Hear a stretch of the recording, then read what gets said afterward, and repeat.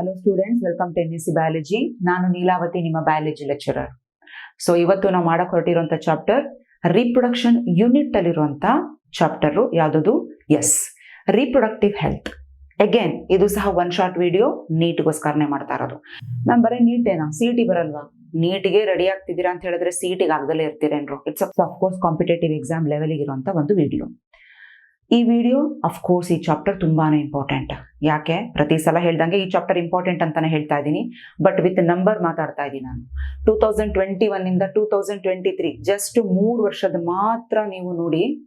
ನಾನು ತುಂಬಾ ಹಳೇದು ಹೇಳ್ತಾ ಇಲ್ಲ, ಯಾಕಂದ್ರೆ ಹಳೇದು ಹೋಗ್ತಾ ಹೋಗ್ತಾ ಕೆಲವು ಕಡೆ ಜಾಸ್ತಿ ಕೇಳಿರ್ಬೋದು ಕ್ವಶನ್ಸ್, ಕೆಲವು ಕಡೆ ಕಮ್ಮಿ ಕೇಳಿರ್ಬೋದು. ರೀಸೆಂಟ್ ಆಗಿರೋಂಥ ಈ ಇಯರ್ಗಳಲ್ಲೇ ತಗೊಂಡ್ರೆ ಮಿನಿಮಮ್ 2-3 ಕ್ವಶನ್ ಬಂದಿದೆ ಈ ಚಾಪ್ಟರ್ ಇಂದ. ಸೊ ನಾವು ಆವ್ರೇಜ್ ತಗೊಳ್ತಾ ಹೋದ್ರೆ 2.5 ಅಂತ ಅಂದ್ರೆ 2 ಅಥವಾ 3 ಕ್ವಶನ್ ಅಂತಾನೆ ಅನ್ಕೊಳ್ಳೋಣ. 2 ಅಥವಾ 3 ಕ್ವಶನ್ ಅಂತ ಹೇಳಿದ್ರೆ ಏನು ಅರ್ಥ? ನೀಟಲ್ಲಿ 12 marks. So 12 marks is not easy. ಅಷ್ಟು ಸುಲಭವಾಗಿ ನೆಗ್ಲೆಕ್ಟ್ ಮಾಡೋಂಥ ಮಾರ್ಕ್ಸ್ ಅಲ್ಲ. ಒಂದೊಂದು ಮಾರ್ಕ್ಸ್ ಇಂದ ರ್ಯಾಂಕ್ಗಳೇ ವೇರಿಯೇಷನ್ ಆಗುತ್ತೆ. ಇನ್ನು 12 ಮಾರ್ಕ್ಸ್ ಅಲ್ಲಿ ನಿಮ್ಮ ರ್ಯಾಂಕ್ ಎಷ್ಟು ವೇರಿಯೇಷನ್ಸ್ ಆಗಿರುತ್ತೆ ನೆಗ್ಲೆಕ್ಟ್ ಮಾಡಿದ್ರೆ. ಅಟ್ ದ ಸೇಮ್ ಟೈಮ್ ನೀವು ಅನ್ಕೊಂಡಿದ್ದಂಥ ಕನಸಿನ ಕಾಲೇಜ್ಗಳು ಕೈ ಬಿಟ್ಟು ಹೋಗ್ಬೋದು. ಸೊ ಹಾಗಾಗಿ ಚಾಪ್ಟರ್ ಅನ್ನ ನೆಗ್ಲೆಕ್ಟ್ ಮಾಡ್ದೇನೆ ಕ್ಲೀನ್ ಆಗಿ ಕಾನ್ಸಂಟ್ರೇಟ್ ಮಾಡಿ ಕೇಳಿ. ಓಕೆ, ಈ ಚಾಪ್ಟರ್ ಅಫ್ಕೋರ್ಸ್ ತುಂಬಾನೇ ಬ್ಯೂಟಿಫುಲ್ ಆಗಿದೆ, ತುಂಬಾ ಇಂಟ್ರೆಸ್ಟಿಂಗ್ ಆಗಿದೆ. ನನಗೆ ಗೊತ್ತು ಹ್ಯೂಮನ್ ರಿಪ್ರೊಡಕ್ಷನ್, ರಿಪ್ರೊಡಕ್ಟಿವ್ ಹೆಲ್ತ್ ಅನ್ಕೊಳ್ಳೆ ಕಿವಿ ಎರಡು ಹಿಂಗೆ ಕ್ಲೀನಾಗಿ ಓಪನ್ ಆಗೇ ಆಗುತ್ತೆ ಸುಮಾರು ಮಕ್ಕಳಿಗೆ, ಯಾಕಂದ್ರೆ ತಿಳ್ಕೊಳ್ಳೋಂಥ ಕ್ಯೂರಿಯಾಸಿಟಿ. ತಪ್ಪೇನಿಲ್ಲ ಮಕ್ಕಳ. ಯಾಕಂತ ಹೇಳಿದ್ರೆ ನಾನು ಪ್ರತಿ ಸಲ ಹೇಳ್ದಂಗೆ ನಾವು ಡೈಜೆಸ್ಟಿವ್ ಸಿಸ್ಟಮ್ ಅಂತ ಹೇಳಿದ್ರೆ, ರೆಸ್ಪಿರೇಟರಿ ಸಿಸ್ಟಮ್ ಅಂತ ಹೇಳಿದ್ರೆ, ಎಕ್ಸ್ಕ್ರಿಟರಿ ಸಿಸ್ಟಮ್ ಅಂತ ಹೇಳಿದ್ರೆ ಮಾತಾಡೋಕ್ಕೂ, ಅದೇ ರಿಪ್ರೊಡಕ್ಟಿವ್ ಸಿಸ್ಟಮ್ ಅಂತ ಹೇಳಿ ಬಂದಾಗ ವಿಚಾರಗಳನ್ನು ಮಾತಾಡೋಕ್ಕೂ ತುಂಬ ಡಿಫ್ರೆನ್ಸ್ ಇದೆ. ಎಲ್ಲೋ ಒಂದು ಕಡೆ ಮುಜುಗರ, ಎಲ್ಲೋ ಒಂದು ಕಡೆ ಎಂಬ್ರಾಸ್ಮೆಂಟು. ಅಯ್ಯೋ ಇದ್ರ ಬಗ್ಗೆ ಹೆಂಗೆ ಮಾತಾಡೋದು, ಹೆಂಗೆ ಕೇಳೋದು, ಸೊಸೈಟಿಯಲ್ಲಿ ಯಾವ ರೀತಿ ಡಿಸ್ಕಸ್ ಮಾಡೋದು, ಆ ಒಂದು ಫಿಯರ್ ಹೋಗಬೇಕು ಅನ್ನೋದಕ್ಕೋಸ್ಕರನೇ ನಿಮಗೆ ಈ ಥರ ಚಾಪ್ಟರ್ಸ್ಗಳನ್ನು ಇಟ್ಟಿರೋದು. ಯಾಕಂತ ಹೇಳಿದ್ರೆ ನಾವು ಈ ವಿಚಾರದಲ್ಲೂ ಎಜುಕೇಟೆಡ್ ಆಗಿರಬೇಕು. ಎಲ್ಲದಕ್ಕೂ ನಾಚಿಕೆ ಮಾಡಿಕೊಂಡು ಎಲ್ಲದಕ್ಕೂ ಹಾಗೆ ಹೀಗೆ ಅಂದ್ಕೊಂಡು ನಮಗೆ ವಿಚಾರನೆ ಗೊತ್ತಾಗ್ದಲೇ ಇದ್ರೆ ನಮಗೆ ಗೊತ್ತಿಲ್ದಿದ್ದಂಗೆ ಎಷ್ಟೋ ಪ್ರಾಬ್ಲಮ್ಗಳನ್ನು ಫೇಸ್ ಮಾಡ್ತೀವಿ. ಆ ಪ್ರಾಬ್ಲಮ್ಸ್ ಬಂದಾಗ ಸೊಲ್ಯೂಷನ್ಸು ನಮಗೆ ಗೊತ್ತಿರಲ್ಲ. ಓಕೆ, ಸೊ ಹಾಗಾಗಿ ಈ ಚಾಪ್ಟರನ್ನು ನಾವು ಓಪನ್ ಮೈಂಡಿಂದ ಕ್ಲೀನಾಗಿ ಕಲಿಯೋಣ. ಓಕೆ, ಹಾಗಾದರೆ ಚಾಪ್ಟರ್ ಏನಿದೆ ma'am? What is the over view of this chapter? First ಅದು ನೋಡೋಣ, ರಿಪ್ರೊಡಕ್ಟಿವ್ ಹೆಲ್ತಿನ ಓವರ್ ವ್ಯೂ. ಮೇನ್ ಆಗಿ ಮಕ್ಕಳ ಇದ್ರೊಳಗಡೆ 5 ಟಾಪಿಕ್ ಓದೋದು ನೀವು, ಜಸ್ಟ್ 5 ಟಾಪಿಕ್. ಯಾವ್ದು 5 ಟಾಪಿಕ್? ಮೊದಲನೇ ಟಾಪಿಕ್ ಬಂದು ಸೋ ಬೋರಿಂಗ್ ಟಾಪಿಕ್. ನೋಡಿ, ನಾನು ಆಸ್ ಅ ಲೆಕ್ಚರರ್ ಆಗಿ ನಾನು ಈ ಮಾತು ಹೇಳಂಗಿಲ್ಲ, ಬಟ್ ಆದ್ರೂ ಹೇಳ್ತಾ ಇದ್ದೀನಿ. ಸ್ಟೂಡೆಂಟ್ಸ್ ಮೈಂಡ್ ಸೆಟ್ ನನಗೆ ಗೊತ್ತು. ಈ 15-16 ವರ್ಷದಿಂದ ಇದೇ ಫೀಲ್ಡ್ ಅಲ್ಲಿ ಇದೀನಲ್ಲ. ಸೊ ಯಾವ ಚಾಪ್ಟರ್ಗೆ ಮಕ್ಳಿಗೆ ಇಂಟ್ರೆಸ್ಟ್ ಇರುತ್ತೆ, ಆ ಚಾಪ್ಟರ್ಲು ಪರ್ಟಿಕ್ಯುಲರ್ ಆಗಿ ಯಾವ ಟಾಪಿಕ್ ಅವ್ರಿಗೆ ಬೋರ್ ಆಗುತ್ತೆ ಅನ್ನೋದು ನನಗೆ ಗೊತ್ತು. ಅದಕ್ಕೆ ಸ್ಟಾರ್ಟಿಂಗ್ ಅಲ್ಲೇ ಹೇಳ್ತಾ ಇದ್ದೀನಿ, it's a boring topic. Starting ಅಲ್ಲಿ ಏನ್ ಮಾತಾಡ್ತೀವಿ ಅದ್ರದ್ದು. ಬಟ್ ಬೋರಿಂಗ್ ಟಾಪಿಕ್ ಅಂತ ಹೇಳಿ ನೆಗ್ಲೆಕ್ಟ್ ಮಾಡಂಗಿಲ್ಲ. ಯಾಕಂತ ಹೇಳಿದ್ರೆ ನೀಟ್ ಯಾವ ತರ ಬೇಕಾದ್ರೂ ಕ್ವೆಶನ್ಸ್ ಅನ್ನ ಕೇಳುತ್ತೆ NTA. ಯಾಕಂದ್ರೆ ಎಷ್ಟಂತ ಕ್ವೆಶನ್ಸ್ ಹುಡುಕಿದ್ರು ಪ್ರತಿ ವರ್ಷ 22-25 ಲಕ್ಷ ಸ್ಟೂಡೆಂಟ್ಸ್ ಎಕ್ಸಾಮ್ ಬರೀತಾ ಇದ್ದಾರೆ. ಎವ್ರಿ ಟೈಮ್ ನಾವು ಕಾನ್ಸೆಪ್ಟ್ ಲೆವೆಲ್ ಅಲ್ಲಿ, ಅಪ್ಲೈಡ್ ಲೆವೆಲ್ ಅಲ್ಲಿ ಕ್ವೆಶನ್ ಕೇಳ್ತಾ ಹೋಗ್ತೀವಿ ಅಂತ ಹೇಳಿದ್ರೆ ಅವ್ರಿಗೂ ಎಷ್ಟಂತ ತಲೆ ಕೆಟ್ಟಿರಲ್ಲ. ಸೊ ಹಾಗಾಗಿ ಇಲ್ಲಿ ಯಾವ ಲೈನ್ ನಾವು ಬರಲ್ಲ, ಬೋರಿಂಗು ಸಿಂಪಲ್ ಅಂತ ಅನ್ಕೋತೀವೋ ಆ ತರ ಲೈನ್ ಇಂದ ಕ್ವೆಶನ್ಸ್ ಫ್ರೇಮ್ ಮಾಡ್ತಾರೆ. ಸೊ ಹಾಗಾಗಿ ಇದು ಸ್ವಲ್ಪ ಬೋರಿಂಗು. ಟೆಕ್ಸ್ಟ್ ಬುಕ್ ಅಲ್ಲಿ ಇರೋಂಥ ವಿಚಾರಗಳನ್ನೇ ನಾನು ಹೇಳ್ತೀನಿ, ಎಕ್ಸ್ಟ್ರಾ ಇನ್ನೇನು ಹೇಳಲ್ಲ. ಬಟ್ ಒಂದು 15-20 ನಿಮಿಷದಲ್ಲಿ ಮುಗ್ದೇ ಹೋಗ್ಬಿಡುತ್ತೆ ಈ ಸ್ಟಾರ್ಟಿಂಗ್ ಟಾಪಿಕ್. ಆ ಟಾಪಿಕ್ ಅಲ್ಲಿ ಏನಿಲ್ಲ. ರಿಪ್ರೊಡಕ್ಟಿವ್ ಹೆಲ್ತ್ ಅಂತ ಹೇಳಿದ್ರೇನು, ಅದರ ಡೆಫಿನೇಷನ್. ಸುಮಾರು ಜನ ಸುಮಾರು ತರ ಡೆಫಿನೇಷನ್ಸ್ ಗಳನ್ನ ಹೇಳಿದ್ದಾರೆ. ಬಟ್ ನಮ್ಮ WHO ಒಂದು ಡೆಫಿನೇಷನ್ ಕೊಟ್ಟಿದೆ ನೋಡ್ರಯ್ಯ, ಹಂಗೆ ಹಿಂಗೆ ಅಲ್ಲ. ರಿಪ್ರೊಡಕ್ಟಿವ್ ಹೆಲ್ತ್ ಅಂದ್ರೆ ನಾನು ಹೇಳ್ತೀನಿ ಕೇಳಿ. ಒಂದು ಸೊಸೈಟಿ, ರಿಪ್ರೊಡಕ್ಟಿವ್ ಹೆಲ್ದಿ ಸೊಸೈಟಿ ಅಂತ ಹೇಳಿದ್ರೆ ಯಾವ ತರ ಇರಬೇಕು ಅಂತ ಒಂದು ಸ್ಟ್ಯಾಂಡರ್ಡ್ ಡೆಫಿನೇಷನ್ಸ್ ಅನ್ನ ಕೊಟ್ಟಿದೆ. ಆ ಡೆಫಿನೇಷನ್ ಇಲ್ಲಿ ತಿಳ್ಕೊಳ್ತೀವಿ. ಅದ್ರ ಜೊತೆಗೆ ಈ ರಿಪ್ರೊಡಕ್ಟಿವ್ ಹೆಲ್ತ್ ಅನ್ನ ಒಂದು ಪ್ರೋಗ್ರಾಮ್ ಲಾಂಚ್ ಆಯ್ತಲ್ಲ, ಯಾವ ಉದ್ದೇಶಕ್ಕೆ ಲಾಂಚ್ ಆಯ್ತು, ಏನಾದ್ರು ಪರ್ಪಸ್ ಇದೆಯಾ, ಅದರದೇ ಆದಂಥ ಅಬ್ಜೆಕ್ಟಿವ್ಸ್ ಇದೆಯಾ, ಅದನ್ನೆಲ್ಲ ಇಲ್ಲಿ ಓದ್ತೀವಿ. ಕೆಲವು ಅಬ್ಜೆಕ್ಟಿವ್ಸ್.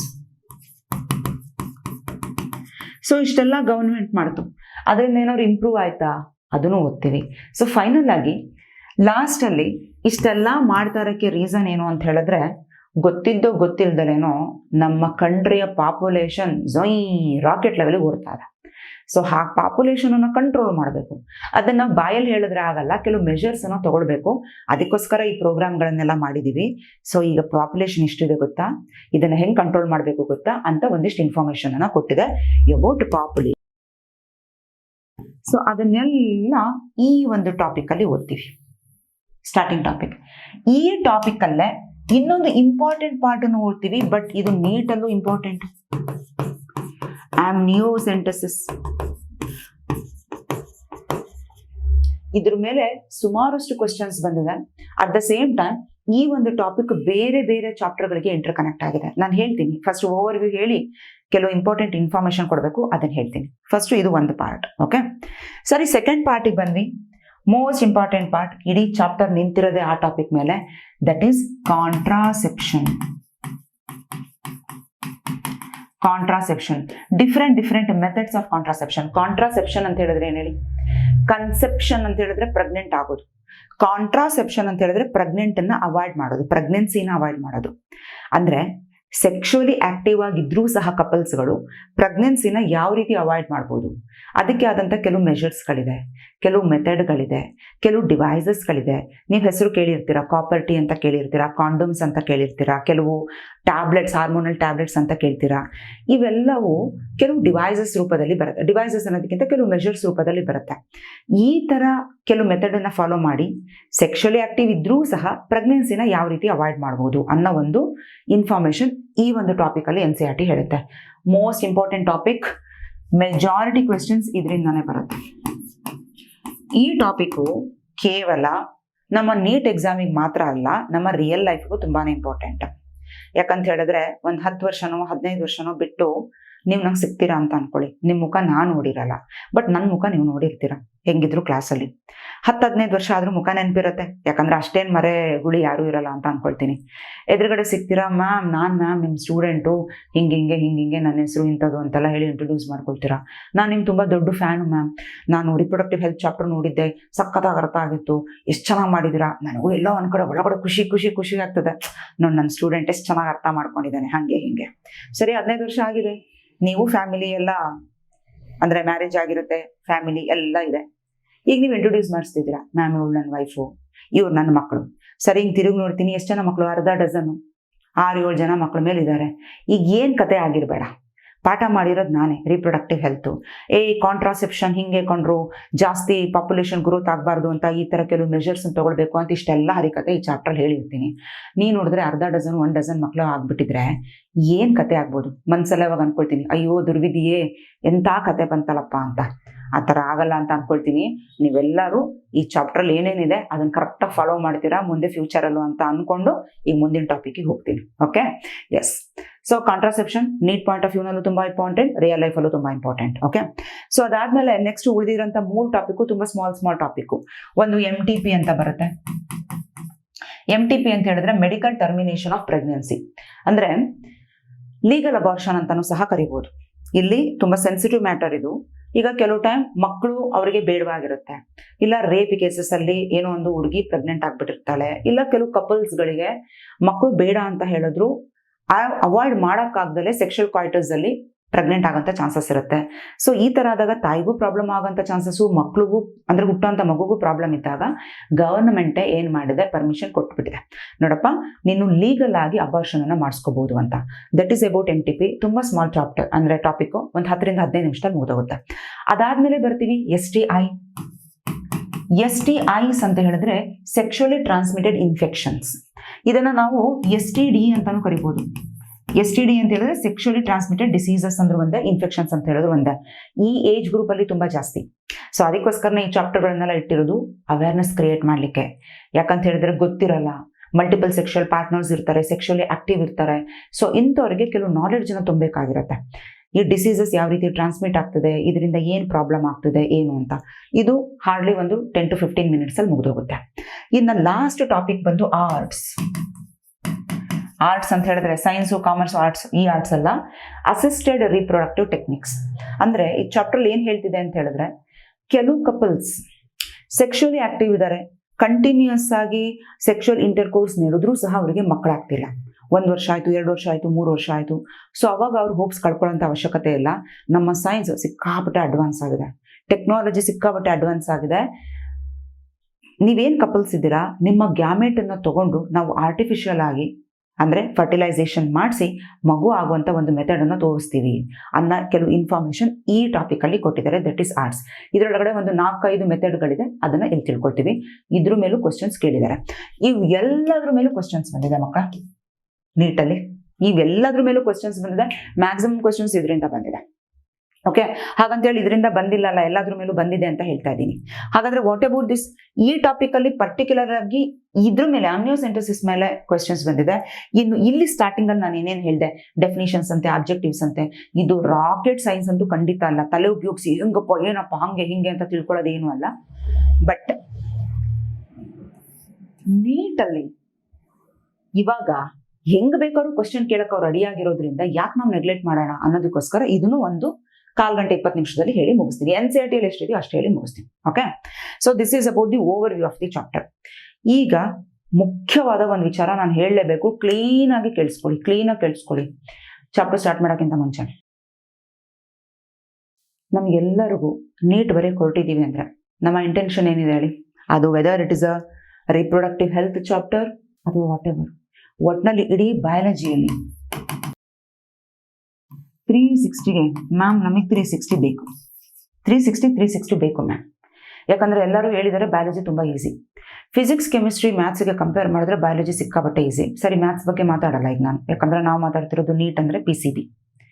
ಆದ್ರೆ ನಾನು ಹೇಳ್ತೀನಿ, ಕ್ಲೀನಾಗಿ ಕೇಳಿಸ್ಕೊಳ್ಳಿ. ಬಯಾಲಜಿ ಯಾವ ಫಿಸಿಕ್ಸು ಯಾವ ಕೆಮಿಸ್ಟ್ರಿಗೂ ಕಮ್ಮಿ ಇಲ್ಲ. ಯಾಕೆ ಅಂತ ಹೇಳಿ ನಿಮಗೆ ಇದೇ ಚಾಪ್ಟರ್ಲಿ ಗೊತ್ತಾಗುತ್ತೆ. ನಾನು ಪ್ರತಿ ಸಲ ಹೇಳ್ದಂಗೆ ಚಾಪ್ಟರ್ ಇಂದ ಚಾಪ್ಟರ್ಗೆ ಇಂಟರ್ ಕನೆಕ್ಟ್ ಆಗಿರುತ್ತೆ. ಈಗ ಇದೇ ಚಾಪ್ಟರ್ ಇರುವಂತ ಕೆಲವು ಟಾಪಿಕ್, ಫಾರ್ ಎಕ್ಸಾಂಪಲ್ ಆಮ್ನಿಯೋಸೆಂಟೆಸಿಸ್, ನಮ್ಮ ಜೆನೆಟಿಕ್ಸ್ಗೆ ಡೈರೆಕ್ಟ್ ಆಗಿ ಕನೆಕ್ಟ್ ಆಗಿರುತ್ತೆ. ಆದ್ರೆ ನಾನು ಚಾಪ್ಟರ್ ಓದ್ತಾ ಇದ್ದೀನಿ ಮ್ಯಾಮ್, ಈ ಚಾಪ್ಟರ್ ತುಂಬಾ ಈಸಿ ಇದೆ, ಅಥವಾ ಯಾರೋ ಒಂದಿಷ್ಟು ಕ್ಲಾಸಲ್ಲಿ ನಂಗೆ ಹೇಳಿದ್ರು, ಅಥವಾ ಇನ್ಯಾವುದು ವಿಡಿಯೋ ನೋಡಿ, ಯಾವ್ದಾರು ನೋಡಿ, ಓಕೆ, ಯಾವ ಲೆಕ್ಚರ್ಸ್ ಯಾರು ಫಾಲೋ ಮಾಡಿ. ಬಟ್ ನಾನು ಆಮ್ನಿಯೋಸೆಂಟೆಸಿಸ್ ಬಗ್ಗೆ ತಿಳ್ಕೊಂಡೆ, NCERT ಅಲ್ಲಿ ಏನು ಕೊಟ್ಟಿದ್ದಾರೆ ಅಷ್ಟು ತಿಳ್ಕೊಂಡೆ. ಇಷ್ಟು ಅನ್ಕೊಂಡು ನೀವು ಮುಂದಕ್ಕೆ ಹೋದ್ರೆ ಖಂಡಿತ ಉಳಿಸ್ಕೋತೀರಾ.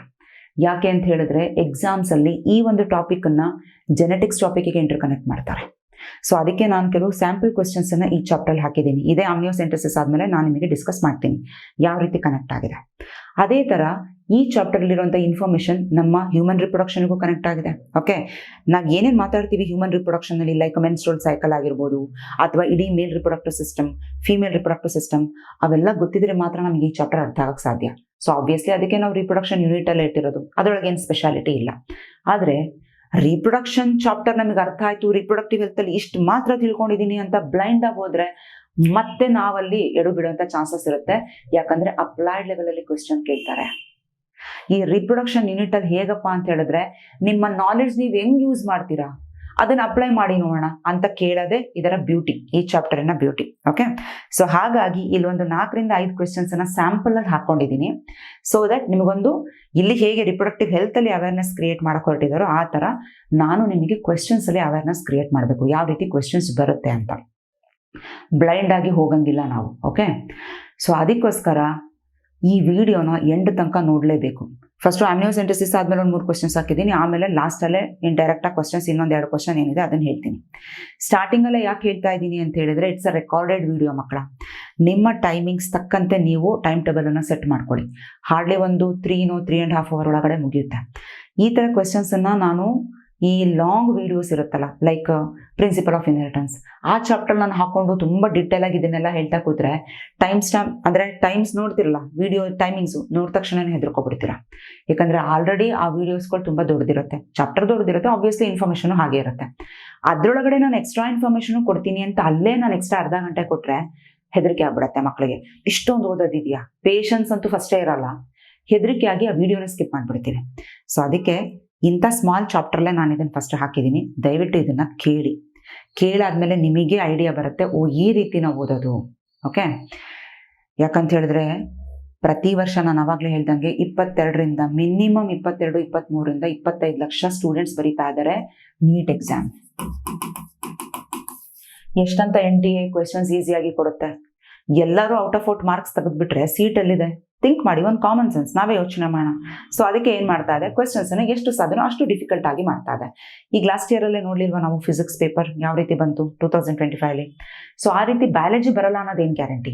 ಯಾಕಂದ್ರೆ ಇನ್ಫ್ಯಾಕ್ಟ್ ನೀವು ಮುಂದೆ ಮೆಡಿಕಲ್ಗಂತ ಹೋದಾಗ ಫಿಸಿಕ್ಸ್ ಕೆಮಿಸ್ಟ್ರಿಗಿಂತ ಜಾಸ್ತಿ ಬರೋದೇ ಬಯಾಲಜಿ. ಫಿಸಿಕ್ಸ್ ಕೆಮಿಸ್ಟ್ರಿಗಿಂತ ಜಾಸ್ತಿ. ಅದಕ್ಕೆ ನೋಡಿ 50% ನೀಟಲ್ಲಿ ಬಯಾಲಜಿನೇ ಇರೋದು.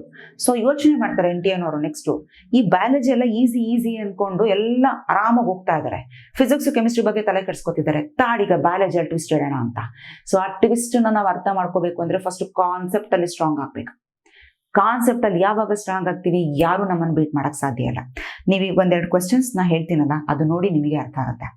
ಮ್ಯಾಮ್ ಹಾಗಾದರೆ ನಾವು ಪ್ರತಿ ಚಾಪ್ಟ್ರಲ್ಲೂ ಹೇಗೆ ಮ್ಯಾಮ್ ಕ್ವೆಶನ್ಸ್ ಅನಲೈಸ್ ಮಾಡೋದು, ಹೇಗೆ ಇದನ್ನೆಲ್ಲ ಕಲಿಯೋದು? ತಲೆ ಕೆಡಿಸ್ಕೋಬೇಡಿ, ಅದಕ್ಕೋಸ್ಕರನೇ ನಾನಿರೋದು. ಓಕೆ, ನನಗೆ ಗೊತ್ತು ಆಸ್ ಅ ಸ್ಟೂಡೆಂಟ್ ಆಗಿ ನಾವು ಯೋಚನೆ ಮಾಡಿದ್ರೆ ಫಿಸಿಕ್ಸ್, ಕೆಮಿಸ್ಟ್ರಿ ಇವೆಲ್ಲದಕ್ಕೂ ತಲೆ ಕೊಡಲೇಬೇಕು, ಅಂದರೆ ಯೋಚನೆ ಮಾಡಲೇಬೇಕು. ಬಟ್ ಬಯಾಲಜಿಗೂ ನಾವು ಇಷ್ಟೊಂದು ಇಂಡೆಪ್ತಲ್ಲಿ ಯೋಚನೆ ಮಾಡ್ತಾ ಕೂತಿದ್ದೀವಿ ಅಂತ ಹೇಳಿದ್ರೆ ಅಲ್ಲಿ ಹೆದರಿಕೆ ಸ್ಟಾರ್ಟ್ ಆಗುತ್ತೆ. ಅದಕ್ಕೆ ಮಕ್ಕಳ, ನನ್ನ ಈ ಏನು 15-16 ವರ್ಷ ಆಯಿತು ನನ್ನ ಈ ಫೀಲ್ಡಲ್ಲಿ, ಈ ಎಲ್ಲ ಎಕ್ಸ್ಪೀರಿಯನ್ಸ್ ಇಟ್ಕೊಂಡು ನಾನೇನು ನಿಮಗೆ ಕ್ವೆಶನ್ಸನ್ನು ರೆಡಿ ಮಾಡಿ ಕೊಡ್ತೀನಿ. ಕ್ವೆಶನ್ಸ್ ಇನ್ ದ ಸೆನ್ಸ್ ನಾನು ಕಾನ್ಸೆಪ್ಟ್ ನಿಮ್ಗೆ ಹೇಳ್ತೀನಿ. ಆ ಕಾನ್ಸೆಪ್ಟ್ ನೀವು ಕ್ಲೀನಾಗಿ ಅರ್ಥ ಮಾಡ್ಕೊಂಡ್ರಿ ಅಂದರೆ ಎಂಥ ಕ್ವೆಶನ್ಸ್ ಬಂದರೂ ನೀಟಲ್ಲಿ ನೀವು ಆನ್ಸರ್ ಮಾಡ್ತೀರಾ, ಇದಕ್ಕೆ ನಾನು ಗ್ಯಾರಂಟಿ. 100 ಅಲ್ಲ 200% ನಾನು ಗ್ಯಾರಂಟಿ ಕೊಡ್ತೀನಿ. 360ಗೆ 360 ತೆಗಿಯೋದು ಗ್ಯಾರಂಟಿ. ಹಾಗಂತೇಳಿ ಬರೀ ಒಂದು ವಿಡಿಯೋ ನೋಡಿ ಮ್ಯಾಮ್ ನಂಗೆ 360 ಬರಲಿಲ್ಲ ಅಂತ ಹೇಳಬೇಡಿ. ಫುಲ್ಲು 32 ಚಾಪ್ಟರ್ಸ್ ವಿಡಿಯೋ ನೋಡಲೇಬೇಕು. ಆವಾಗ ಮಾತ್ರ ನಿಮಗೆ ಪ್ರತಿ ಚಾಪ್ಟರ್ ಎಲ್ಲೆಲ್ಲಿ ಕನೆಕ್ಟ್ ಆಗಿದೆ, ಹೇಗೆ ನಾವು ಆನ್ಸರ್ ಮಾಡ್ತೀವಿ ಅಂತ ಗೊತ್ತಾಗುತ್ತೆ. ಓಕೆ, ಇದರ ಹಿಂದಿನ ಉದ್ದೇಶ ಇಷ್ಟೇ. ನಾನೇನೋ ಫೇಮಸ್ ಆಗಿಬಿಟ್ಟು ಅಥವಾ ನನ್ನ ಚಾನಲ್ ತುಂಬ ಬೆಳೀಲಿ ಅನ್ನೋ ಇಂಟೆನ್ಷನಿಂದ ಅಲ್ಲ. ನಾನು ನಿಮ್ಮಂಗಿದ್ದಾಗ PUC ಯಲ್ಲಿದ್ದಾಗ ನನಗೆ ತುಂಬ ಆಸೆ ಇತ್ತು ಮೆಡಿಕಲಿಗೆ ಹೋಗಬೇಕು ಅಂತ. ಬಟ್ ನಮಗೆ ಸರಿಯಾಗಿ ಗೈಡ್ ಮಾಡೋರು ಯಾರೂ ಇರಲಿಲ್ಲ. ಆವಾಗ ಈ ರೀತಿ ಯೂಟ್ಯೂಬಲ್ಲಿ ಅಥವಾ ತುಂಬ ಕಡಿಮೆ ರೇಟಲ್ಲಿ ನಮಗೆಲ್ಲದೂ ಅರ್ಥ ಮಾಡಿಸಿ ಪ್ರಾಪರ್ ಮಾರ್ಗದರ್ಶನ ಅಂತ ಹೇಳ್ತಾರಲ್ಲ, ಆ ಥರ ಕೊಡೋರು ಯಾರೂ ಇರಲಿಲ್ಲ. ಸೊ ಹಾಗಾಗಿ ನನಗೆ ಆದಂಥ ಆ ಫೇಸ್ ನಾ ಮಾಡಿದಂಥ ಇದು ನಿಮಗಾಗೋದು ಬೇಡ ಅಂತ.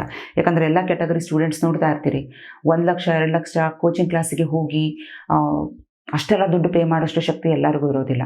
ಸೊ ಹಾಗಾಗಿ ಕಡಿಮೆ ಅಮೌಂಟ್ ಆದರೂ ಪರವಾಗಿಲ್ಲ, ಮಾರ್ಕ್ಸ್ ನಮಗೆ 360ಗೆ 360 ಬರಬೇಕು ಅನ್ನೋ ಇಂಟೆನ್ಷನ್ ಇಟ್ಕೊಂಡು ನೋಡ್ತಿರೋಂಥ ಮಕ್ಕಳು ತುಂಬ ಜನ ಇರ್ತೀರ. ಅಂಥವ್ರು ಎಲ್ಲರಿಗೋಸ್ಕರನೇ ಇರೋದು ಈ ಚಾನಲ್ NSC ಬಯಾಲಜಿ. ದಯವಿಟ್ಟು ಈ ಚಾನಲಲ್ಲಿ ಏನೇನು ಇನ್ಫಾರ್ಮೇಷನ್ ಕೊಡ್ತಾ ಇದ್ದೀನಿ ಅದನ್ನೇ ಎನ್ಕ್ಯಾಶ್ ಮಾಡ್ಕೊಳ್ಳಿ, ಬಿಡಬೇಡಿ. ಓಕೆ, ಸರಿ, ಹಾಗಾದರೆ ಡಿಲೇ ಮಾಡೋದು ಬೇಡ, ಬನ್ನಿ ಎಂಟ್ರಿ ಆಗೋಣ. ಕ್ವೆಶನ್ಸ್ ಹೇಳ್ಬೇಕಾದ್ರೆ ನಾನು ನಿಮ್ಗೆ ಹೇಳ್ತೀನಿ ಯಾವ ರೀತಿ ಅನಲೈಸ್ ಮಾಡೋದು ಅಂತ. Okay, yes. First reproductive health definition ಹೇಳ್ತಾ ಇದೆ NCERT, ಎಸ್ಪೆಷಲಿ WHO ಅಂತ ಹೇಳ್ತಾರೆ. WHO ಫುಲ್ ಫಾರ್ಮ್ ಏನು? World health organisation. World health organisation ಹೇಳ್ತು. ಒಬ್ರೊಬ್ರು ಒಂದೊಂದು ಡೆಫಿನೇಷನ್ ಹೇಳ್ತಾ ಇದ್ದೀರಾ. ರಿಪ್ರೊಡಕ್ಟಿವ್ ಹೆಲ್ತ್ ಅಂತ ಹೇಳಿದ್ರೆ ಕೆಲವರು ಬರೀ ರಿಪ್ರೊಡಕ್ಟಿವ್ ಆರ್ಗನ್ಸ್ಗಳು ಕರೆಕ್ಟ್ ಆಗಿದ್ರೆ ಸಾಕು, ಕರೆಕ್ಟಾಗಿ ಫಂಕ್ಷನ್ ಮಾಡಿದ್ರೆ ಸಾಕು ಅಂತ ಹೇಳ್ತಾರೆ. ಕೆಲವರು ಇಲ್ಲ ಅವ್ರ ಬಿಹೇವಿಯರ್ ಸರಿ ಇರಬೇಕು, ಅವ್ನು ಯಾವುದೋ ಕೆಟ್ಟ ಮೈಂಡ್ ಸೆಟ್ಟಲ್ಲಿ ಜನಗಳನ್ನೆಲ್ಲ ನೋಡಬಾರ್ದು, ಈ ಥರ ಒಬ್ಬರೊಬ್ಬರು ಒಂದೊಂದು ಹೇಳ್ತಾ ಇದ್ದೀರಲ್ಲ. ಈ ಥರ ಅಲ್ಲ, ನಾನೊಂದು ಸ್ಟ್ಯಾಂಡರ್ಡ್ ಡೆಫಿನೇಷನ್ ಕೊಡ್ತೀನಿ ಅಂತ WHO ಒಂದು ಡೆಫಿನೇಷನ್ ಕೊಡ್ತು. ಈ ಡೆಫಿನೇಷನ್ ಪ್ರಕಾರ ಏನು, ನಾವು ಏನು ರಿಪ್ರೊಡಕ್ಟಿವ್ ಹೆಲ್ತ್ ಅಂತ ಹೇಳ್ತಾ ಇದ್ದೀವಿ, it is just not for an individual. ಯಾರೋ ಒಬ್ಬ ಪರ್ಸನಿಗೆ 2 ಪರ್ಸನಿಗೆ ಹೇಳ್ತಾ ಇಲ್ಲ, ಒಂದು ಸೊಸೈಟಿನ ಮೈಂಡಲ್ಲಿ ಇಟ್ಕೊಂಡು ಮಾತಾಡ್ತಾ ಇದ್ದೀವಿ.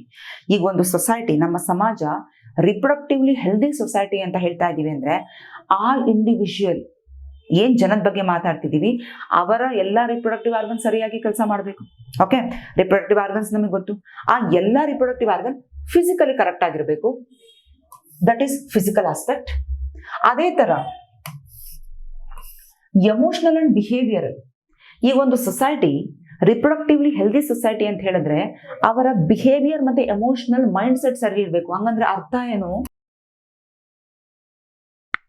ಡಾಕ್ಟರ್ ಹತ್ರ ಹೋಗ್ತಾಳೆ, ಪ್ರೆಗ್ನೆಂಟ್ ಇದ್ದಾಳೆ, ಡಾಕ್ಟರ್ ಟೆಸ್ಟ್ ಮಾಡ್ತಾರೆ, ನೋಡಮ್ಮ ಮಗು ತುಂಬಾ ಕ್ರಿಟಿಕಲ್ ಕಂಡೀಷನ್ ಅಲ್ಲಿದೆ, ಅಬಾರ್ಷನ್ ಮಾಡಿಸ್ಲೇಬೇಕು, MTP ಮಾಡಿಸ್ಲೇಬೇಕು ಅಂತ ಹೇಳ್ತಾರೆ.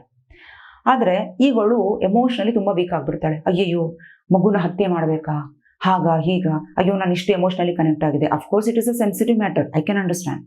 ಆದರೆ ಸೈಂಟಿಫಿಕ್ ಆ್ಯಂಗಲಲ್ಲಿ ನೋಡೋದಾದ್ರೆ, ಬ್ರಾಡ್ ಸೆನ್ಸಲ್ಲಿ ನೋಡೋದಾದ್ರೆ, ಬೈ ಚಾನ್ಸ್ ಏನಾದ್ರು ಮಗು ಹುಟ್ಟಿದ್ರೆ ಆ ಮಗುಗೂ ಪ್ರಾಬ್ಲಮ್ಮು, ಆ ಮಗು ಹುಟ್ಟಿದಾಗ ಲೈಫ್ ಲಾಂಗ್ ತಾಯಿಗೂ ಪ್ರಾಬ್ಲಮ್ಮು. ಇದನ್ನೆಲ್ಲ ಅವೇರ್ನೆಸ್ ಇಟ್ಕೊಂಡು ಡಾಕ್ಟರ್ಸ್ ಅವಳಿಗೆ ಸಜೆಸ್ಟ್ ಮಾಡಿರ್ತಾರೆ. ಸೊ ಅದಕ್ಕೆ ನಾವು ಹೇಳೋದು ಎಮೋಷನಲ್ ಬಿಹೇವಿಯರಲ್ಲಿ ಯಾವ ರೀತಿ ಇದೆ ಅಂತ. ಓಕೆ, ಅದೇ ಥರ ಸೋಷಿಯಲ್ ಆಸ್ಪೆಕ್ಟಲ್ಲೂ, ಸೋಷಿಯಲ್ ಆಸ್ಪೆಕ್ಟ್ ಅಂತ ಹೇಳಿದ್ರೇನು, ಈಗ ಈ ಸೋಷಿಯಲ್ ಆಸ್ಪೆಕ್ಟ್ ಅಲ್ಲೂ ಅಂತ ಹೇಳಿದ್ರೆ, ಈಗ ಒಂದು ಹುಡುಗಿ ಮೆನ್ಸ್ಟ್ರಲ್ ಸೈಕಲ್, ಮೆನ್ಸ್ಟ್ರುಯೇಷನ್ ಟೈಮ್ ಅದು. ಸೊ ಅವಳಿಗೆ ಮೆನ್ಸ್ಟ್ರಲ್ ಬ್ಲೀಡ್ ಆಗ್ತಾ ಇದೆ. ಈಗ ಮನೆಯಲ್ಲಿ ಯಾವುದೋ ಒಂದು ಫಂಕ್ಷನ್ ನಡೀತಿದೆ, ಅವಳಿಗೆ ಏನು ಮಾಡೋದು, ಮೂಲೆ ಕೂರಿಸ್ಬಿಡೋದು.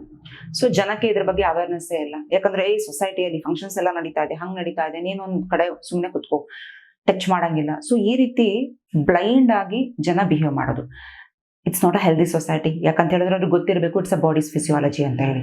ಸೊ ಈ ಥರ ಜಸ್ಟ್ ನಿಮ್ಗೆ 1-2 ಎಕ್ಸಾಂಪಲ್ ಕೊಡ್ತಾ ಇರೋದು.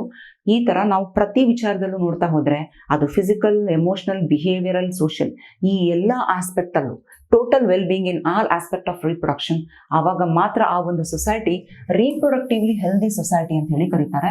ಇದ್ರ ಮೇಲೆ ಡೆಫಿನಿಷನ್ಸ್ ಮೇಲೆ ಕ್ವಶನ್ ಬರುತ್ತೆ, ನೆನಪಿರಲಿ ನೀಟಲ್ಲಿ. ಓಕೆ, ಸರಿ. ಈ ತರ ಫಸ್ಟು ಯಾರು ಕ್ರಮ ಕೈಗೊಂಡ್ರು ಅಂತ ಹೇಳಿದ್ರೆ ಎಷ್ಟೊಂದು ಕಂಟ್ರಿ ಇದೆ ನಮ್ಮ ವರ್ಲ್ಡ್ ಅಲ್ಲಿ, ಆದ್ರೆ ನೋಡಿ ನಮ್ಮ ಇಂಡಿಯಾ ದ ಗ್ರೇಟ್, ನಾವೇ ಫಸ್ಟ್ ಈ ಮೆಷರ್ ಅನ್ನ ತಗೊಂಡಿದ್ದು. It was the first country to initiate the action plans and programmes to attend the reproductive health. ಯಾವಾಗ ಸ್ಟಾರ್ಟ್ ಮಾಡಿದ್ವಿ? ಫ್ಯಾಮಿಲಿ ಪ್ಲಾನಿಂಗ್, ಇದಕ್ಕೊಂದು ಹೆಸರು ಕೊಡ್ಬೇಕಲ್ಲ. ಸೊ ಅದಕ್ಕೆ ಫ್ಯಾಮಿಲಿ ಪ್ಲಾನಿಂಗ್ ಅನ್ನೋ ಒಂದು ಹೆಸರಲ್ಲಿ ಕೊಟ್ವಿ. ಯಾವ ಇಯರ್ ಅಲ್ಲಿ? 1951 ಅಲ್ಲಿ. ನೋಡಿ, ಇಂಡಿಪೆಂಡೆನ್ಸ್ 1947, ಜಸ್ಟ್ 4 years ಒಳಗಡೆನೆ ನಾವು ಎಷ್ಟು ಅಹೆಡ್ ಆಗಿ ಯೋಚನೆ ಮಾಡೋಕೆ ಸ್ಟಾರ್ಟ್ ಮಾಡ್ತು ನಮ್ಮ ಕಂಟ್ರಿ. ಸೊ ಪಾಪ್ಯುಲೇಷನ್ ಸಿಕ್ಕಾಪಟ್ಟೆ ಜಾಸ್ತಿ ಆಗ್ತಾ ಇದೆ. ಈ ರೀತಿ ಹೋದ್ರೆ ನಿಲ್ಲಲ್ಲ, ಜನಕ್ಕೆ ಸರಿಯಾದ ಅವೇರ್ನೆಸ್ಸೇ ಇಲ್ಲ, ನಾವು ಸರಿಯಾಗಿ ಮಾರ್ಗದರ್ಶನ ಕೊಡಬೇಕು ಅಂತ ಹೇಳಿ ಈ ಒಂದು ಪ್ರೋಗ್ರಾಮ್ನ ಲಾಂಚ್ ಮಾಡುತ್ತೆ. ಸೊ ಈ ಪ್ರೋಗ್ರಾಮ್ ಅವಾಗ ಏನು ಇಂಟೆನ್ಷನ್ ಇತ್ತು? ಒಂದು ಫ್ಯಾಮಿಲಿ ಅಂತ ಹೇಳಿದ್ರೆ ಅಂದ್ರೆ ಮಕ್ಕಳು ಇಷ್ಟೇ ಇರಬೇಕು, ಫ್ಯಾಮಿಲಿ ದೊಡ್ಡದಾಗಬಾರ್ದು, ಇಷ್ಟು ಮಾತ್ರ ಮೈಂಡಲ್ಲಿ ಇಟ್ಕೊಂಡು ಹೋಗ್ತಿತ್ತು. So that is called family planning programme 1951 ಅಲ್ಲಿ. ಇದ್ರ ಮೇಲೂ ಕ್ವಶನ್ ಕೇಳ್ತಾರೆ, ಯಾವ ಇಯರ್ ಅಲ್ಲಿ ಲಾಂಚ್ ಆಯ್ತು, ಯಾವುದು ಫಸ್ಟ್ ಕಂಟ್ರಿ ಅಂತ ಹೇಳಿ. ಆದ್ರೆ ಆಮೇಲೆ ಬರ್ತಾ ಗೊತ್ತಾಯ್ತು ಇಂಡಿಯಾಗೆ ಏನಂತ, ನಾವು ಬರೇ ಒಂದು ಫ್ಯಾಮಿಲಿಯಲ್ಲಿ ನೋಡ್ರೋ ನಿಮ್ಗೆ 2 ಮಕ್ಳು ಇರಬೇಕು, ತುಂಬಾ ಜಾಸ್ತಿ ಇರಬಾರ್ದು ಪಾಪ್ಯುಲೇಷನು, ತುಂಬಾ ಜಾಸ್ತಿ ಆದ್ರೆ ನೀವು ಸರಿಯಾಗಿ ಫೆಸಿಲಿಟಿ ಕೊಡೋಕ್ಕಾಗಲ್ಲ, ಇಷ್ಟನ್ನ ಮಾತ್ರ ಹೇಳ್ತಾ ಕುತ್ಕೊಂಡ್ವಿ ಅಂತ ತಿಳ್ಕೊಳ್ಳಿ. ಇಲ್ಲ, ಒಂದು ಪ್ರೆಗ್ನೆಂಟ್ ವುಮೆನ್, ಅವಳು ಯಾವ ರೀತಿ ಅವಳು ಅಂದ್ರೆ ಟೇಕ್ ಕೇರ್ ಮಾಡ್ಕೋಬೇಕು, ಹುಟ್ಟದ ಮಗು ಹೇಗೆ ನೋಡ್ಕೋಬೇಕು, ಇಷ್ಟನ್ನ ಮಾತ್ರ ನಾವು ಹೇಳ್ತಾ ಕೂತ್ಬಿಟ್ರೆ ಜನಕ್ಕೆ ಇಷ್ಟೊಳಗೆ ಮಾತ್ರ ರಿಸ್ಟ್ರಿಕ್ಟ್ ಆಗ್ತಾರೆ. ಆದ್ರೆ ನಮ್ಮ ಜನಕ್ಕೆ ಇನ್ನೂ ಸುಮಾರಷ್ಟು ವಿಚಾರನೇ ಗೊತ್ತಿಲ್ಲ. ನೋಡಿ, ಒಂದು ಮಗು ಅಡಾಲಸೆನ್ಸ್ ಏಜಿಗೆ ಬಂದಿದೆ, ಪ್ಯೂಬರ್ಟಿ ಏಜಿಗೆ ಬಂದಿದೆ, ಅದ್ರ ಬಾಡಿಯಲ್ಲಿ ಏನೇನು ಚೇಂಜಸ್ ಆಗ್ತಾ ಇದೆ ಅದು ಪೇರೆಂಟ್ಸಿಗೂ ಗೊತ್ತಿಲ್ಲ, ಟೀಚರ್ಸಿಗೆ ಕೆಲವ್ರಿಗೆ ಗೊತ್ತಿರಲ್ಲ, ಮಗುಗೆ ಗೊತ್ತಿಲ್ಲ, ವಿಚಿತ್ರವಾಗಿ ಬಿಹೇವ್ ಮಾಡ್ತಾ ಇರತ್ತೆ. ಇದಕ್ಕೆಲ್ಲ ನಾವು ಎಜುಕೇಟ್ ಮಾಡಬೇಕು. ಈ ಥರ ಸುಮಾರಷ್ಟು ವಿಚಾರದಲ್ಲಿ ನಾವು ಎಜುಕೇಟ್ ಮಾಡೋಣ ಜನಕ್ಕೆ ಅಂತ ಹೇಳಿ ಈ ಹೆಸರನ್ನ ಚೇಂಜ್ ಮಾಡ್ಬಿಡ್ತು. ಏನಂತ? RCH ಅಂತ ಹೇಳಿ ಚೇಂಜ್ ಮಾಡ್ತು. RCH ಅಂತ ಹೇಳಿದ್ರೆ ಏನು? Reproductive and child health care programme. So RCH full form ಮೇಲೆ ಕ್ವಶನ್ ಬರುತ್ತೆ. What is the full form of RCH? Okay, so ಈಗ ಈ RCH ಅನ್ನೋ ಹೆಸರಲ್ಲಿ ಏನೇನೆಲ್ಲ ಕೆಲಸ ಮಾಡಕ್ ಹೊರಟಿದೆ ನಮ್ಮ ಇಂಡಿಯಾ ನೋಡೋಣ. ಓಕೆ, ಯಾವ್ದು ಕೆಲಸ ಮಾಡ್ತಿದೆ ಹೇಳಕ್ಕೊಂದು ದಾರಿಗಳು ಬೇಕಲ್ಲ. ಈಗ ನಾನೇ ನೋಡ್ರೋ, ನೀವೆಲ್ಲ ಒಂದು 15 years ಬಂದಿದ್ದೀರಾ, 14 years ಬಂದಿದ್ದೀರಾ ಮಕ್ಕಳು, ನಿಮ್ಮ ಬಾಡಿಯಲ್ಲಿ ಈ ಥರ ಸೆಕೆಂಡರಿ ಸೆಕ್ಷುವಲ್ ಕ್ಯಾರೆಕ್ಟರ್ಸ್ ಡೆವಲಪ್ ಆಗ್ತಿದೆ, ಈ ಥರ ಹಾರ್ಮೋನ್ ಚೇಂಜ್ ಆಗ್ತಿದೆ, ನಾನು ಹೆಂಗೆ ಹೇಳಕ್ ಸಾಧ್ಯ? ಮನೆಗೆ ಹೋಗಕ್ಕೆ ಸಾಧ್ಯ ಇಲ್ಲ. ನಾನೇನು ಮಾಡಿದೆ? ಈ ಯೂಟ್ಯೂಬ್ ಅನ್ನ ಮೀಡಿಯಾ ಥ್ರೂ ನಿಮಗೆ ಹೇಳ್ತಾ ಇದ್ದೀನಿ, ಕರೆಕ್ಟ್? ಅದೇ ಥರ ಗವರ್ಮೆಂಟ್ ಏನು ಮಾಡ್ತು, ಈ ಆಡಿಯೋ ಅಂದ್ರೆ ಈ ಮೈಕಲ್ ಅನೌನ್ಸ್ ಮಾಡ್ಕೊಂಡು ಹೋಗೋದಾಗಿರ್ಬೋದು, ಅಥವಾ ಈ ಟಿವಿಯಲ್ಲಿ ಅಡ್ವರ್ಟೈಸ್ಮೆಂಟ್ ಬರೋದು, ವಿಜುವಲ್ ಮೀಡಿಯಾ. ಸೊ ಈ ರೀತಿ ಕೆಲವು ಮೀಡಿಯಾಗಳ ಸಹಾಯದಿಂದ ಅವೇರ್ನೆಸ್ ಅನ್ನ ಮೂಡಿಸ್ತಾ ಬಂತು. ಇದು ಕೇವಲ ಗವರ್ಮೆಂಟ್ ಅಲ್ಲ, ನಾನ್ ಗವರ್ಮೆಂಟ್ ಏಜೆನ್ಸಿಗಳು ಇದರೊಳಗಡೆ ಇನ್ವಾಲ್ವ್ ಆಗಿದ್ವು. ನೋಡಿ, ಇಲ್ಲಿದೆ ಮೇನ್ ಟಾಸ್ಕ್ ಏನು? Creating awareness about the reproductive related aspect. Okay, ಇದು ಯಾರ ಥ್ರೂ ನಡೀತಾ ಇದೆ? ಗವರ್ಮೆಂಟ್ ಮತ್ತೆ ನಾನ್ ಗವರ್ಮೆಂಟ್ ಏಜೆನ್ಸಿ ಥ್ರೂ ನಡೀತಾ ಇದೆ. ಆಡಿಯೋ ಮತ್ತೆ ವಿಜುವಲ್, ಪ್ರಿಂಟ್ ಮೀಡಿಯಾ, ಪೇಪರಲ್ಲಿ ಈ ಥರ ಎಲ್ಲ ಅನೌನ್ಸ್ ಮಾಡ್ತಾ ಇದ್ದಾರೆ. ಸರಿ, ಹಾಗಾದ್ರೆ ಏನೇನು ಹೇಳ್ತಾ ಇದೆ ಈ ಒಂದು ಪ್ರೋಗ್ರಾಮಲ್ಲಿ ನೋಡೋಣ. ಓಕೆ, ಮೇನ್ ಅಬ್ಜೆಕ್ಟಿವ್ಸ್ ಏನಪ್ಪಾ ಅಂತ ಹೇಳಿದ್ರೆ, ಅವೇರ್ನೆಸ್ ಕ್ರಿಯೇಟ್ ಮಾಡ್ರೋ ಯಾರಲ್ಲಿ? ಪೇರೆಂಟ್ಸ್ ಅಲ್ಲಿ, ರಿಲೇಟಿವ್ಸ್ ಅಲ್ಲಿ, ಟೀಚರ್ಸ್ ಅಲ್ಲಿ, ಫ್ರೆಂಡ್ಸ್ ಅಲ್ಲಿ, ಎಲ್ಲರಲ್ಲೂ ಅವೇರ್ನೆಸ್ ಕ್ರಿಯೇಟ್ ಮಾಡಿ. ಯಾಕಂತ ಹೇಳಿದ್ರೆ ಗೊತ್ತೇ ಇರೋದಿಲ್ಲ, ರಿಪ್ರೊಡಕ್ಷನ್ ರಿಲೇಟೆಡ್ ಆಸ್ಪೆಕ್ಟ್ಸೇ ಗೊತ್ತಿರೋದಿಲ್ಲ. ಈಗ ನಾವು ಹೇಳ್ತೀವಿ ಸೆಕೆಂಡರಿ ಅಂದ್ರೆ ಸ್ಕೂಲ್ ಲೆವೆಲ್ ಅಲ್ಲಿ ಸೆಕ್ಸ್ ಎಜುಕೇಶನ್ ಇಡಬೇಕು. ಪೇರೆಂಟ್ಸ್ ಬರ್ತಾರೆ, ಸೆಕೆಂಡರಿ ಸ್ಕೂಲ್ ಲೆವೆಲ್ ಅಲ್ಲೇ ನಮ್ಮ ಮಕ್ಕಳಿಗೆ ಸೆಕ್ಸ್ ಎಜುಕೇಶನ್ ಹೇಳ್ಕೊಡ್ತಾ ಇದ್ದೀರಾ, ಮಾಡ್ತೀನಿ ತಾಳು. But it is important. ಎಷ್ಟೋ ಮಕ್ಕಳು ಈಗ ನಾವು ಬ್ರಾಡ್ ಸೆನ್ಸ್ ಅಲ್ಲಿ ಯೋಚನೆ ಮಾಡೋದಾದ್ರೆ ಸೆಕ್ಷುಲಿ ಆಕ್ಟಿವ್ ಆಗ್ಬಿಟ್ಟಿರ್ತಾರೆ, ಬಟ್ ಅವ್ರಿಗೆ ಗೊತ್ತೇ ಇರಲ್ಲ ಈ ತರ ಸೆಕ್ಷುಲಿ ಆಕ್ಟಿವ್ ಇದ್ದಾಗ ಡಿಸೀಸಸ್ಗಳು ಟ್ರಾನ್ಸ್ಮಿಟ್ ಆಗುತ್ತೆ. ಸೊ ಈಗ ಅಂತ ಮಕ್ಕಳಿಗೆ ನಾವು ಹೇಗೆ ಗೈಡ್ ಮಾಡೋದು? ಪರ್ಟಿಕ್ಯುಲರ್ ಆಗಿ ಒಂದೊಂದೇ ಮಕ್ಳನ್ನ ಕರೆದು ಹೇಳಕ್ಕಾಗಲ್ಲ. ನೋಡ್ರಪ್ಪ, whether you are active or inactive sexually, ಆದ್ರೆ ಈ ತರ ಕೆಲವು ಕಾಂಟ್ರಾಸೆಪ್ಷನ್ ಯೂಸ್ ಮಾಡೋದ್ರಿಂದ ಪ್ರೆಗ್ನೆನ್ಸಿನ ಅವಾಯ್ಡ್ ಮಾಡ್ಬೋದು, ಸೆಕ್ಷುವಲ್ ಟ್ರಾನ್ಸ್ಮಿಟೆಡ್ ಡಿಸೀಸಸ್ ಅವಾಯ್ಡ್ ಮಾಡ್ಬೋದು. ಸೊ ಈ ರೀತಿ ನಾವು ಕೆಲವು ಎಜುಕೇಶನ್ ಕೊಡ್ಬೋದು. At the same time personal hygienic ಬಗ್ಗೆ ಗೊತ್ತಿರಲ್ಲ ಮಕ್ಕಳಿಗೆ. ಈ ಮೆನ್ಸ್ಟ್ರುವಲ್ ಸೈಕಲ್ ಆದಾಗ ಯಾವ ರೀತಿ ಅವರು ಬಿಹೇವ್ ಮಾಡಬೇಕು, ಅಥವಾ ಅವ್ರಿಗವ್ರು ಯಾವ ರೀತಿ ನೋಡ್ಕೊಳ್ಬೇಕು ಅಂತ ಅದ್ರ ಬಗ್ಗೆ ಐಡಿಯಾಸ್ ಕೊಡೋದಾಗ್ಲಿ, ಇವೆಲ್ಲವೂ ರಿಪ್ರೊಡಕ್ಷನ್ ರಿಲೇಟೆಡ್ ಆಸ್ಪೆಕ್ಟ್ಸ್. ಇದನ್ನೆಲ್ಲ ನಾವು ಸ್ಕೂಲ್ ಲೆವೆಲಲ್ಲಿ ಇಟ್ಟಾಗ ಮಾತ್ರ ಮಕ್ಕಳಿಗೆ ಇದರ ಇಂಪಾರ್ಟೆನ್ಸ್ ಗೊತ್ತಾಗೋದು. ಓಕೆ, ಅದನ್ನ ಫಸ್ಟ್ ನಾವು ಪೇರೆಂಟ್ಸಿಗೆ ಹೇಳ್ಬೇಕು. ನೋಡಿ, ಈ ತರ ನಾವು ಇಡ್ತಾ ಇದೀವಿ, ಈ ತರ ಮಕ್ಕಳಿಗೆ ಎಜುಕೇಟ್ ಮಾಡ್ತಾ ಇದೀವಿ. ಟೀಚರ್ಸ್ಗೂ ಹೇಳಬೇಕು, ಈ ಥರ ನೀವು ಮಕ್ಕಳಿಗೆ ಎಜುಕೇಟ್ ಮಾಡಿ, ರಿಲೇಟಿವ್ಸ್ಗೆ, ಫ್ರೆಂಡ್ಸ್ಗೆ, ಇವರೆಲ್ಲರಿಗೂ ಅವೇರ್ನೆಸ್ ಮೂಡಿಸ್ಬೇಕು about the introduction of sex education in school. Okay, discourage myth and misconception. ನಾನು ಅವಾಗಲೇ ಹೇಳಿದ್ನಲ್ಲ, ಅವಳು ಮೆನ್ಸ್ಟ್ರುಯೇಷನ್ ಆಗ್ತಾ ಇದೆ ಅಂತ ಹೇಳಿದ ತಕ್ಷಣ ಅವಳಿಗೆ ಟಚ್ಚೇ ಮಾಡಂಗಿಲ್ಲ. ಓಕೆ, ಈ ಥರ ಎಷ್ಟೊಂದು ಮೂಢನಂಬಿಕೆಗಳಿದ್ದಾವೆ, ಅದನ್ನೆಲ್ಲ ನಾವು ಡಿಸ್ಕರೇಜ್ ಮಾಡಬೇಕು. Then information about reproductive organs, adolescence, safe hygiene, sexual practice, ಇವೆಲ್ಲದ್ರ ಬಗ್ಗೆನೂ ಐಡಿಯಾಸ್ ಕೊಡಬೇಕು. ಓಕೆ, ಈಗ ಫಾರ್ ಎಕ್ಸಾಂಪಲ್ ಅಡಾಲಸೆನ್ಸ್ ಅಲ್ಲಿ ಒಂದು ಮಗು ವಿಚಿತ್ರವಾಗಿ ಬಿಹೇವ್ ಮಾಡ್ತಾ ಇರತ್ತೆ, ಸಿಟ್ ಮಾಡ್ತಾ ಇರತ್ತೆ. ಆ ಮಗುಗೆ ಯಾಕೆ ಹಿಂಗೆ ನಾನು ಮಾಡ್ತಾ ಇದ್ದೀನಿ, ಇದಕ್ಕಿದಂಗೆ ನಂಗೆ ಸಿಟ್ಟು ಬರುತ್ತೆ, ಇದಕ್ಕಿದಂಗೆ ಕಾಮ್ ಆಗ್ತೀನಿ, ಅದಕ್ಕೆ ಗೊತ್ತಿರಲ್ಲ. ಈಗ ಮನೇಲಿ ಹೇಳ್ತಿದ್ದಂಗೆ ನಿಂಗೆ ಸರಿ ಇಲ್ಲ, ನಿಂಗೆ ತಲೆ ಸರಿ ಇಲ್ಲ, ಬಾ ನಿಂಗೆ ಡಾಕ್ಟರ್ ಹತ್ರ ಕರ್ಕೊಂಡು ಹೋಗ್ತೀನಿ, ಇಲ್ಲ ಬಾ ನಿಂಗೆ ಮಾಟ ಮಂತ್ರ ಮಾಡಿಸ್ತೀನಿ. ಇದೆಲ್ಲ ದಿಸ್ ಇಸ್ ಹಾರ್ಮೋನಲ್ ಚೇಂಜ್, ಆ ಮಗುವಲ್ಲಿ ಆಗ್ತಿರೋಂಥ ಹಾರ್ಮೋನಲ್ ಚೇಂಜ್. ಅದಕ್ಕೆ ನಾವು ಸರಿಯಾಗಿ ಕೋಆಪರೇಟ್ ಮಾಡಬೇಕು ಮಗು ಜೊತೆ. ಅಟ್ ದ ಸೇಮ್ ಟೈಮ್ ಬರೇ ಮೇಲಲ್ಲಿ ಮಾತ್ರ ಅಲ್ಲ, ಐ ಮೀನ್ ಆ ಅಡಾಲಸೆನ್ಸ್ ಏಜ್ ಅಲ್ಲಿ ಮಾತ್ರ ಅಲ್ಲ, ಮೆನೋಪಾಸ್ ಟೈಮಲ್ಲೂ ಹೆಣ್ಮಕ್ಳಿಗೆ ಆಗ್ತಿರುತ್ತೆ. ಅದನ್ನ ನಾವು ದೊಡ್ಡವರಿಗಾದ್ರೂ ಅರ್ಥ ಮಾಡಿಸ್ಬೇಕಾಗಿರುತ್ತೆ. ಸೊ ಈ ತರ ಎಷ್ಟೊಂದು ಇನ್ಫಾರ್ಮೇಶನ್ ಅನ್ನ ಈ ಒಂದು ಏನಂತ ಹೇಳ್ತಾರೆ RCH ಮೂಲಕ ನಾವು ಕೊಡ್ತಾ ಇದ್ದೀವಿ. ದೆನ್ ಅಫ್ಕೋರ್ಸ್ ಏಡ್ಸ್, ಅಂದ್ರೆ STDs ಇಂದ ಏಡ್ಸ್ ಸಹ ಟ್ರಾನ್ಸ್ಮಿಟ್ ಆಗ್ತದೆ. ಈಗ ಅವನಿಗೆ ಏಡ್ಸ್ ಬಂದಿದೆ ಯಾರೋ ಒಬ್ಬನಿಗೆ, ಅವನನ್ನು ಟಚ್ಚೇ ಮಾಡಂಗಿಲ್ಲ. ಈ ತರ ಮೂಢನಂಬಿಕೆಯಲ್ಲಿ ಇರಬೇಡಿ, ಮಿತ್ ಅಂಡ್ ಮಿಸ್ಕಾನ್ಸೆಪ್ಷನ್. ಯಾಕಂತ ಹೇಳಿದ್ರೆ ಏಡ್ಸ್ ಸ್ಪ್ರೆಡ್ ಆಗೋದು ಸೆಕ್ಷುವಲ್ ಕಾಂಟ್ಯಾಕ್ಟ್ ಅಥವಾ ಈ ಫ್ಲೂಯಿಡ್ ಚೇಂಜ್ ಆದಾಗ, ಲೈಕ್ ಬ್ಲಡ್ ಟ್ರಾನ್ಸ್ಫ್ಯೂಷನ್ ಆದಾಗ ಮಾತ್ರ.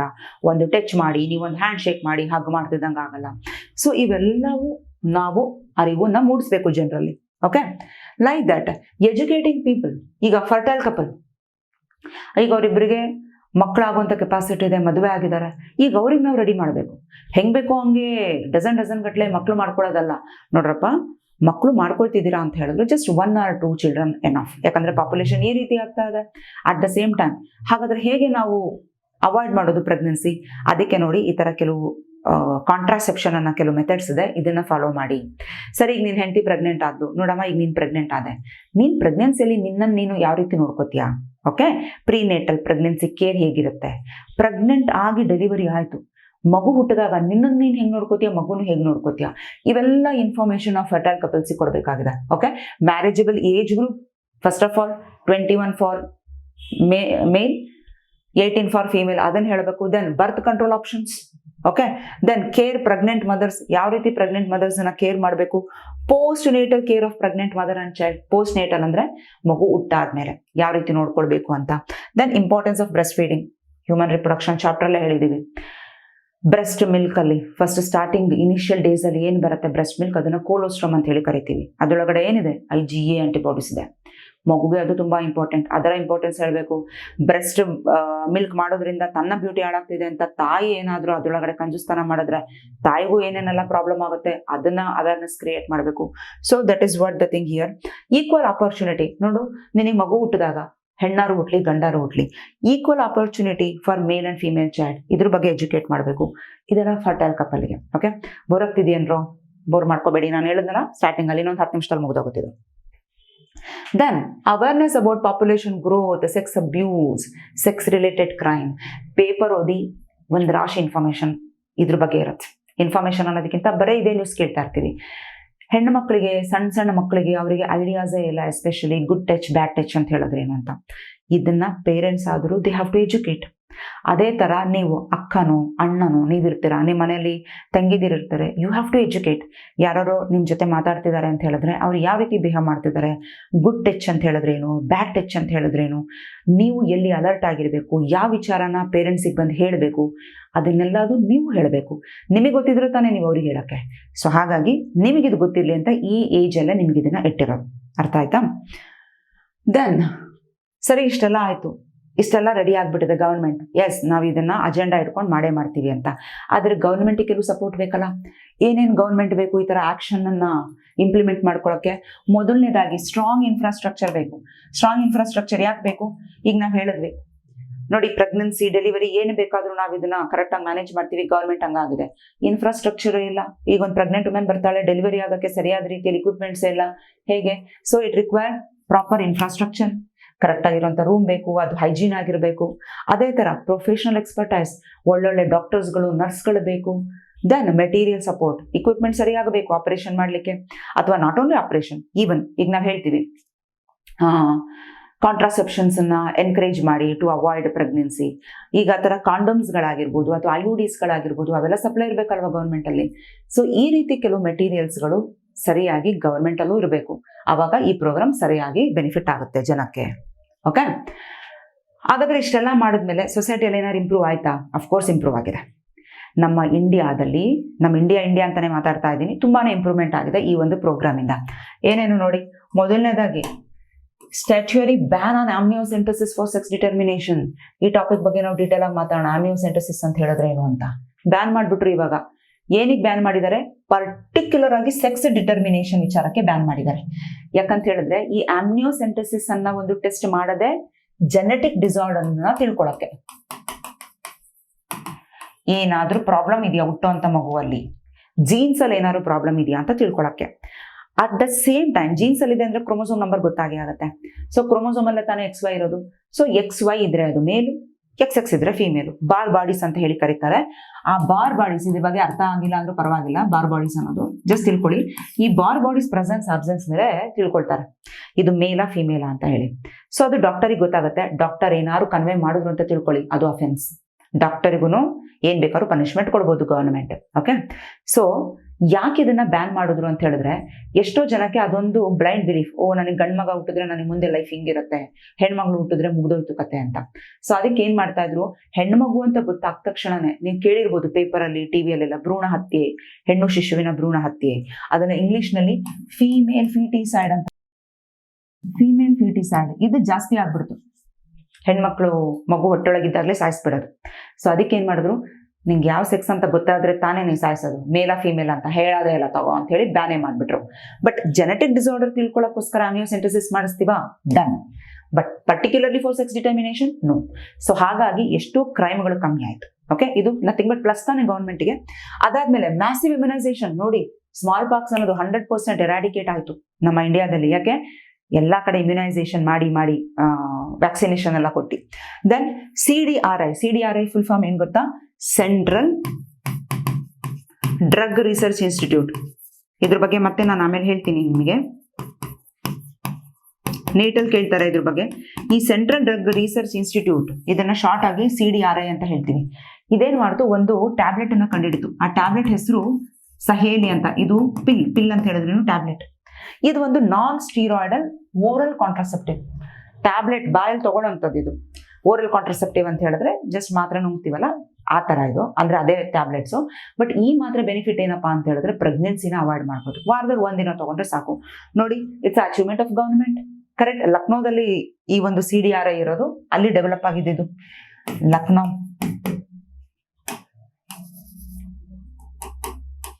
ಹೇಗೆ ಕೆಲಸ ಮಾಡುತ್ತೆ ಆಮೇಲೆ ಮಾತಾಡೋಣ ನಾವು ಇದ್ರ ಬಗ್ಗೆ. ಓಕೆ, ನೋಡಿ ಇವೆಲ್ಲ ಎಷ್ಟು ಅಡ್ವಾಂಟೇಜ್. ಇವೆಲ್ಲ ಕೇಳ್ತಾರೆ ನೀಟಲ್ಲಿ ಕ್ವಶನ್. ಸುಮ್ಮನೆ ಬೋರ್ಡ್ ಬರ್ತದೆ ಅಂತ ಕುತ್ಕೊಳ್ಳೋದಲ್ಲ. ಓಕೆ, ಲಿಟ್ರಲಿ ನಾನೀಗ ಹೇಳಾದ್ಮೇಲೆ ನೀವು NCERT ಸುಮ್ಮನೆ ಓದಿದ್ರೆ ಸಾಕು, ಪ್ರತಿ ವರ್ಡ್ ಪ್ರತಿ ಲೈನು ಇದ್ರೊಳಗಿದೆ. ಓಕೆ, ಏನು ತಲೆ ಕೆಡಿಸ್ಕೊಳ್ಳೋಂಥದ್ದಿಲ್ಲ. Next, increase medical assisted deliveries. ನಾನು ಅವಾಗಲೇ ಹೇಳಂದಲ್ಲ, ಡೆಲಿವರಿ ಆಗಬೇಕು ಅಂತ ಹೇಳಿದ್ರೆ ಅಲ್ಲಿ ಮೆಡಿಕಲ್ ಸಪೋರ್ಟ್ ಜಾಸ್ತಿ ಸಿಗ್ತಾ ಬಂತು. Better post natal care, pregnancy ಇಂದ ಡೆಲಿವರಿ ಆಯ್ತು, ಮಗು ಹುಡ್ತು, ಯಾವ ರೀತಿ ಕೇರ್ ತಗೊಳ್ಬೇಕು ಅದ್ರ ಬಗ್ಗೆನೂ ಚೆನ್ನಾಗಿ ಇನ್ಫಾರ್ಮೇಶನ್ ಕೊಡ್ತಾ ಇದೆ. Better detection and cure of STDs. ಇವಾಗ ಅರ್ಲಿ ಸ್ಟೇಜ್ ಅಲ್ಲೇ ಏನಾದ್ರು ಪ್ರಾಬ್ಲಮ್ ಆಯ್ತಾ, ಸೆಕ್ಷುಲಿ ಟ್ರಾನ್ಸ್ಮಿಟೆಡ್ ಡಿಸೀಸಸ್ ಬಂತ, ಕ್ಯೂರ್ ಮಾಡೋ ಅಂತ ಲೆವೆಲ್ಗೆ ಬೆಳೆದಿದೆ ನಮ್ಮ ಕಂಟ್ರಿ. ಸೊ ನೋಡಿ, ಇದೆಲ್ಲ ಇಷ್ಟು ಪ್ಲಸ್. ಇವೆಲ್ಲ ಆಗಿದ್ ಯಾವ್ದ್ರಿಂದ? ನಮ್ಮ RCH ಪ್ರೋಗ್ರಾಮ್ ಇಂದ. ಕರೆಕ್ಟಾ? ಓಕೆ, ಸರಿ. ಅಂತೂ ಇಂತೂ ಇಷ್ಟೆಲ್ಲ ಮಾಡ್ಬಿಟ್ವಪ್ಪ. ಹಾಗಾದ್ರೆ ಇಷ್ಟೆಲ್ಲ ರೆಡಿ ಮಾಡ್ತಲ್ಲ ಗವರ್ಮೆಂಟು, ಒಂದು ಹಂತಕ್ಕೆ ಬಂದಿದೆಯಾ ಪಾಪ್ಯುಲೇಷನ್? ನೋಡೋಣ. ಓಕೆ, ಪಾಪ್ಯುಲೇಷನ್ಗೋಸ್ಕರನೇ ಇಷ್ಟೆಲ್ಲ ತಲೆ ಕೆಡ್ಸ್ಕೊತಾ ಇದೆ. ಪಾಪ್ಯುಲೇಷನ್ ಸಿಕ್ಕಾಪಟ್ಟೆ ಗ್ರೋ ಆಗ್ತಾ ಇದೆ. ಒಂದು ಕಂಟ್ರೋಲಲ್ಲಿ ಇರಲಿ ನಮ್ಮ ಪಾಪ್ಯುಲೇಷನ್, ಅದ್ರ ಜೊತೆಗೆ ನಮ್ಮ ಜನ ಎಜುಕೇಟೆಡ್ ಆಗಲಿ ಈ ವಿಚಾರವಾಗಿ ಅಂತ. ಬಟ್ ಈ ಪಾಪ್ಯುಲೇಷನ್ ಗ್ರೋತ್ ಯಾವ ರೀತಿ ಬಂದು ನಿಂತಿದೆ ಅದು ನೋಡೋಣ. ಇದ್ರ ಮೇಲೆ ಕ್ವಶನ್ ಕೇಳ್ತಾರೆ ನೋಡಿ. ಫಸ್ಟ್ ವರ್ಲ್ಡ್ ಬಗ್ಗೆ ಮಾತಾಡೋಣ. ನಮ್ಮ ವರ್ಲ್ಡಿನ ಪಾಪ್ಯುಲೇಷನ್ ಮಕ್ಕಳ 1900 ಅಲ್ಲಿ ಎಷ್ಟಿತ್ತು ಗೊತ್ತಾ? 2 ಬಿಲಿಯನ್ ಇತ್ತು. 2 ಬಿಲಿಯನ್ ಇತ್ತು. ನಾವು ತಲೆ ಕೆಡಿಸ್ಕೊಳ್ಳಿಲ್ಲ, 2 ಬಿಲಿಯನ್ ತಾನೆ ಹೋಗ್ಲಿ ಬಿಡು ಸುಮ್ಮನಾದ್ರೆ. ಆದ್ರೆ ನೋಡ್ತೀವಿ ಜಸ್ಟ್ 100 years ಅಲ್ಲಿ, ವಿತಿನ್ 100 years ಅಂತ ಹೇಳಿದ್ರೆ ಯಾವ ಇಯರ್? 2000 ಇಯರ್ ಅಲ್ಲಿ 6 ಬಿಲಿಯನ್ ಬಂದಿದೆ. 6 ಬಿಲಿಯನ್ ಬಂದಿದೆ. ಕಡಿಮೆನ ಜಾಸ್ತಿನಾ? ಯಾವ ಲೆವೆಲಿಗೆ ರಾಕೆಟ್ ಸ್ಪೀಡಲ್ಲಿ ಹೋಗಿದೆ? ಸರಿ ಆಯ್ತು, ಇನ್ನೊಂದು ಸ್ವಲ್ಪ ವೇಟ್ ಮಾಡ್ತಿದೀವಿ. 2011ಗೆ ಬಂದ್ವಿ, ಈ ಟೈಮಲ್ಲಿ ನೋಡಿದ್ರೆ 7.2 ಬಿಲಿಯನ್ಗೆ ಬಂದಿದೆ. ಅಂದ್ರೆ ನಮ್ಮ ವರ್ಲ್ಡ್ ಪಾಪ್ಯುಲೇಷನ್ ಯಾವ ಲೆವೆಲಿಗೆ ಓಡ್ತಿದೆ ನೋಡಿ. ಓಕೆ, ಸರಿ, ವರ್ಲ್ಡ್ ಬಗ್ಗೆ ತಾನೇ ಬಿಡು, ನಮ್ ಇಂಡಿಯಾ ಬಗ್ಗೆ ಬಂದಾಗ ನೋಡೋಣ ಅಂತ ಹೇಳಿ ಸುಮ್ಮನೆ ಕುತ್ಕೊಂಡ್ವಿ. ಈಗ ಇಂಡಿಯಾನು ನೋಡ್ತಾ ಇದೀವಿ. ಇಂಡಿಯಾನು ಹೇಳುತ್ತೆ ನಾನು ಯಾರಿಗೂ ಏನು ಕಮ್ಮಿ ಇಲ್ಲ. ನೋಡು, ಟೈಮ್ ಆಫ್ ಇಂಡಿಪೆಂಡೆನ್ಸ್ 1947. ನಮ್ಮ ಇಂಡಿಪೆಂಡೆನ್ಸ್ ಟೈಮಲ್ಲಿ ನಮ್ಮ ವರ್ಲ್ಡಿನ ನಮ್ಮ ಇಂಡಿಯಾ ಪಾಪ್ಯುಲೇಷನ್ ಎಷ್ಟಿತ್ತು ಗೊತ್ತಾ? ಜಸ್ಟ್ 350 ಮಿಲಿಯನ್ ಇತ್ತು. 350 ಮಿಲಿಯನ್ ಇತ್ತು. ಮತ್ತೆ ಇದೇ 2000 ಇಯರ್ ಒಳಗಡೆ ನಮ್ಮ ಇಂಡಿಯಾ ಪಾಪ್ಯುಲೇಷನ್ 1 ಬಿಲಿಯನ್ಗೆ ಬಂದಿದೆ. 1 ಬಿಲಿಯನ್. ಮತ್ತೆ ಇನ್ನೊಂದು 11 ವರ್ಷದಲ್ಲಿ 1.2 ಬಿಲಿಯನ್ಗೆ ಬಂದಿದೆ. ಸೊ ಅಂದ್ರೆ ಖಂಡಿತ ಕಡಿಮೆ ಏನಾಗ್ತಿಲ್ಲ ನಮ್ಮ ಇಂಡಿಯಾ ಪಾಪ್ಯುಲೇಷನ್, ಸಿಕ್ಕಾಪಟ್ಟೆ ರಾಕೆಟ್ ಸ್ಪೀಡ್ ಆಗಿ ಹೋಗ್ತಾನೆ ಇದೆ. ಹಾಗಾದ್ರೆ ಏನ್ ರೀಸನ್ ಇರ್ಬೋದು ನೋಡಿ? ಜಸ್ಟ್ 100 ಇಯರ್ಸ್ ಅಲ್ಲಿ 1 ಬಿಲಿಯನ್ಗೆ ರೀಚ್ ಆಯ್ತು, 1.2 ಬಿಲಿಯನ್ಗೆ ರೀಚ್ ಆಯ್ತು ಒಂದೊಂದು 11 ವರ್ಷದಲ್ಲಿ. ಇವೆಲ್ಲ ನಾನು ಹೇಳ್ತಾ ಇರೋದಲ್ಲ, ಸೆನ್ಸಸ್ ರಿಪೋರ್ಟ್ ಹೇಳ್ತಾ ಇದೆ. ಸೊ ಸೆನ್ಸಸ್ ರಿಪೋರ್ಟ್ ಪ್ರಕಾರ ನಮಗೆಲ್ಲ ಗೊತ್ತಾಯ್ತು ವಿಚಾರ. ಯಾಕ್ರಪ್ಪ ಇಷ್ಟೊಂದು ಪಾಪ್ಯುಲೇಷನ್ ಜಾಸ್ತಿ ಆಗ್ತಿದೆ, what is the reason for population growth ಅಂತ ನೋಡ್ತೀವಿ.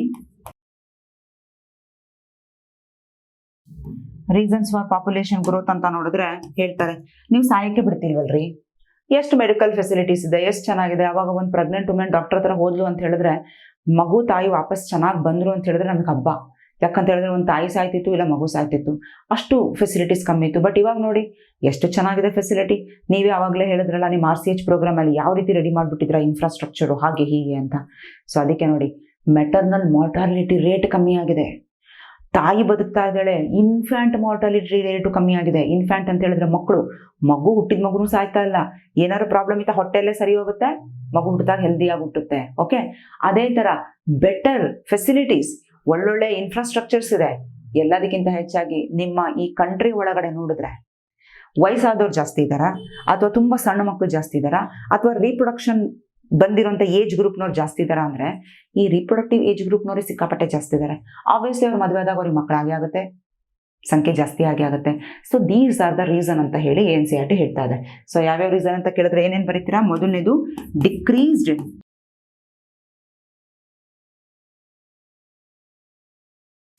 Increased reproductive age group. Okay, so ಎಲ್ಲ ರೀಸನ್ ಇಂದ ಆಬ್ವಿಯಸ್ಲಿ ಪಾಪ್ಯುಲೇಷನ್ ಗ್ರೋತ್ ಆಗಲೇಬೇಕು. ಸರಿ, ಎಷ್ಟು ಗ್ರೋತ್ ಆಗಿದೆ ಅನ್ನೋದು ಗೊತ್ತಾಯ್ತು ನಮಗೆ. ಇವಾಗ ಇಷ್ಟೆಲ್ಲ ಕಾಂಟ್ರಾಸೆಪ್ಟಿವ್ ಯೂಸ್ ಮಾಡಬೇಕು, ಹಂಗೆ ಮಾಡ್ಬೇಕು, ಹಿಂಗೆ ಮಾಡಬೇಕು ಅಂತ ಹೇಳಿದ್ರು ಎಷ್ಟು ಕಂಟ್ರೋಲ್ ಇದೆ ಗೊತ್ತಾ? ಗ್ರೋತ್ ರೇಟು ನಾವು ನೋಡಿದ್ರೆ ಕಂಟ್ರೋಲ್ ಇರೋದು <2%. ನೀವು ಇಷ್ಟೆಲ್ಲ ಹರಿಕತೆ ಹೇಳಿ 2%ಗಿಂತ ಅಷ್ಟೇ ಕಡಿಮೆ ಇರೋದು ನಮ್ಮ ಗ್ರೋತ್ ರೇಟ್. ಯಾಕಂದ್ರೆ ಹೋಗ್ತಾನೆ ಇದೆ, ಗ್ರೋತ್ ಹೋಗ್ತಾನೆ ಇದೆ. 1000 ಜನ ಇದ್ದಾರೆ ಅಂದ್ರೆ 20 ಜನ ಹುಟ್ಟೆ ಹುಡ್ತಾರೆ ವರ್ಷಕ್ಕೆ, ಎವ್ರಿ ಇಯರ್.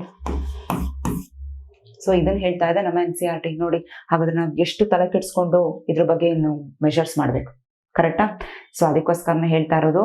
ಗೌರ್ಮೆಂಟ್ ಏನಂತ ಹೇಳ್ತು, ಸರಿ ಹಿಂಗೆಲ್ಲ ಆಗ್ಬಿಟ್ರೆ ಭಾರಿ ಕಷ್ಟ ಆಗ್ಬಿಡುತ್ತೆ ನಮ್ಮ ಕಂಟ್ರಿ.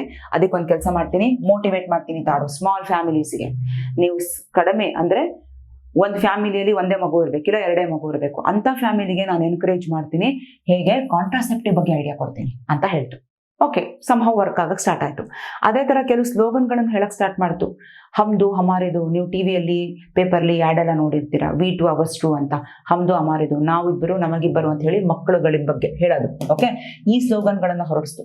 ಅದೇ ತರ ಇಲ್ಲಿ ನೋಡಿ, ಮ್ಯಾರೇಜ್ ಏಜು, ನೀವು ಚೈಲ್ಡ್ ಮ್ಯಾರೇಜ್ ಆಗಿ ಐಡಿಯಾನೇ ಇಲ್ಲ, ಹೆಂಗ ಬೇಕೋ ಹಂಗೆ ಮಕ್ಕಳು ಮಾಡ್ಕೋತಾ ಇದ್ದೀರಾ. ನೋಡಿ, ಕರೆಕ್ಟಾಗಿ ಹೇಳ್ತೀನಿ, ಮೇಲ್ ಮಗ ಅಂದ್ರೆ ಒಂದು ಗಂಡು ಮದುವೆ ಆಗ್ಬೇಕಂದ್ರೆ 21 ಇಯರ್ ಆಗಿರ್ಲೇಬೇಕು, ಹೆಣ್ಣಿಗೆ 18 ವರ್ಷ ಆಗೇ ಇರಬೇಕು. ಗೌರ್ಮೆಂಟಿಗೆ ಆಸೆನೂ ಹುಡ್ಸಕ್ ಸ್ಟಾರ್ಟ್ ಮಾಡ್ಬಿಟ್ಟಿದೆ. ಏನಂತ? ನೀವೇನಾದ್ರು ಕಡಿಮೆ ಜನ ಇದೆಯಾ, ನ್ಯೂಕ್ಲಿಯರ್ ಫ್ಯಾಮಿಲಿನ, ಸ್ಮಾಲ್ ಫ್ಯಾಮಿಲಿನ, ನಿಮಗೆ ಇನ್ಸೆಂಟಿವ್ಸ್ ಕೊಡ್ತೀವಿ, ದುಡ್ಡು ಕೊಡ್ತೀವಿ ಗೊತ್ತಾ? ಜಾಸ್ತಿ ಮಕ್ಳು ಮಾಡ್ಕೊಂಡ್ರ ನೋಡಿ ದುಡ್ಡು ಸಿಗಲ್ಲ ಅಂತ. ಸೊ ದುಡ್ಡಿನ ಆಸೆಗೆ ಏನ್ ಮಾಡೋದು? ಬೇಡ ಬಿಡು, ಮಕ್ಳು ಮಾಡ್ಕೊಂಡ್ರೆ ಮತ್ತೆ ನಮಗೆ ಪ್ರಾಬ್ಲಮ್ಮೇ. ಊಟ ತಿಂಡಿ ಪ್ರತಿಯೊಂದು ಫೆಸಿಲಿಟೀಸು ಬುಕ್ಸು ಎಲ್ಲ ಕೊಡ್ಬೇಕು ಮಗುಗೆ. ಸೊ ಅದ್ರ ಬದಲು ಕಡಿಮೆ ಮಕ್ಳಿದ್ರೆ ಗೌರ್ಮೆಂಟ್ ಇಂದನೂ ಪ್ರಾಫಿಟ್ ಸಿಗುತ್ತೆ, ಅಟ್ ದ ಸೇಮ್ ಟೈಮ್ ನಮಗೂ ಲೈಫಲ್ಲಿ ತೊಂದರೆ ತಪ್ಪುತ್ತೆ ಅಂತ ಹೇಳಿ ಜನ ಅದಕ್ಕೂ ಸಹ ಇವಾಗ ರೆಡಿಯಾಗಿ ಸ್ಮಾಲ್ ಫ್ಯಾಮಿಲೀಸ್ಗೆ ಪ್ರಿಫರ್ ಮಾಡ್ತಾ ಇದ್ದಾರೆ. Incentive given for small families. ಇವೆಲ್ಲ ಗವರ್ಮೆಂಟ್ ಕೆಲವು ಸ್ಟ್ರಾಟಜೀಸ್ ಅನ್ನ ಮಾಡಿರೋದು ಪಾಪ್ಯುಲೇಷನ್ ಗ್ರೋತಿಗೆ.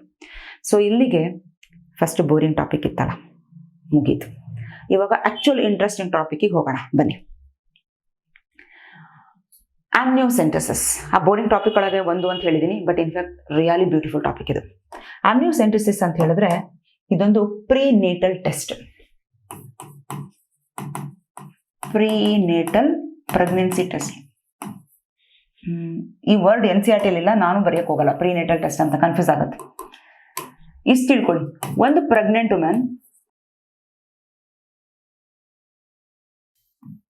15 ಇಂದ 20 ವೀಕ್ ಆಫ್ ಅವರ್ ಪ್ರೆಗ್ನೆನ್ಸಿ ಒಳಗಡೆ ಅವಳು ಈ ಟೆಸ್ಟ್ ನ ಮಾಡಿಸ್ಕೋಬಹುದು, ಆಮ್ನಿಯೋಸೆಂಟಸಿಸ್. ಸೊ ಇಲ್ಲಿ ಏನ್ ಮಾಡ್ತಾರೆ, ಈಗ ನಾನು ಫಸ್ಟ್ ಪ್ರೆಗ್ನೆಂಟ್ ವುಮೆನಿನ ಒಂದು ಇಮೇಜ್ ಅನ್ನು ಬರಿತೇನೆ ನೋಡಿ. ಇವಳೆ ಪ್ರೆಗ್ನೆಂಟ್ ವುಮೆನ್ ನೋಡಿ, ಇದು ಪ್ರೆಗ್ನೆಂಟ್ ವುಮೆನ್.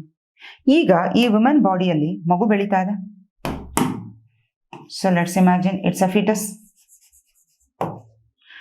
ನಿಮಗೆ ನಾನು ಹ್ಯೂಮನ್ ರಿಪ್ರೊಡಕ್ಷನ್ ಚಾಪ್ಟರ್ ಅಲ್ಲೇ ಹೇಳಿದ್ದೀನಿ, ಇದ್ರ ಸುತ್ತ ಒಂದು ಕುಶನ್ ತರ ಬ್ಯಾಗ್ ಇರುತ್ತೆ. ಈ ಬ್ಯಾಗ್ ಒಳಗಡೆ ಫುಲ್ ಫ್ಲೂಯಿಡ್ ತುಂಬಿಕೊಂಡಿರುತ್ತೆ. So what is this fluid called? This is called amniotic fluid.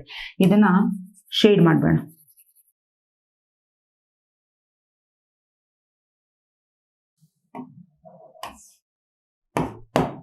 So ಹಾಗಾದ್ರೆ ಇದೇನಿದು, ಇವೆಲ್ಲ ಪ್ಲಾಸೆಂಟ್ ಅದು ಇದೆಲ್ಲ ಇದ್ದೇ ಇರುತ್ತೆ ಇಷ್ಟು ಜಾಗದಲ್ಲಿ. ನಾನು ಅದ್ರ ಬಗ್ಗೆ ಮಾತಾಡ್ತಾರ. Just this is amniotic fluid. ನಾನು ಹ್ಯೂಮನ್ ರಿಪ್ರೊಡಕ್ಷನ್ ಚಾಪ್ಟರ್ ಅಲ್ಲಿ ಹೇಳಿದ್ದೀನಿ ನಿಮಗೆ ಆಮ್ನಿಯಾಟಿಕ್ ಫ್ಲೂಯಿಡ್ ಯಾವ ರೀತಿ ಹುಟ್ಟುತ್ತೆ, ಯಾಕೆ ಅದು ಇಂಪಾರ್ಟೆಂಟು ಅಂತಾನು ಸಹ. ಓಕೆ, ಇದೊಂಥರ ಕುಶನ್ ತರ. ಈಗ ಈ ಆಮ್ನಿಯಾಟಿಕ್ ಫ್ಲೂಯಿಡ್ ಅಲ್ಲಿ ಈ ಮಗುವಿನ ಬಾಡಿಯಿಂದ ಕೆಲವು ಸೆಲ್ಸ್ಗಳು ಸ್ಕ್ರಾಚ್ ಆಗಿ ಬಿದ್ದಿರುತ್ತೆ. ಈಗ ಉದಾಹರಣೆಗೆ ಇಲ್ಲೇ ಇದೆ ಅಂತ ಅನ್ಕೋಣ. ಈ ಪುಟ್ಟ ಸೆಲ್ಸ್ಗಳೆಲ್ಲ ಇಲ್ಲೆಲ್ಲ ಈ ಫ್ಲೂಯಿಡ್ ಒಳಗಡೆ ತೇಲಾಡ್ತಿರುತ್ತೆ. ಈ ಸೆಲ್ಸ್ಗೆ ಫೀಟಲ್ ಸೆಲ್ ಅಂತ ಹೇಳಿ ಕರಿತೀವಿ. These are foetal cells, right? ಅದೇ ತರ ಈ ಮಗು ಅದು ಯೂರಿನ್ ರಿಲೀಸ್ ಆಗ್ತಾ ಇರುತ್ತೆ ಅದ್ರ ಬಾಡಿಯಿಂದ. ಅವೆಲ್ಲ ನಥಿಂಗ್ ಬಟ್ ಕೆಮಿಕಲ್ಸ್ ಡಿಸಾಲ್ವ್ ಆಗಿರುತ್ತೆ. ಆ ಕೆಮಿಕಲ್ಸ್ ಎಲ್ಲಿ ಹೋಗ್ಬೇಕು? ಆ ಯೂರಿನ್ ಪಾರ್ಟಿಕಲ್ಸ್ ಅದು ಸಹ ಇಲ್ಲಿಲ್ಲೇ ಓಡಾಡ್ತಿರುತ್ತೆ, ಅದು ಸಹ ಇಲ್ಲೆಲ್ಲೇ ಹೋಗ್ತಿದೆ. ಸೊ ಅದನ್ನ ನಾನು ಏನಂತ ಕರೀಲಿ? ಡಿಸಾಲ್ವ್ಡ್ ಕೆಮಿಕಲ್ಸ್ ಅಂತ ಅನ್ಕೊಳ್ಳೋಣ. ಸೊ ಈ ಡಿಸಾಲ್ವ್ಡ್ ಕೆಮಿಕಲ್ಸ್ ಆಗಿರ್ಬೋದು ಅಥವಾ ಈ ಫೀಟಲ್ ಸೆಲ್ ಆಗಿರ್ಬೋದು ಯಾವ್ದೊಳಗಡೆ ಇದೆ? ಆಮ್ನಿಯಾಟಿಕ್ ಫ್ಲೂಯಿಡ್ ಅಲ್ಲಿ ಇದೆ. ಈಗ ನಾವೇನ್ ಮಾಡಕ್ ಹೊಟ್ಟಿದೀವಿ, ಈಗ ಈ ಪ್ರೆಗ್ನೆಂಟ್ ವುಮೆನ್ ಡಾಕ್ಟರ್ ಹತ್ರ ಹೋದ್ಲು. ನೋಡಿ ಡಾಕ್ಟ್ರೆ, ನನಗೆ ಯಾಕೋ ಫೀಲ್ ಆಗ್ತಿದೆ, ನನ್ನ ಮಗುಗೆ ಏನಾದ್ರು ಪ್ರಾಬ್ಲಮ್ ಆಗಬಹುದಾ, ನಂಗೆ ಒಂಚೂರು ಹೆಲ್ಪ್ ಮಾಡ್ತೀರಾ ಅಂತ. ಸರಿ ಅಷ್ಟೇ ತಾನೇ, ನಾವ್ ಹೇಳ್ತೀವಿ ಬಾರಮ್ಮ ಅಂತ ಹೇಳಿ ಡಾಕ್ಟರ್ ಈ ಆಮ್ನಿಯೋಸೆಂಟಸಿಸ್ ಟೆಸ್ಟಿಗೆ ಕರ್ಕೊಂಡು ಹೋದ್ರು. ಸೊ ಈ ಟೆಸ್ಟ್ ಇಂದ ಏನ್ ಪ್ರಾಫಿಟ್ ಏನಪ್ಪಾ ಅಂತ ಹೇಳಿದ್ರೆ, ಡಿಟೆಕ್ಟ್ ಜೆನೆಟಿಕ್ ಡಿಸಾರ್ಡರ್. ಏನಾದ್ರೂ ಜೆನೆಟಿಕ್ ಡಿಸಾರ್ಡರ್ ಇದೆಯಾ ನಾವು ಕಂಡುಹಿಡಿತೀವಿ ಬಾ ಅಂತ ಹೇಳಿ ಕರ್ಕೊಂಡು ಹೋದ್ರು. ಓಕೆ, ಸರಿ ಏನ್ ಮಾಡ್ತಾರೆ, ಈಗ ಡಾಕ್ಟರ್ ಅವಳಿಗೆ ಬೆಡ್ ಮೇಲೆ ಮಲಗಿಸ್ತಾರೆ. ಒಂದು ಟ್ರಾನ್ಸ್ಡ್ಯೂಸರ್ ಅಂತ ಇರುತ್ತೆ. ಆ ಟ್ರಾನ್ಸ್ಡ್ಯೂಸರ್ ಇಟ್ಬಿಟ್ಟು ಫಸ್ಟ್ ಎಲ್ಲಿ ಮಗು ಲೊಕೇಟ್ ಆಗಿದೆ ಅನ್ನೋದನ್ನ ಫಸ್ಟ್ ಹೇಳ್ಕೊಳ್ತಾರೆ ಈ ತರ. So this is a transducer. ಮಗು ಎಲ್ಲಿ ಲೊಕೇಟ್ ಆಗಿದೆ, ಯಾಕಂದ್ರೆ ಸುಮ್ಮನೆ ಹಾಕಿ ಚುಚ್ಚಿಬಿಟ್ಟು ಹಿಂಗೆ ಮಗುಗೆ ಡ್ಯಾಮೇಜ್ ಮಾಡೋಕ್ಕಾಗಲ್ಲ. ಓ ಮಗು ಇಲ್ಲಿದೆಯಾ ಫಸ್ಟ್ ಅದನ್ನ ತಿಳ್ಕೊಳ್ತಾರೆ. ಈಗ ಒಂದು ಪುಟ್ಟ ನೀಡಲಿನ ಹೆಲ್ಪ್ ಇಂದ, ಇಲ್ಲಿ ನೋಡಿ, ಈಗ ಒಂದು ಪುಟ್ಟ ನೀಡಲಿನ ಹೆಲ್ಪ್ ಇಂದ ಇಲ್ಲೇನ್ ಮಾಡ್ತಾರೆ, ಈ ಒಂದು ಆಮ್ನಿಯಾಟಿಕ್ ಫ್ಲೂಯಿಡ್ ಅನ್ನ ಸ್ವಲ್ಪ ಮಟ್ಟಿಗೆ ಒಂದು 5 to 10 ml, ಒಂದು 15 ml ಅಂದಾಜು ಅಷ್ಟು ಮಾತ್ರ ತಗೊಳ್ತಾರೆ. ಇಡೀ ಆಮ್ನಿಯಾಟಿಕ್ ಫ್ಲೂಯಿಡ್ ತಗೊಂಡ್ರೆ ಮಗುನೇ ಸತ್ತೋಗ್ಬಿಡುತ್ತೆ, ಮಗು ಬದುಕಲ್ಲ. ಸೊ ಸರ್ವೈವ್ ಆಗ್ಬೇಕಂದ್ರೆ ಇದು ಕುಶನ್ ತರ ಇರಲೇಬೇಕು. ಸೊ ಈಗ ಈ ಫ್ಲೂಯಿಡ್ ಅಲ್ಲಿ, ಈ ಫ್ಲೂಯಿಡ್ ಅಂತ ಏನ್ ತಗೊಂಡ್ರು, ಇದ್ರೊಳಗಡೆ ನೋಡಿ ಫೀಟಲ್ ಸೆಲ್ ಇದೆ, ಡಿಸಾಲ್ವ್ ಆಗಿರುವಂತ ಕೆಮಿಕಲ್ಸ್ ಇದೆ. ಓಕೆ, ಈಗ ಇದನ್ನೇನ್ ಮಾಡ್ತಾರೆ, ದೇ ಸಬ್ಜೆಕ್ಟ್ ಇಟ್ ಫಾರ್ ಸೆಂಟ್ರಿಫಿಗೇಷನ್ಗೆ ಸಬ್ಜೆಕ್ಟ್ ಮಾಡ್ತಾರೆ. ಇಲ್ಲಿ ಸೆಲ್ಸ್ ಎಲ್ಲ ಸಪರೇಟ್ ಆಗುತ್ತೆ. ಈಗ ಇದು ಒಂದು ಸೆಲ್ ಇದೆ, ಈ ಸೆಲ್ ಡಿವೈಡ್ ಆಗಿ 2 ಸೆಲ್ ಆಗ್ತಾ ಇದೆ ಅಂತ ಅನ್ಕೊಳ್ಳಿ. ಈ ಸೆಲ್ ಡಿವಿಷನ್ ಆಗ್ಬೇಕಂದ್ರೆ ಪಿಂಕ್ ಕಲರ್ ಅಲ್ಲೇ ತೋರ್ಸೋಣ. ಸೆಲ್ ಡಿವಿಷನ್ ಆಗ್ಬೇಕಂದ್ರೆ ಆ ಸೆಲ್ ಅಲ್ಲಿ ಪ್ರೋಫೇಸ್, ಮೆಟಾಫೇಸ್, ಅನಾಫೇಸ್, ಟೀಲೋಫೇಸ್ ಕಾಣಿಸ್ಲೇಬೇಕು. ಈಗ ನಮಗೆ ಕರೆಕ್ಟ್ ಆಗಿ ಕ್ರೋಮೋಸೋಮ್ ಯಾವ ರೀತಿ ಅರೇಂಜ್ ಆಗಿದೆ ಅಂತ ನೋಡ್ಕೊಳಕ್ಕೆ ಬೇಕಾಗಿರುವಂತ ಕರೆಕ್ಟ್ ಫೇಸ್ ಯಾವುದು ಡಿಟೆಕ್ಟ್ ಮಾಡಕ್ಕೆ ಮೆಟಾಫೇಸ್. ಸೊ ಮೆಟಾಫೇಸ್ ಸ್ಟೇಜ್ ಅಲ್ಲಿ ಕ್ಲೀನ್ ಆಗಿ ಗೊತ್ತಾಗುತ್ತೆ ಅವ್ರಿಗೆ ಯಾವ್ಯಾವ ರೀತಿ ಕ್ರೋಮೋಸೋಮ್ಸ್ ಅರೇಂಜ್ ಆಗಿದೆ ಅಂತ. ಈಗ ನೋಡಿ, ಕ್ರೋಮೋಸೋಮ್ಸ್ ಈ ತರ ಅರೇಂಜ್ ಆಗಿರೋದನ್ನ ನೋಡ್ತಾ ಇದ್ದಾರೆ. ಈಗ ಫಸ್ಟ್ ಕ್ರೋಮೋಸೋಮ್, ಸೆಕೆಂಡ್ ಕ್ರೋಮೋಸೋಮ್, ಯಾವಾಗಲೂ ಪೇರ್ ತಾನೇ ಇರೋದು ಕ್ರೋಮೋಸೋಮ್ಸ್ಗಳು. ಓಕೆ, ಇದು first pair, second pair, third pair, fourth pair, ಈ ತರ ಎಷ್ಟು ಪೇರ್ಸ್ ಇರುತ್ತೆ? 23 ಪೇರ್ ಇದೆ. ಈ ತರ 23 ಪೇರ್ ಇದೆ ಅಂತ ಅನ್ಕೊಳ್ಳಿ. ಈ ತರ ಇದೆ. ಈಗ ಡಾಕ್ಟರ್ ನೋಡ್ತಾರೆ, ನೋಡ್ಬಿಟ್ಟು ರಿಪೋರ್ಟ್ ಅಲ್ಲಿ ಹೇಳ್ತಾರೆ, ನೋಡಮ್ಮ ಎಲ್ಲ ಕರೆಕ್ಟ್ ಇದೆ, ಆದ್ರೆ 21st ಜಾಗದಲ್ಲಿ 2 ಕ್ರೋಮೋಸೋಮ್ ಇರಬೇಕಿತ್ತು ಕಣಮ್ಮ, ಎಲ್ಲದ್ರಿಗೂ 2 ಕ್ರೋಮೋಸೋಮ್ ಇರಬೇಕು, ಅವಾಗ ಮಾತ್ರ 46 ಕರೆಕ್ಟ್ ಪೇರ್. ಓಕೆ, ಆದ್ರೆ ನಿನ್ನ ಈ 21st ಕ್ರೋಮೋಸೋಮ್ ಒಂದು ಎಕ್ಸ್ಟ್ರಾ ಇದೆ, ಅಂದ್ರೆ ಪ್ರಾಬ್ಲಮ್ ಇದೆ ಮಗುಗೆ. ಎಂತ problem? It's a 21st trisomy. 21st trisomy ಅಂತ ಹೇಳಿದ್ರೇನು? ಬೇರೆ ಕಲರ್ ತಗೋಣ, ಒಂದು ನಿಮಿಷ ತಾಡಿ.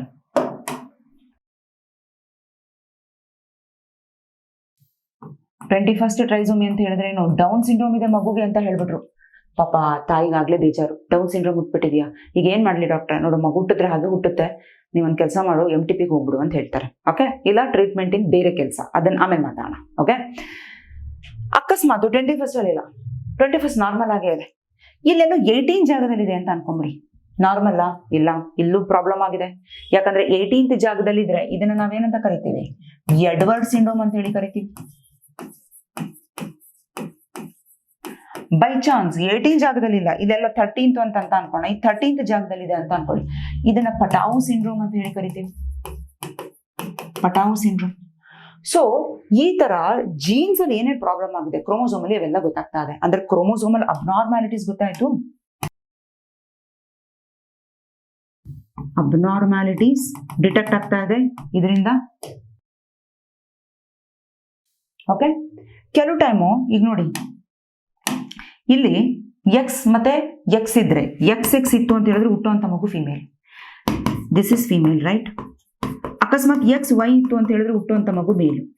ಈಗ ಬೈ ಚಾನ್ಸ್ ಈ ಮಗುವಲ್ಲಿ ನೋಡ್ತಾರೆ XY ಜಾಗದಲ್ಲಿ ಇನ್ನೊಂದು ಎಕ್ಸ್ ಇದೆ ಅಂತ ಅನ್ಕೋಣ, ಅವಾಗ ಏನಾಯ್ತು, ಹುಟ್ಟುತ್ತಿರೋಂಥ ಮಗು ಏನಿದು, if it is having XY, this is Klinefelter's, this is Klinefelter syndrome. ಅಕಸ್ಮಾತ್ ಹುಟ್ಟುವಂತ ಮಗು ಜಾಗದಲ್ಲಿ ಒಂದು ಎಕ್ಸು ಮಾಯಾ, ಜಸ್ಟ್ XO ಇದೆ, this is called Turner syndrome. ನಾನು ಏನೇನು ಬರಿತಾ ಇದ್ದೀನಿ ಇವೆಲ್ಲ ಜೆನೆಟಿಕ್ಸ್ ಚಾಪ್ಟರ್ ಕನೆಕ್ಟ್ ಆಗಿರೋದು. NCERT ಡೌನ್ ಸಿಂಡ್ರೋಮ್ ಕೊಟ್ಟರು ಬಿಟ್ರು. ಓಕೆ, ಬಟ್ ಇವೆಲ್ಲವೂ ನಿಮಗೆ ಲಿಂಕ್ ಆಗುತ್ತೆ ಎಲ್ಲಿ, ಜೆನೆಟಿಕ್ಸ್ ಅಲ್ಲಿ. ಇದೆಲ್ಲ ಹೆಂಗ್ ತಿಳ್ಕೊಂಡ್ರಿ, ಆಮ್ನಿಯೋಸೆಂಟಸಿಸ್ ಇಂದ ಗೊತ್ತಾಯ್ತು. ಆಮ್ನಿಯೋಸೆಂಟಸಿಸ್ ಎಲ್ಲಿದೆ, ರಿಪ್ರೊಡಕ್ಟಿವ್ ಹೆಲ್ತ್ ಚಾಪ್ಟರ್ ಅಲ್ಲಿ ಇದೆ. ಓಕೆ, ಅದೇ ತರ ಈಗ ಡಿಸಾಲ್ಡ್ ಕೆಮಿಕಲ್ಸ್ ಅಂತ ಹೇಳಿದೆ, ಈ ಕೆಮಿಕಲ್ಸ್ ಅಲ್ಲಿ ಕೆಲವು ಟೆಸ್ಟ್ ಇಂದ ನಮಗೆ ಗೊತ್ತಾಗುತ್ತೆ, ಅಕಸ್ಮಾತ್ ಮಗುಗೆ ಏನಾದ್ರು ಸಿಕಲ್ ಸೆಲ್ ಅನೇಮಿಯಾ ಇದೆಯಾ, ಥಾಲ್ಸೇಮಿಯಾ ಅನ್ನೋ ಡಿಸೀಸ್ ಇದೆಯಾ, ಹೀಮೋಫೀಲಿಯಾ ಇದೆಯಾ, ಇವೆಲ್ಲವೂ ಗೊತ್ತಾಗುತ್ತೆ. ಇನ್ನು ನಾನು ಏನೇನು ಬರ್ದಿದ್ದೀನಿ ಇವೆಲ್ಲದ್ರ ಮೇಲೂ ಕ್ವಶನ್ ಬರುತ್ತೆ, ಈ ಎಲ್ಲ ಡಿಸೀಸಸ್ ಮೇಲೆ ಕ್ವಶನ್ ಬರುತ್ತೆ ಮಕ್ಕಳು. ಓಕೆ, ಸೊ ಇದು ಗೊತ್ತಾಗಕ್ಕೆ ಸಾಧ್ಯ ಆಗಿದೆ ಹೇಗೆ, ಆಮ್ನಿಯೋಸೆಂಟಸಿಸ್ ಅನ್ನೋ ಟೆಕ್ನಿಕ್ ಇಂದ. ಈಗ ನನಗೆ ಹೇಳಿ, ನಂಗೆ ಜೆನೆಟಿಕ್ ಡಿಸಾರ್ಡರ್ ಗೊತ್ತಾಯ್ತು, ಜೀನ್ಸ್ ಅಲ್ಲಿ ಏನಾದ್ರು ಪ್ರಾಬ್ಲಮ್ ಆಗಿದ್ರೆ, ಕ್ರೋಮೋಸೋಮಲ್ ನಂಬರ್ ಚೇಂಜ್ ಆಗಿ ಕ್ರೋಮೋಸೋಮಲ್ ಅಬ್ನಾರ್ಮಾಲಿಟಿ ಇದ್ದಾಗ ಗೊತ್ತಾಯ್ತು. ಅಕಸ್ಮಾತ್ ಈಗ ಈ ಮಗುವೊಳಗೆ ಜಾಂಡಿಸ್ ಇದೆ, ಗೊತ್ತಾಗುತ್ತಾ, ಖಂಡಿತ ಗೊತ್ತಾಗಲ್ಲ. ಈ ಮಗು ಕಿಡ್ನಿಗೆ ಏನೋ ಪ್ರಾಬ್ಲಮ್ ಇದೆ, ಗೊತ್ತಾಗುತ್ತಾ, ಗೊತ್ತಾಗಲ್ಲ. ಆರ್ಗನ್ಸ್ ಅಲ್ಲಿ ಏನಾದ್ರು ಡ್ಯಾಮೇಜ್ ಇದ್ರೆ ನಮಗೆ ಗೊತ್ತಾಗಲ್ಲ. ಜೀನ್ಸ್ ಅಲ್ಲಿ ಅಥವಾ ಈ ಕ್ರೋಮೋಸೋಮ್ ಅಲ್ಲಿ ಪ್ರಾಬ್ಲಮ್ ಇತ್ತು ಅಂದ್ರೆ ಈ ಒಂದು ಟೆಸ್ಟ್ ಇಂದ ಗೊತ್ತಾಗುತ್ತೆ. So this is the beauty of amniocentesis. ಆದ್ರೆ ಇದೇ ಟೈಮಲ್ಲಿ ಈ ಸೆಕ್ಸ್ ಸಹ ಗೊತ್ತಾಗ್ಬಿಡುತ್ತೆ, XY X ಅಂತ. ಅದಕ್ಕೆ ಏನ್ ಮಾಡ್ತಾರೆ, ಇಲ್ಲಿ ಪರ್ಟಿಕ್ಯುಲರ್ ಆಗಿ ಪ್ರಾಬ್ಲಮ್ ಇದ್ರೆ ರಿವೀಲ್ ಮಾಡ್ತಾರೆ, ಕ್ಲೈನ್ಫೆಲ್ಟರ್ಸೋ ಟರ್ನರ್ಸೋ ಈ ತರ. ಅಕಸ್ಮಾತ್ 22 ಕ್ರೋಮೋಸೋಮ್ ವರ್ಗು, ಅಂದ್ರೆ 23rd ಕ್ರೋಮೋಸೋಮ್ ಕರೆಕ್ಟ್ ಇದ್ದು 22 ಕ್ರೋಮೋಸೋಮ್ ಒಳಗೆ ಏನಾದ್ರು ಪ್ರಾಬ್ಲಮ್ ಇತ್ತು ಅಂದ್ರೆ ಈ ಜಾಗ ಬ್ಲರ್ ಮಾಡ್ಬಿಡ್ತಾರೆ, ಒಂದು ಸ್ಟಿಕ್ಕರ್ ಹಂಚೋ ಏನೋ ಒಂದು ಬ್ಲರ್ ಮಾಡಿ ಸೆಕ್ಸ್ ಅನ್ನ ರಿವೀಲ್ ಮಾಡಲ್ಲ. ಮಾಡಿದ್ರೆ ಏನಾಗುತ್ತೆ, ಜೈಲಿಗೆ ಹೋಗ್ಬೇಕು. Okay, so this is about amniocentesis. So ಇವಾಗ ಫಸ್ಟ್ ಪಾರ್ಟ್ ಅಲ್ಲಿ ಏನೇನಿತ್ತು ಎಲ್ಲ ಓದಿದ್ವಿ, ನಮಗೆ ನೀಟಾಗಿ ಗೊತ್ತಾಯ್ತು. ಇವಾಗ most important topic, that is contraception, ಅದ್ರ ಬಗ್ಗೆ ಓದೋಣ.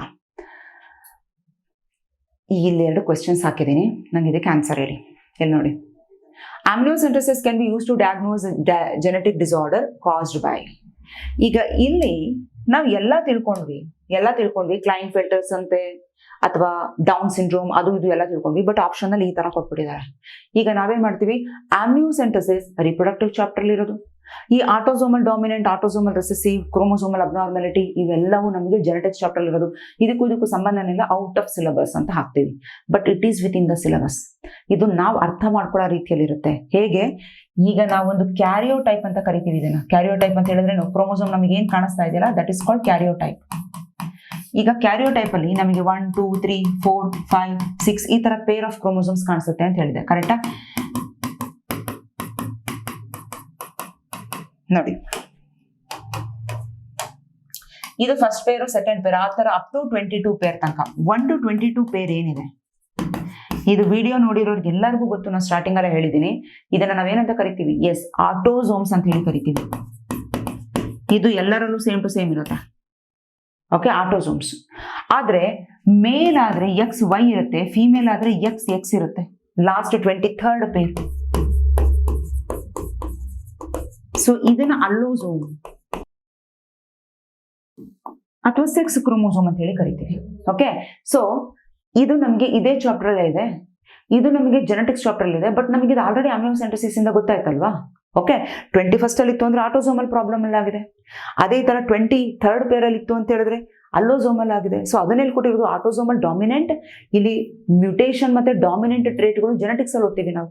ಮ್ಯಾಮ್ ನೀವು ಈಗಲೇ ಹೇಳ್ತಾ ಇದ್ದೀರಾ ಜೆನೆಟಿಕ್ಸ್ ನಾವಿನ್ನೂ ಓದಿಲ್ಲ. ಓದಾದ್ಮೇಲೆ ಸಾಲ್ವ್ ಮಾಡ್ರಪ್ಪ. ಹೆಂಗಿದ್ರು ಮುಂದೆ ಓದ್ತೀರಾ ತಾನೇ genetics chapter, principle of inheritance, ಅವಾಗಲೇ ಸಾಲ್ವ್ ಮಾಡಿ. ಬಟ್ ನಿಮಗೆ ಗೊತ್ತಿರಬೇಕಲ್ಲ ಕ್ವಶನ್ಸ್ ಯಾವ ರೀತಿ ಕೇಳ್ತಾರೆ ಅಂತ, ಅದಕ್ಕೋಸ್ಕರ ಹಾಕ್ತಾ ಇರೋದು. ನಾವು ಅನ್ಕೊಂಡಷ್ಟು ಈಸಿಯಾಗಿ ಕೇಳಲ್ಲ ಇನ್ಮೇಲೆ ಕ್ವಶನ್ಸು. ಆಟೋಸೋಮ್ ರೆಸಿಸಿವ ಬರೇ ನಾವೇನ್ ಮಾಡ್ತೀವಿ, ಬರೇ ಕ್ರೋಮೋಸೋಮಲ್ ಅಬ್ನಾರ್ಮಾಲಿಟಿ ಬಿಡ್ರಾ, ಯಾಕಂದ್ರೆ ಮ್ಯಾಮ್ ಆಮ್ನಿಯೋಸೆಂಟಸಿಸ್ ಅಲ್ಲಿ ಹೇಳಿದ್ರು ಕ್ರೋಮೋಸೋಮಲ್ ಅಬ್ನಾರ್ಮಾಲಿಟಿ ಮಾತ್ರ. ಆದ್ರೆ ಮಕ್ಕಳ ಡಾಮಿನೆಂಟ್ ಆಗಲಿ ರೆಸೆಸಿವ್ ಆಗಲಿ ನಮಗೆಲ್ಲವೂ ಗೊತ್ತಾಗುತ್ತೆ ಇದರಿಂದ. So all of the above should be the answer. This is the answer. Okay, so ಅದೇ ತರ ಇನ್ನೊಂದು ಕ್ವಶನ್ ನೋಡಿ. ಈ ಕಪಲ್ ಅಂಡರ್ಗೋಸ್ ಆಮ್ನಿಯೋಸೆಂಟಸಿಸ್. ಅವ್ರ ಆಮ್ನಿಯೋಸೆಂಟಸಿಸ್ ಮಾಡಿದ್ರು, ಕ್ಯಾರಿಯೋಟೈಪ್ ಅನ್ನೋ ವರ್ಡ್ NCERT ಅಲ್ಲಿ ಕೊಟ್ಟಿಲ್ಲ, ಬಟ್ ಇಲ್ಲಿ ಕೊಟ್ಬಿಟ್ಟಿದ್ದಾರೆ. ಕ್ಯಾರಿಯೋಟೈಪ್ ಆಫ್ ಫೀಟಸ್ ಶೋಸ್ ಅಂದ್ರೆ ಅದರ ಕ್ರೋಮೋಸೋಮಲ್ ಪ್ಯಾಟರ್ನ್ ತೋರಿಸ್ತದೆ, ಅದರೊಳಗಡೆ ಒಂದು ಎಕ್ಸ್ಟ್ರಾ ಎಕ್ಸ್ ಕ್ರೋಮೋಸೋಮ್ ಇದೆ ಅಂತ ಹೇಳ್ಬಿಟ್ರು. ಒಂದು ಎಕ್ಸ್ಟ್ರಾ ಎಕ್ಸ್ ಕ್ರೋಮೋಸೋಮ್ ಇದೆ. ಈಗ ನಾವೇನ್ ಮಾಡ್ತೀವಿ, ಇದು ನಮಗೆ ಆಮ್ನಿಯೋಸೆಂಟಸಿಸ್ ಅನ್ನೋ ವರ್ಡ್ ಅಲ್ಲಿಲ್ಲ, ನಾವು ಇದಕ್ಕೆ ತಲೆ ಕೆಡಿಸ್ಕೊಡಲ್ಲ. ಬಟ್ ಒಂದು ಎಕ್ಸ್ಟ್ರಾ ಎಕ್ಸ್ ಇದೆ ಅಂತ ಹೇಳಿದ್ರೆ that relates to what, Klinefelter. ಅದೆಲ್ಲ ಓದಿರ್ತೀವಿ ನಾವು, ಜೆನೆಟಿಕ್ಸ್ ಅಲ್ಲಿ ಓದಿರ್ತೀವಿ. ಸೊ ಅದಕ್ಕೆ ಚಾಪ್ಟರ್ ಇಂಟರ್ ಕನೆಕ್ಟ್ ಅಂತ ಹೇಳೋದು. ಸೊ ಆನ್ಸರ್ ಬಂದು Klinefelter syndrome. What is the most likely genetic disorder ಅಂತ ಹೇಳಿದ್ರೆ, ಇಲ್ಲಿ ಟರ್ನರ್ ಆಗಬೇಕು ಅಂತ ಹೇಳಿದ್ರೆ ಒಂದು ಎಕ್ಸ್ ಡಿಲೀಟ್ ಆಗಿರುತ್ತೆ ಹೊರತು ಆ್ಯಡ್ ಆಗಿರಲ್ಲ. ಡೌನ್ ಸಿಂಡ್ರೋಮ್ ಅಂತ ಹೇಳಿದ್ರೆ ಆಟೋಸೋಮಲ್ ಇರುತ್ತೆ 21st ಒಳಗೆ. ಎಡ್ವರ್ಡ್ ಅಂತ ಹೇಳಿದ್ರು ಆಟೋಸೋಮ್ 18 ಅಲ್ಲಿ ಇರುತ್ತೆ. ಓಕೆ, ಸೊ ಈ ರೀತಿ ಕ್ವಶನ್ಸ್ ನಾವು ಅನಲೈಸ್ ಮಾಡ್ಕೊಂತ ಹೋದ್ರೆ ಎಂತ ಕ್ವಶನ್ ಆಗಲಿ ಈಸಿಯಾಗಿ ಚಿಟಿಕೆ ಒಳಗಡೆ ಸಾಲ್ವ್ ಮಾಡ್ತೀರಾ. ಇನ್ನೊಂದು ಬ್ಯೂಟಿಫುಲ್ ಕ್ವಶನ್ ಇದೆ ಅಲ್ಲಿ ನೋಡಿ. A woman undergoes amniocentesis at the 16th week. At the 16th week of pregnancy, the test reveals that the fetus has an extra chromosome at 21st. So test ಗೊತ್ತಾಗ್ಬಿಡ್ತು ಅಮ್ಮನಿಗೆ 21ನೇ chromosome number ಅಲ್ಲಿ ಒಂದು extra ಸೇರ್ಕೊಂಡ್ಬಿಟ್ಟಿದೆ. What is the probability that the child will be born with Down syndrome?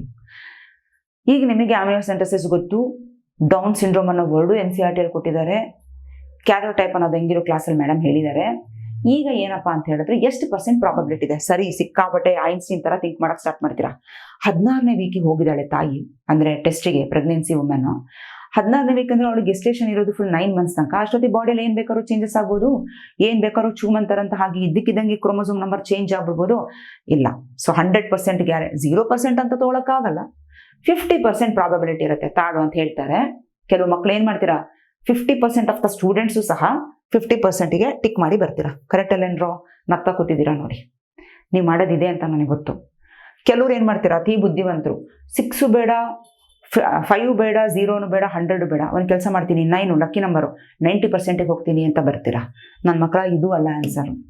100% is the answer. ಯಾಕೆ 100%? ಒಂದು ಸಲ chromosome extra ಬಂದಿದೆ ಅನ್ಕೊಳ್ಳಿ, ಅದು ಯಾವುದೋ ಮಾಯಾ ಮಂತ್ರದಿಂದ ವಾಪಸ್ ಹೋಗಲ್ಲ. ಮಗು ಹುಟ್ಟಿದ್ರೆ ಡೌನ್ ಸಿಂಡ್ರೋಮ್ 100% ಗ್ಯಾರಂಟಿನೇ. ಸೊ ಅದಕ್ಕೆ ತಾಯಿ ಡಿಸೈಡ್ ಮಾಡಬೇಕು ವೆದರ್ ಈ ಮಗು ನನಗೆ ಬೇಕಾ ಬೇಡ ಅಂತ. ಸೊ ಅದಕ್ಕೋಸ್ಕರನೇ ಗವರ್ಮೆಂಟ್ ಏನ್ ಮಾಡಿದೆ, MTP ಅಂತ ಇಡ್ಸಿದೆ. ಅರ್ಥ ಆಗ್ತಾ ಇದೆಯಾ? ಸೊ ಈ ರೀತಿ ಕ್ವೆಶನ್ಸ್ ನಮಗೆ ಅರ್ಥ ಆಗೋದು ಯಾವಾಗ, ನಾವು ಕಾನ್ಸೆಪ್ಟ್ ಕಂಪ್ಲೀಟ್ ಅರ್ಥ ಆದ್ರೆ ಮಾತ್ರ. ಸೊ ಅದಕ್ಕೆ ನಾವು ಏನ್ ಮಾಡ್ಬೇಕು ಮ್ಯಾಮ್, ತಲೆ ಕೆಡ್ಸ್ಕೋಬೇಡಿ. ನಾನು ಏನ್ ಹೇಳ್ತಿದ್ದೀನಿ ಅದನ್ನ ಕಣ್ಮುಚ್ಕೊಂಡು ಫಾಲೋ ಮಾಡಿ. ನನ್ನ ನೀವು ನಂಬೋದ್ರಪ್ಪ.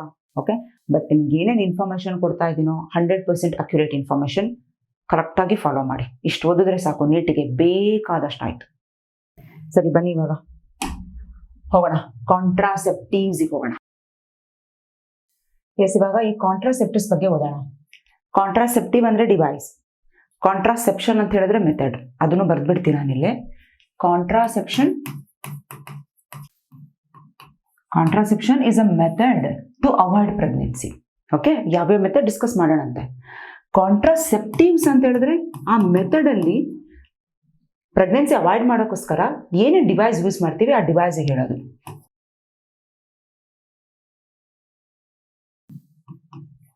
So devices use to avoid pregnancy. ಈಗ ಒಂದು ಐಡಿಯಲ್ ಕಾಂಟ್ರಾಸೆಪ್ಟಿವ್, ಈಗ ಒಂದು ಕಾಂಟ್ರಾಸೆಪ್ಟಿವ್ ಇದೆ.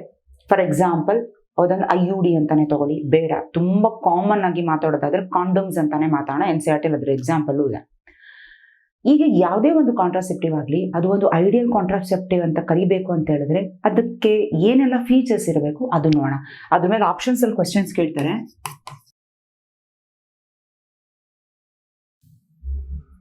ಐಡಿಯಲ್ ಕಾಂಟ್ರಾಸೆಪ್ಟಿವ್ ಫೀಚರ್ಸ್, ಮೊದಲನೇದು it should B user friendly. ಈಗ ಯಾವುದೇ ಒಂದು ಕಾಂಟ್ರಾಸೆಪ್ಟಿವ್ ಯೂಸ್ ಮಾಡ್ತಾ ಇದ್ದಾರೆ ಕಪಲ್ಸ್ ಅಂತ ಹೇಳಿದ್ರೆ ಅದು ಯೂಸರ್ ಫ್ರೆಂಡ್ಲಿ ಇರಬೇಕು, ಅವರಿಗೆ ಕಂಫರ್ಟ್ ಕ್ರಿಯೇಟ್ ಮಾಡಬೇಕು. That is the first thing, it should B user friendly.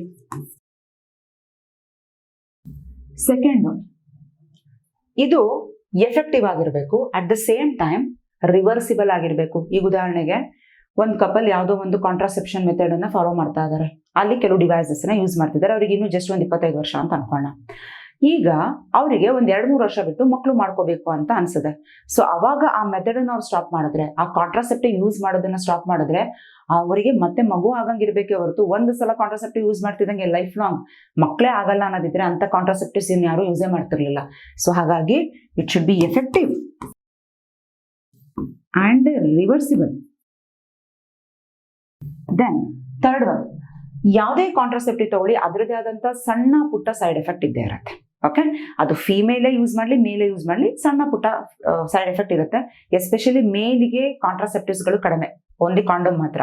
But rest of the contraceptive devices ಅಥವಾ ಏನೇ ಟ್ಯಾಬ್ಲೆಟ್ಸ್ಗಳಿದ್ರು ಅದೆಲ್ಲದು ಫಿಮೇಲ್ ಬಾಡಿಗೆ ಡಿಸೈನ್ ಆಗಂಗೆ ಮಾಡಿರೋದು. ಯಾಕೆ ಅಂತ ಆಮೇಲೆ ಹೇಳ್ತೀನಿ. ಓಕೆ, ಸೊ ಹಾಗಾಗಿ ಎಫೆಕ್ಟ್ ಇದ್ರೂ ಪರವಾಗಿಲ್ಲ, ಬಟ್ ಅದು ಕಡಿಮೆ ಸೈಡ್ ಎಫೆಕ್ಟ್ ಇರಬೇಕು. ಇಲ್ಲ ಸೈಡ್ ಎಫೆಕ್ಟ್ ಇಲ್ಲ ಅಂದ್ರೆ ಭಾರಿ ಒಳ್ಳೇದು. No or least side effect. Then next one ಏನು, easily available in the market. ಈಗ ಅವ್ರು ಹೋಗಿ ತಗೊಳ್ಬೇಕು ಅಂದ ತಕ್ಷಣನೇ ಮಾರ್ಕೆಟ್ ಅಲ್ಲಿ ಸಿಗ್ಬೇಕು, ಇಲ್ಲ ಇವತ್ತಿಲ್ಲ ನಾಳೆ ಬನ್ನಿ, ನಾಡಿದ್ದು ಬನ್ನಿ, ಒಂದು ವಾರ ಬಿಟ್ಟು ಬನ್ನಿ, ಈ ರೀತಿ ಇರಂಗಿರಬಾರ್ದು. It should be easily available.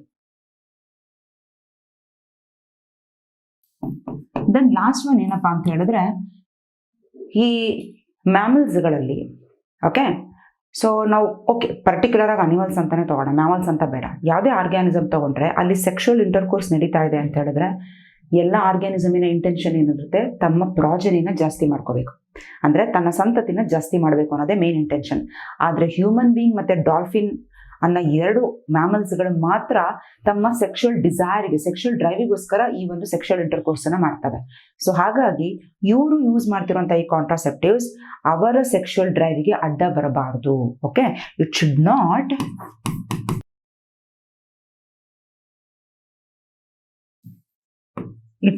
Interfere the sexual drive of the users.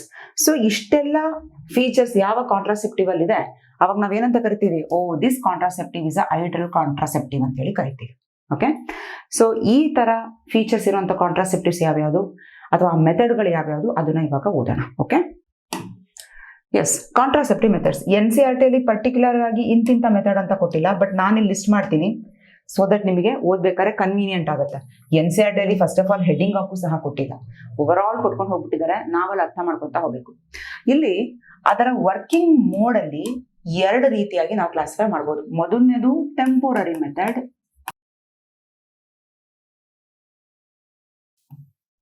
ಇನ್ನೊಂದು ಪರ್ಮನೆಂಟ್ ಮೆಥಡ್. ನೋಡಿ ಹೆಸರಲ್ಲೇ ಹೇಳ್ತಾ ಇದೆ, ಟೆಂಪೋರರಿ ಮೆಥಡ್, ಪರ್ಮನೆಂಟ್ ಮೆಥಡ್.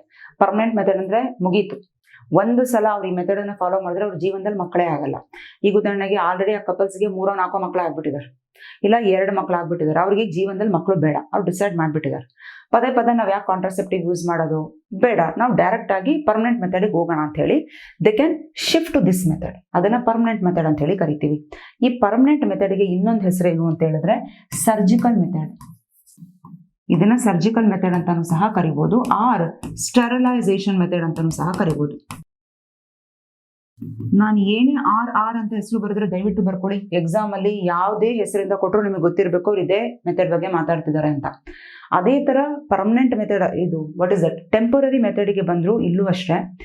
ಏನೇ ನಾನು ಒಂದು ಹೆಸರು ಪಕ್ಕ ಈ ಹೆಸರಲ್ಲಿ ಕರೀತಾರೆ, ಆ ಹೆಸರಲ್ಲಿ ಕರೀತಾರೆ, ಏನೇ ಹೇಳಿದ್ರು ಗೊತ್ತಿರಲಿ ನಿಮಗೆ, ಎಕ್ಸಾಮ್ ಅಲ್ಲಿ ಯಾವ ಹೆಸರಿನಿಂದನಾದ್ರು ಕ್ವೆಶ್ಚನ್ಸ್ಗಳು ಫ್ರೇಮ್ ಆಗ್ಬೋದು. ಓಕೆ, ಸೊ ಇದು ಒಂದು ಕ್ಯಾಟಗರಿ. ಆದ್ರೆ ಇನ್ನೊಂದು ಕ್ಯಾಟಗರಿ ಟೆಂಪರರಿ ಮೆಥಡ್ ಅಲ್ಲಿ ನಾವು ಒಂದು 5 ಡಿಫ್ರೆಂಟ್ ಮೆಥಡ್ ಅನ್ನ ಓದ್ತೀವಿ, 4 ಡಿಫ್ರೆಂಟ್ ಮೆಥಡ್. ಮೊದಲನೇದು ಬಂದು ನ್ಯಾಚುರಲ್ ಮೆಥಡ್. ಈ ನ್ಯಾಚುರಲ್ ಮೆಥಡ್ ಹೇಗಪ್ಪ ಅಂತ ಹೇಳಿದ್ರೆ ಬಾಡಿಯ ನಾಲೆಡ್ಜ್ ಅನ್ನ ಯೂಸ್ ಮಾಡಿಕೊಂಡು, ನಮ್ಮ ಬಾಡಿ ವರ್ಕ್ ಹೇಗೆ ಮಾಡ್ತಿದೆ ಅದರ ನಾಲೆಡ್ಜ್ ಬೇಸಿಸ್ ಮೇಲೆ ಪ್ರೆಗ್ನೆನ್ಸಿನ ಅವಾಯ್ಡ್ ಮಾಡೋದು. ಓಕೆ, ಸೊ ಈ ರೀತಿ ಟ್ರಿಕ್ಕಿಯಾಗಿ ಮಾಡೋಂಥ ಮೆಥಡ್ ಇದು, that is called natural method. But ಇದು 100% ಸೇಫ್. ಇಲ್ಲಿ ಯಾವುದೇ ರೀತಿ ಕೆಮಿಕಲ್ಸ್ ಇಲ್ಲ, ಟ್ಯಾಬ್ಲೆಟ್ಸ್ ಇಲ್ಲ, ಹಾರ್ಮೋನ್ಸ್ ಇಲ್ಲ, ಸೈಡ್ ಎಫೆಕ್ಟ್ ಅಂತೂ ಮೊದಲೇ ಇಲ್ಲ. ಆದರೆ ಇಲ್ಲಿ ಫೇಲ್ಯೂರ್ ಚಾನ್ಸಸ್ ಜಾಸ್ತಿ. ಓಕೆ, ಯಾಕಂತ ಹೇಳಿದ್ರೆ ಇಲ್ಲಿ ಗ್ಯಾರಂಟಿಡ್ ಅಲ್ಲ. ಬಾಡಿ ಯಾಕಂದರೆ ಮ್ಯಾಥಮೆಟಿಕ್ಸ್ ಥರ ವರ್ಕ್ ಮಾಡಲ್ಲ, ಫಿಸಿಕ್ಸ್ ಫಾರ್ಮುಲಾ ಥರ ವರ್ಕ್ ಮಾಡಲ್ಲ. ಸೊ ಹಾಗಾಗಿ ಬಾಡಿ ಅದರದ್ದೇ ಆದಂಥ ಪ್ಲಸ್ಸು ಮೈನಸ್ಸು ತೋರಿಸುತ್ತಲ್ವಾ. ಸೊ ಅದಕ್ಕೆ ನಾವಿಲ್ಲಿ 100% ಗ್ಯಾರಂಟಿಡ್ ಮೆಥಡ್ ಅಂತ ಹೇಳಲ್ಲ. But this is one method, ಇದ್ರ ಬಗ್ಗೆನೂ ಓದೋಣ. ಅದಾದಮೇಲೆ ನೆಕ್ಸ್ಟ್ ಓದ್ತೀವಿ ಬ್ಯಾರಿಯರ್ ಮೆಥಡ್.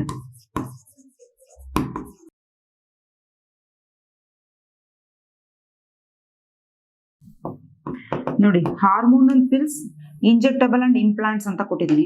ಇಲ್ಲಿ ಬ್ಯಾರಿಯರ್ ಮೆಥಡ್ ಅಲ್ಲಿ ನಾವು ಮಾತಾಡ್ದಂಗೆ ಕಾಂಡಮ್ಸ್ ಆಗಿರ್ಬೋದು, ವಾಲ್ಸ್, ಸರ್ವಿಕಲ್ ಕ್ಯಾಪ್, ಆ ಥರ ಕಾಂಟ್ರಾಸೆಪ್ಟಿವ್ಸ್ ಯೂಸ್ ಮಾಡಿ ಪ್ರೆಗ್ನೆನ್ಸಿನ ಪ್ರಿವೆಂಟ್ ಮಾಡೋ ಮೆಥಡ್ ಇದು.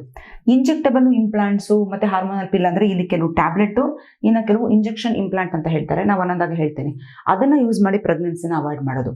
ಇನ್ನು ಲಾಸ್ಟ್ ಬಂದು ಇಲ್ಲಿ ಐಯುಡಿಸ್ ಅಂತ ಹೇಳಿದ್ರೆ ಇಂಟ್ರಾ ಯುಟರೈನ್ ಡಿವೈಸಸ್.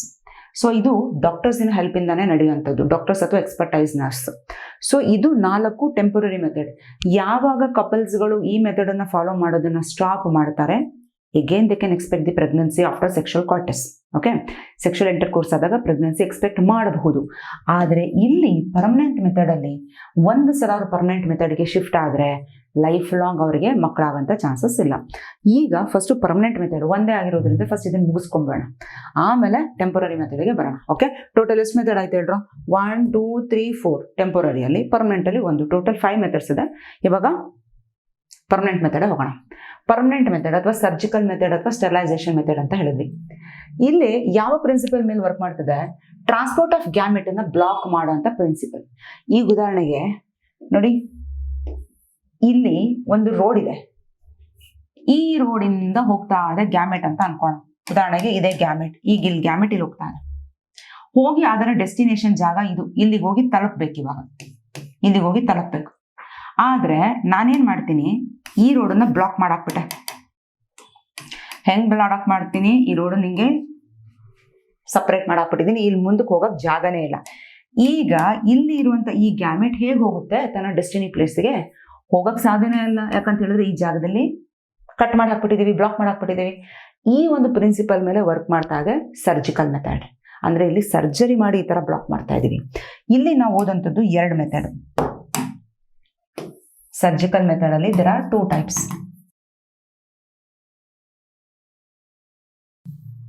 ಒಂದು ವಾಸೆಕ್ಟೊಮಿ. ವಾಸೆಕ್ಟೊಮಿ ಹೆಸರಲ್ಲೇ ಹೇಳ್ತಾ ಇದೆ, ವಾಸ ಡಿಫರೆನ್ಸ್ ಬಗ್ಗೆ ಮಾತಾಡ್ತಾ ಇದೀವಿ ಅಂತ. ಸೊ ಹಾಗಾಗಿ ಇಟ್ ಈಸ್ ಡನ್ ಫಾರ್ ಮೇಲ್.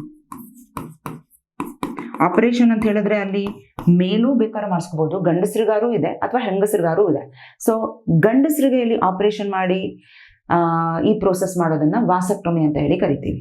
ಅದೇ ರೀತಿ suppose if it is done for female, ಅದನ್ನ ಟ್ಯೂಬೆಕ್ಟೊಮಿ ಅಂತ ಹೇಳಿ ಕರಿತೀವಿ. It is for female. Okay, so ಈಗ ಈ ಮೆಥಡ್ ಅನ್ನ ಡೀಟೇಲ್ ಆಗಿ ಓದೋಣ, ವಾಸೆಕ್ಟೊಮಿ ಮತ್ತೆ ಟ್ಯೂಬೆಕ್ಟೊಮಿ ಅಂದ್ರೆ ಏನು ಅಂತ. So first let us talk about vasectomy. So ಮೊದಲನೇದಾಗಿ it is done for male. ಇಲ್ಲಿ ಏನ್ ಮಾಡ್ತಾ ಇದ್ದಾರೆ? ನಮಗೆ ಹ್ಯೂಮನ್ ರಿಪ್ರೊಡಕ್ಷನ್ ಅಲ್ಲಿ ಓದಿದೀವಿ ಆಲ್ರೆಡಿ, ನಮಗೆ ಒಂದು ಕಂಪ್ಲೀಟ್ ಐಡಿಯಾ ಇದೆ ಮೇಲ್ ರಿಪ್ರೊಡಕ್ಟಿವ್ ಸಿಸ್ಟಮ್ ಯಾವ ರೀತಿ ಇದೆ ಅಂತ. ಗೊತ್ತಿಲ್ಲ ಅಂದ್ರೆ ಹ್ಯೂಮನ್ ರಿಪ್ರೊಡಕ್ಷನ್ ಚಾಪ್ಟರ್ ನೋಡ್ಕೊಂಡೇ ಬರಬೇಕು, ಇಲ್ಲಾಂದ್ರೆ ಕನ್ಫ್ಯೂಸ್ ಆಗುತ್ತೆ. ಇಲ್ಲ ಮ್ಯಾಮ್ ನಾವು ಡೈರೆಕ್ಟ್ ಆಗಿ ಇಲ್ಲಿ ನೋಡ್ತಾ ಇದೀವಿ, 10th ಸ್ಟ್ಯಾಂಡರ್ಡ್ ಅಲ್ಲಿ ಓದಿದ್ವಿ, ಅಷ್ಟು ಐಡಿಯಾ ಇದ್ರೂ ಸಾಕು. ಓಕೆ, ಗೊತ್ತಾಗುತ್ತೆ. ಈಗ ಟೆಸ್ಟಿಸ್ ಎಲ್ಲರಿಗೂ ಗೊತ್ತಿದೆ, ಪೇರ್ ಆಫ್ ಟೆಸ್ಟಿಸ್ ಸ್ಕ್ರಾಟಮ್ ಅಲ್ಲಿ ಇದ್ದೇ ಇರುತ್ತೆ. So let's imagine it's a scrotum. ಈ ಸ್ಕ್ರಾಟಮ್ ಅಂತ ಅನ್ಕೋಣ. ಇಲ್ಲೊಂದು ಟೆಸ್ಟಿಸ್ ಇದೆ, ಇಲ್ಲೊಂದು ಟೆಸ್ಟಿಸ್ ಇದೆ. Okay, so these are the pair of testis. ಈಗ ನಾವು ಹೇಳಬೇಕಾದ್ರೆ ನಾನು ಸ್ಟಾರ್ಟಿಂಗ್ ಅಲ್ಲೇ ಹೇಳಿದ್ದೆ, ಎಪಿಡಿಡೈಮಿಸ್ ಇಲ್ಲೆಲ್ಲ ಏನೇನೆಲ್ಲ ಸ್ಪರ್ಮ್ಸ್ಗಳು ಪ್ರೊಡ್ಯೂಸ್ ಆದ್ರೂ ಫೈನಲ್ ಆಗಿ ಇಲ್ಲಿ ಎಪಿಡಿಡೈಮಿಸ್ ಹತ್ರ ಬರುತ್ತೆ. ಈಗ ಎಪಿಡಿಡೈಮಿಸ್ ಇಂದ ನೋಡಿ ಹಿಂಗ್ ಮೇಲ್ ಹೋಗ್ತಾ ಇದೆ. This is was difference. Was difference ಹತ್ರ ಹೋಗ್ತಾ ಇದೆ, ಸೀದಾ ಕೆಳಗಡೆ ಹಿಂಗ್ ಇಳಿತಿದೆ. ಯಾಕಂತ ಹೇಳಿದ್ರೆ ಇಲ್ಲಿ ಏನಿದೆ? ಯೂರಿನರಿ ಬ್ಲಾಡರ್ ಇದೆ. So this is urethra. ಈಗ ಯೂರಿನರಿ ಬ್ಲಾಡರ್ ಹೋಗಿ ಇದೇನಾಗುತ್ತೆ? ಹಿಂಗ್ ಜಾಯಿನ್ ಆಗುತ್ತಲ್ವಾ, ವಾಸ್ ಡಿಫರೆನ್ಸ್. ಸೇಮ್ ಅದೇ ತರ ಇಲ್ಲೂ ಇಲ್ಲೂ ಇನ್ನೊಂದು ವಾಸ್ ಡಿಫ್ರೆನ್ಸ್ ಹಿಂಗ್ ಬಂದಿರುತ್ತೆ,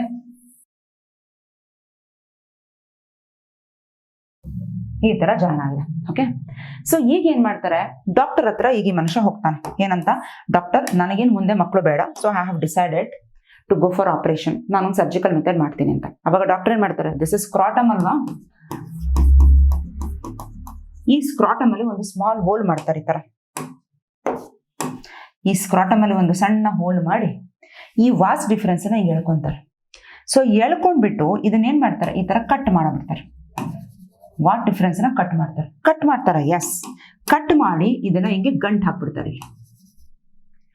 ಸೊ ಅದೇ ತರ ಎರಡ್ ಸೈಡು ಮಾಡ್ತಾರೆ ನೋಡಿ, ಎರಡ್ ಸೈಡ್ ಅಲ್ಲೂ ಈ ಸ್ಕ್ರಾಟಮ್ ಅಲ್ಲಿ ಹಿಂಗೆ ಓಪನ್ ಮಾಡಿದ್ರು, ವಾಸ್ ಡಿಫರೆನ್ಸ್ ನ ಹಿಂಗೆ ಕಟ್ ಮಾಡಿದ್ರು, ಕಟ್ ಮಾಡಿ ಈ ತರ ಗಂಟ್ ಹಾಕಿದ್ರು. ಓಕೆ, ಸೊ ಅವಾಗ ನಾವೇನಂತ ಕರಿತೀವಿ, ಸ್ಮಾಲ್ ಇನ್ಸಿಷನ್.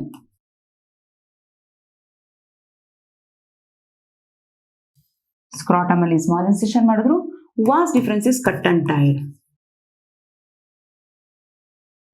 ವಾಸ್ ಡಿಫರೆನ್ಸ್ ನ ಕಟ್ ಮಾಡಿ ಗಂಟು ಹಾಕಿದ್ರು. ಸೊ ಇದರಿಂದ ಏನು ಮ್ಯಾಮ್, ಏನ್ ಪ್ರಾಫಿಟ್ ಆಯ್ತು ನೀವೇ ಲೆಕ್ಕ ಹಾಕಿ. ಈಗ ಸ್ಪರ್ಮ್ ಪ್ರೊಡ್ಯೂಸ್ ಆಯ್ತು ಟೆಸ್ಟಿಸ್ ಅಲ್ಲಿ ಪ್ರೊಡ್ಯೂಸ್ ಆಗಿರುವಂತ ಸ್ಪರ್ಮ್ಸ್ ಸೀದಾ ಎಪಿಡಿಡೈಮಿಸ್ ಇಂದ ವಾಸ್ ಡಿಫರೆನ್ಸ್ ಮೇಲೆ ಹತ್ತಿದೆ, ಇಲ್ಲಿಂದ ಮೇಲಕ್ಕೆ ಹೋಗ್ಬೇಕು, ಆದ್ರೆ ಎಲ್ಲಿ ಹೋಯ್ತು, ಇಲ್ಲೇ ಉಳ್ಕೊಂಡ್ ಬಿಡುತ್ತಲ್ಲ, ಮೇಲೆ ಹೋಗಕ್ಕೆ ದಾರಿನೇ ಇಲ್ವಲ್ಲ, ಕಟ್ ಮಾಡಿ ಹಾಕ್ಬಿಟ್ಟವಲ್ಲ. ಸೊ ಅವಾಗ ಏನಾಗುತ್ತೆ, ಆಟೋಮೆಟಿಕ್ ಆಗಿ ಎಪಿಡಿಡೈಮಿಸ್ ಎಲ್ಲ ಉಳ್ಕೊಂಡು ಎಷ್ಟು ದಿವಸ ಉಳ್ಕೊಳ್ಳುತ್ತೆ, ಎಪಿಡಿಡೈಮಿಸ್ ಅಲ್ಲಿ ಅದರದೇ ಆದಂತ ಫ್ಯಾಗೋಸೈಟಿಕ್ ಸೆಲ್ಸ್ ಇದೆ. ನಾನು ಅದನ್ನು ಹೇಳಿದ್ದೆ ನಿಮಗೆ, ಹ್ಯೂಮನ್ ರಿಪ್ರೊಡಕ್ಷನ್ ಮಾಡ್ಬೇಕಾದ್ರೆ ಎಪಿಡಿಡೈಮಿಸ್ ಅಲ್ಲಿ ಬರ್ದ್ಬೇಡ, ಎಪಿಡಿಡೈಮಿಸ್ ಅಲ್ಲೇ ಆ ಸ್ಪರ್ಮ್ ಏನಾಗ್ಬಿಡುತ್ತೆ,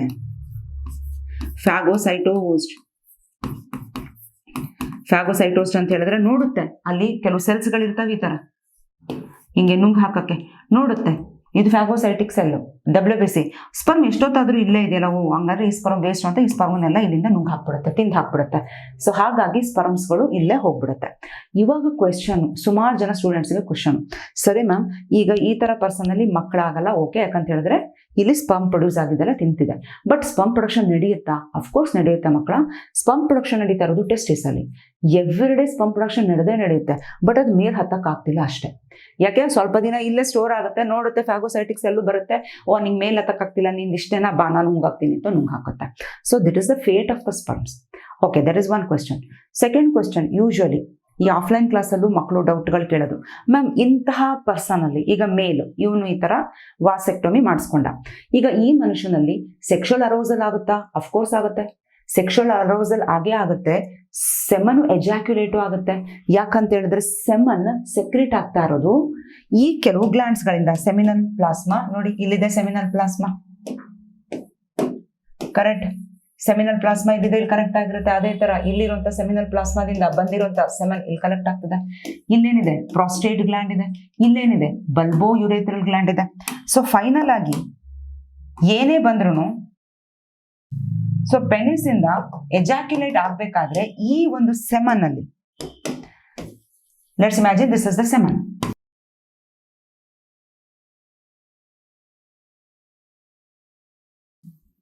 ಈ ಸೆಮಿನ್ ಅಲ್ಲಿ ಸ್ಪರ್ಮ್ ಪ್ಲಸ್ ಸೆಮಿನಲ್ ಪ್ಲಾಸ್ಮಾ ಇರಬೇಕಿತ್ತು, ಆದ್ರೆ ಜಸ್ಟ್ ಸೆಮಿನಲ್ ಪ್ಲಾಸ್ಮಾ ಇದೆ ಹೊರತು ಸ್ಪರ್ಮ್ ಇಲ್ಲ.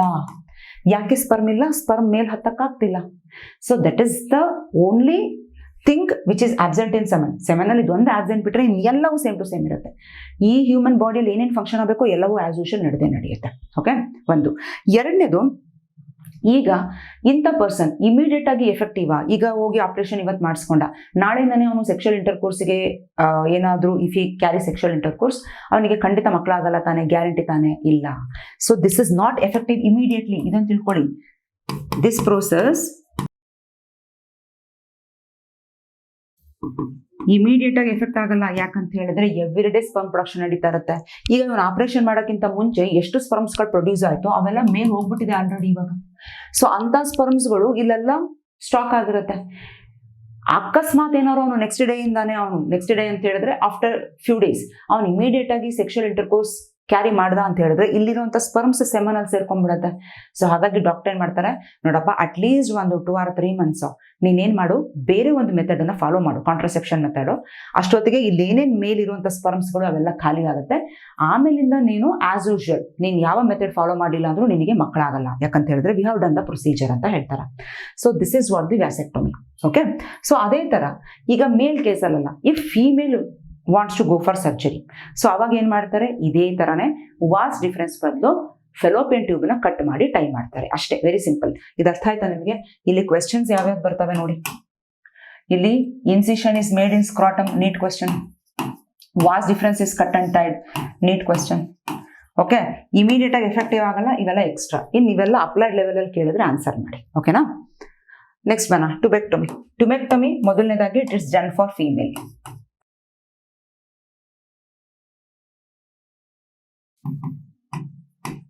ಇಲ್ಲಿ ನೋಡಿ, ಅಲ್ಲಿ ಸ್ಕ್ರಾಂಟಮ್ ಅಲ್ಲಿ ಸ್ಮಾಲ್ ಓಪನ್ ಮಾಡಿದ್ರು, ಆದ್ರೆ ಇಲ್ಲಿ ಇನ್ಸಿಷನ್ ಎಲ್ಲಿ ಮಾಡ್ತಿದ್ದಾರೆ, ವಜಾನ ಅಥವಾ ಅಬ್ಡಮನ್ ಅಲ್ಲಿ ಮಾಡ್ತಿದ್ದಾರೆ. ಇವೆಲ್ಲ ಮಾಡೋದು ಜಸ್ಟ್ ಒಂದು ಲೋಕಲ್ ಅನಸ್ತೇಷಿಯಾ ಕೊಟ್ಟು ಆ ಜಾಗದಲ್ಲಿ ನಂಬಾಗಂಗ್ ಮಾಡಿ ಮಾಡ್ತಾರೆ. ಸೊ ಇಲ್ಲೂ ವೆರಿ ಸಿಂಪಲ್. ಎಲ್ಲ ನೋಡಿ, ಆಲ್ರೆಡಿ ನಮಗೆ ಗೊತ್ತು. ಓಕೆ ಸರಿ. ಇವಾಗ ಏನ್ ಮಾಡಿದ್ರು, ವೆರಿ ಸಿಂಪಲ್. ಈ ಫೆಲೋಪಿಯನ್ ಟ್ಯೂಬ್ ನ ಈ ತರ ಕಟ್ ಮಾಡ್ಬಿಟ್ರು, ಎರಡೂ ಸೈಡ್ ಕಟ್ ಮಾಡಿ ಇದನ್ನೇನ್ ಮಾಡ್ತಾರೆ, ಹಿಂಗೆ ಈ ತರ ಹೊಲಿಗೆ ಹಾಕ್ಬಿಡ್ತಾರೆ. It is cut and tied. So fallopian tube is cut and tied. ಬೇರೆ ಕಲರ್ ಅಲ್ಲಿ ತಗೋಣ. Fallopian tube is cut and tied. So because of that ನೋಡಿ, ಈಗ ಓವ್ಯುಲೇಷನ್ ಆಗಿ ಓವಮ್ ರಿಲೀಸ್ ಆದ್ರೂ ಇಲ್ಲೇ ಕೂತಿದೆ, ಆಂಪಿಲರ್ ರೀಜನ್ ಬರಬೇಕು, ಅದು ಸ್ಪರ್ಮಿಗೋಸ್ಕರ. ಈಗ ಇಲ್ಲಿ ಸೆಕ್ಷುವಲ್ ಇಂಟರ್ಕೋರ್ಸ್ ಆಗಿ ಇಲ್ಲೆಲ್ಲ ಸ್ಪರ್ಮ್ಸ್ ಬಂದಿದೆ ಅಂತ ಅನ್ಕೋಣ. ಈಗ ಈ ಸ್ಪರ್ಮ್ ಬಂದಿದೆ, ಇಲ್ಲಿ ಕಾಯ್ತಾ ಇದೆ, ಯಾರಿಗೋಸ್ಕರ, ಓವಮಿಗೋಸ್ಕರ. ಬಟ್ ಓವಮ್ ಇದಾಳ, ಇಲ್ಲ. ಯಾಕೆ, ಓವಮ್ ಇಲ್ಲೇ ಕೂತ್ಬಿಟ್ಟಿದೆ. ಸೊ ಈ ತರ ಒಂದು ಮೆಥಡ್ಗೆ ಟ್ಯೂಬೆಕ್ಟೊಮಿ ಅಂತ ಹೇಳಿ ಕರೆಯೋದು. ಇವಾಗ ಮತ್ತೆ same to same questions. Ma'am tubectomy immediate ಆಗಿ ಎಫೆಕ್ಟಿವ್? ಅಫ್ಕೋರ್ಸ್ ಇಮಿಡಿಯೇಟ್ ಆಗಿ ಎಫೆಕ್ಟಿವ್. ಯಾಕೆ ಹೇಳಿ, ಪ್ರತಿ ಮಂತ್ ಒಂದೊಂದೇ ಓವಮ್ ರಿಲೀಸ್ ಆಗೋದು. ಈಗ ವುಮೆನ್ ಇವತ್ತು ಹೋಗಿ ಸರ್ಜರಿ ಮಾಡಿಸ್ಕೊಂಡ್ ಬಂದು ಓವ್ಯುಲೇಷನ್ ಆಲ್ರೆಡಿ ಆಗೋಗ್ಬಿಟ್ಟಿದೆ, ನೆಕ್ಸ್ಟ್ ಡೇ ಇಂದಾನೆ ಅಲ್ಲಿ ಓವಮ್ ಇಲ್ಲ ಅಂತ ಹೇಳಿದ್ರೆ ಇಮಿಡಿಯೇಟ್ ಆಗಿ ಸೆಕ್ಷುವಲ್ ಇಂಟರ್ಕೋರ್ಸ್ ಮಾಡಿದ್ರು ಅಲ್ಲೇನೂ ತೊಂದರೆ ಇಲ್ಲ. So it is effective immediately. ಒಂದು. ಎರಡನೇ ಕ್ವಶನ್ ಏನು, ಡೌಟ್ಗಳು ಸಾಮಾನ್ಯ ಮಕ್ಕಳಲ್ಲಿ ಬರೋದು, ಮ್ಯಾಮ್ ಇಂಥ ವುಮೆನ್ ಅಲ್ಲಿ ಓವ್ಯುಲೇಷನ್ ನಡೆಯುತ್ತಾ? ಅಫ್ಕೋರ್ಸ್ ನಡೆಯುತ್ತಾ ಮಕ್ಕಳ. ಓವ್ಯುಲೇಷನ್ ನಡೆಯೋದು ಈ ಓವಮ್ ಇಂದ, ಅದಕ್ಕೂ ಈ ಫೆಲೋಪಿಯನ್ ಟ್ಯೂಬ್ ಕಟ್ ಮಾಡಿದಕ್ಕೂ ಏನ್ ಸಂಬಂಧ? ಓಕೆ. ಒಂದು. ಎರಡನೇದು, ಮೆನ್ಸ್ಟ್ರುಲ್ ಸೈಕಲ್ ನಡೆಯುತ್ತಾ ಅಂತಾನು ಕೆಲವು ಕೇಳ್ತಾರೆ. ಖಂಡಿತ ಮೆನ್ಸ್ಟ್ರುಲ್ ಸೈಕಲ್ ನಡೆಯುತ್ತೆ. ಮೆನ್ಸ್ಟ್ರುಲ್ ಸೈಕಲ್ ನಡೀತಾ ಇರೋದು ಚೇಂಜಸ್ ಇನ್ ಯೂಟರಸ್ ಮತ್ತೆ ಓವರಿ. ಓಕೆ, ಅದನ್ನು ನಾನು ನಿಮ್ಗೆ ಮೆನ್ಸ್ಟ್ರುಲ್ ಸೈಕಲ್ ಅಲ್ಲಿ ಹೇಳಿದ್ದೀನಿ. ಈ ಯೂಟರಸ್ ಮತ್ತೆ ಈ ಓವರಿ ಮೇಲೆ ಆಕ್ಟ್ ಮಾಡ್ತಿರುವಂತ ಎರಡು ಹಾರ್ಮೋನ್ ಯಾವುದು? ಓವರಿಯಲ್ಲಿ ರಿಲೀಸ್ ಆಗೋದು LH and FSH. Okay, ovary ಮೇಲೆ ಆಕ್ಟ್ ಮಾಡ್ತಾ ಇರೋದು. ಅದೇ ತರ ಈ ಯೂಟರಸ್ ಈ LH ಮತ್ತೆ FSH ಪ್ರೊಜೆಸ್ಟ್ರಾನ್ ಮತ್ತೆ ಈಸ್ಟ್ರೋಜನ್ ಅನ್ನ ರೆಡಿ ಮಾಡಿಸ್ತಾ ಇದೆ ಆಲ್ಟರ್ ಮಾಡಕ್ಕೆ. ಪ್ರೊಜೆಸ್ಟ್ರಾನ್, ಈಸ್ಟ್ರೋಜನ್, LH ಮತ್ತೆ FSH ಇದೇ 4 ಹಾರ್ಮೋನ್ಗಳು ಆಟ ಆಡ್ತಾ ಇದೆ ಮೆನ್ಸ್ಟ್ರುಲ್ ಸೈಕಲ್ ಅಲ್ಲಿ.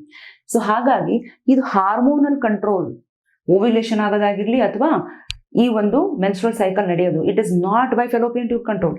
ಸೊ ಹಾಗಾಗಿ ನೋ ಪ್ರಾಬ್ಲಮ್. ಓವ್ಯುಲೇಷನ್ ಆಮೇಲೆ ಮೆನ್ಸ್ಟ್ರುಯೇಷನ್ ಅಕರ್ ಆಸ್ ಯೂಶುವಲ್. ಯಾಕೆ? Because they are control of the hormones. Hormonal control ಇದೆ ಅದಕ್ಕೆ. ಅರ್ಥ ಆಯ್ತಾ? So this is about tubectomy. ಇನ್ನೊಂದು ಕ್ವಶನ್ ಕೇಳಿದ್ರು ಮಕ್ಕಳು ಯಾವ್ದೋ ನಂಗೆ ಆಫ್ಲೈನ್ ಅಲ್ಲಿ, ಮ್ಯಾಮ್ ಈಗ ಹಸ್ಬೆಂಡ್ ವ್ಯಾಸೆಕ್ಟೊಮಿ ಮಾಡಿಸ್ಕೊಂಡ ಅಂತ ಹೇಳಿದ್ರೆ ವೈಫು ಟ್ಯೂಬೆಕ್ಟೊಮಿ ಮಾಡಿಸ್ಕೊಳ್ಳೇಬೇಕಾ? ನೋ. ಇಲ್ಲಿ ಸ್ಪರ್ಮು ಮತ್ತೆ ಎಗ್ಗು ಎರಡು ತಾನೇ ಬೇಕು. ಸ್ಪರ್ಮ್ ಸಿಕ್ಕಿಲ್ಲ ಅಂತ ಹೇಳಿದ್ರು ಎಗ್ ಒಂದೇ ಹೆಂಗೆ ಫ್ಯೂಸ್ ಆಗುತ್ತೆ. ಸೊ ಹಸ್ಬೆಂಡ್ ವ್ಯಾಸೆಕ್ಟೊಮಿ ಮಾಡಿಸ್ಕೊಂಡ ಅಂತ ಹೇಳಿದ್ರು ಏನಫ್. ಇಲ್ಲ ಕೆಲವು ಟೈಮು ವೈಫ್ ಮಾತ್ರ ಟ್ಯೂಬೆಕ್ಟೊಮಿ ಮಾಡಿಸ್ಕೊಂಡು ಇಲ್ಲಿ ಎಗ್ಗೆ ಇಲ್ಲ ಅಂದ್ರೆ ಸ್ಪರ್ಮ್ ಏನ್ ಮಾಡುತ್ತೆ? Once again same question. So ಒಂದು ಗ್ಯಾಮೆಟು ಯಾವತ್ತು ಫರ್ಟಿಲೈಸ್ ಆಗಿ ಅಂದ್ರೆ ಒಂದು ಗ್ಯಾಮೆಟು ಮಗು ಮಾಡೋಕ್ಕೆ ಹೆಲ್ಪ್ ಮಾಡಲ್ಲ. ಸೊ ಹಾಗಾಗಿ 2 ಗ್ಯಾಮೆಟ್ ಇರಬೇಕು ಫ್ಯೂಸ್ ಆಗೋಕ್ಕೆ. ಸೊ 2 ಗ್ಯಾಮೆಟಲ್ಲಿ ಒಂದು ಗ್ಯಾಮೆಟ್ ಇಲ್ಲ ಅಂತ ಹೇಳಿದ್ರು ಇಲ್ಲಿ ಫರ್ಟಿಲೈಸೇಷನ್ ನಡೀತಾ ಇಲ್ಲ. ಸೊ ಹಾಗಾಗಿ ವೆದರ್ ಟ್ಯೂಬೆಕ್ಟೊಮಿನಾರು ಮಾಡಿಸ್ಕೊಳ್ಳಿ ಇಲ್ಲ ವ್ಯಾಸೆಕ್ಟೊಮಿನಾರು ಮಾಡಿಸ್ಕೊಳ್ಳಿ, ಹಸ್ಬೆಂಡ್ ಆರ್ ವೈಫ್ ಇಬ್ಬರಲ್ಲಿ ಯಾರು ಒಬ್ರು ಸರ್ಜಿಕಲ್ ಮೆಥಡನ್ನು ಫಾಲೋ ಮಾಡಿದ್ರು ಸಹ ಅಲ್ಲೇನಾಗ್ತಿಲ್ಲ, ಮಕ್ಕಳು ಆಗುವಂಥ ಪ್ರೋಸೆಸ್ಸನ್ನು ಸ್ಟಾಪ್ ಮಾಡ್ಬೋದು. ಅರ್ಥ ಆಗ್ತಾ ಇದೆಯಾ? So this is the permanent method. Okay, ಯಾವಾಗ ಅವರು ಪರ್ಮನೆಂಟ್ ಆಗಿ ಮಕ್ಕಳು ಬೇಡ ಅಂತ ಹೋದಾಗ. ಬಟ್ ಅವರು ಟೈಮ್ ಬೀಯಿಂಗ್ ಟೆಂಪೊರರಿ ಮೆಥಡನ್ನು ಫಾಲೋ ಮಾಡ್ತಿದ್ದಾರೆ. ಟೈಮ್ ಬೀಯಿಂಗ್ ಪ್ರೆಗ್ನೆನ್ಸಿನ ಅವಾಯ್ಡ್ ಮಾಡಕ್ಕೆ ಹೊರಟಿದ್ದಾರೆ. Then they have to go for what? Temporary method. ಆ ಟೆಂಪೊರರಿ ಮೆಥಡಲ್ಲಿ ಫಸ್ಟ್ ಒನ್ ಯಾವುದು ಓದಿದ್ವಿ? ನ್ಯಾಚುರಲ್ ಮೆಥಡ್ ಅಂತ ಓದಿದ್ವಿ. ಸೊ ಈಗ ನ್ಯಾಚುರಲ್, ಇಲ್ಲಿ ನೋಡಿ, ಅದಕ್ಕಿಂತ ಮುಂಚೆ ಇಲ್ಲಿ ನೋಡಿ NCERT ಅಲ್ಲಿ ಇದನ್ನು ಕೊಟ್ಟು ಐಡೆಂಟಿಫೈ ಮಾಡಿ ಅಂದ್ರೆ ಗೊತ್ತಿರಬೇಕು. This is vasectomy, vas deferens cut and tied. This is tubectomy, ಇಲ್ಲಿ fallopian tubes are cut and tied. Okay, ಬನ್ನಿ ಫಸ್ಟ್ ನ್ಯಾಚುರಲ್ ಮೆಥಡ್ ಅಲ್ಲಿ ನೋಡೋಣ. ಮೊದಲನೇದಾಗಿ ಬರ್ಕೊಳ್ರು natural method are 100% safe and no side effect. No side effect. ಇದು ಮೊದಲನೇ point. ಎರಡನೇ point ನಾನು ನಿಮಗೆ ಎಕ್ಸ್ಪ್ಲೇನ್ ಮಾಡಾದ್ಮೇಲೆ ಹೇಳ್ತೀನಿ, ನೀವೇ ಆನ್ಸರ್ ಮಾಡ್ತೀರಾ. ಇಲ್ಲಿ ನ್ಯಾಚುರಲ್ ಮೆಥಡ್ ಹೆಸರಲ್ಲೇ ಹೇಳ್ತಿದೆ, ಬಾಡಿಯ ನ್ಯಾಚುರಲ್ ಮೆಕ್ಯಾನಿಸಮ್ ಇಂದ ಪ್ರೆಗ್ನೆನ್ಸಿನ ಅವಾಯ್ಡ್ ಮಾಡ್ತಾರೆ. ಇದ್ರೊಳಗಡೆ 3 ಟೈಪ್ಸ್ ಇದೆ. ಮೊದಲನೇದು ಯಾವುದು? Periodic abstinence. Periodic abstinence. ಇದಕ್ಕೆ ಇನ್ನೊಂದು ಹೆಸರು ಏನು ಗೊತ್ತಾ? Calendar method. ಇವೆಲ್ಲ ಬರ್ಕೊಳ್ಬೇಕು ನೀವು. Calendar method or rhythm method. Calendar method or rhythm method. Okay. ಎರಡನೇದು ಯಾವುದು? ಕಾಯ್ಟಸ್ ಇಂಟರಪ್ಟಸ್. ಕಾಯ್ಟಸ್ ಇಂಟರಪ್ಟಸ್ ಅಂತ ಹೇಳಿದ್ರು ಒಂದೇ, ಅಥವಾ ವಿತ್ ಡ್ರಾಲ್ ಮೆಥಡ್ ಅಂತ ಹೇಳಿದ್ರು ಒಂದೇ. ಓಕೆ.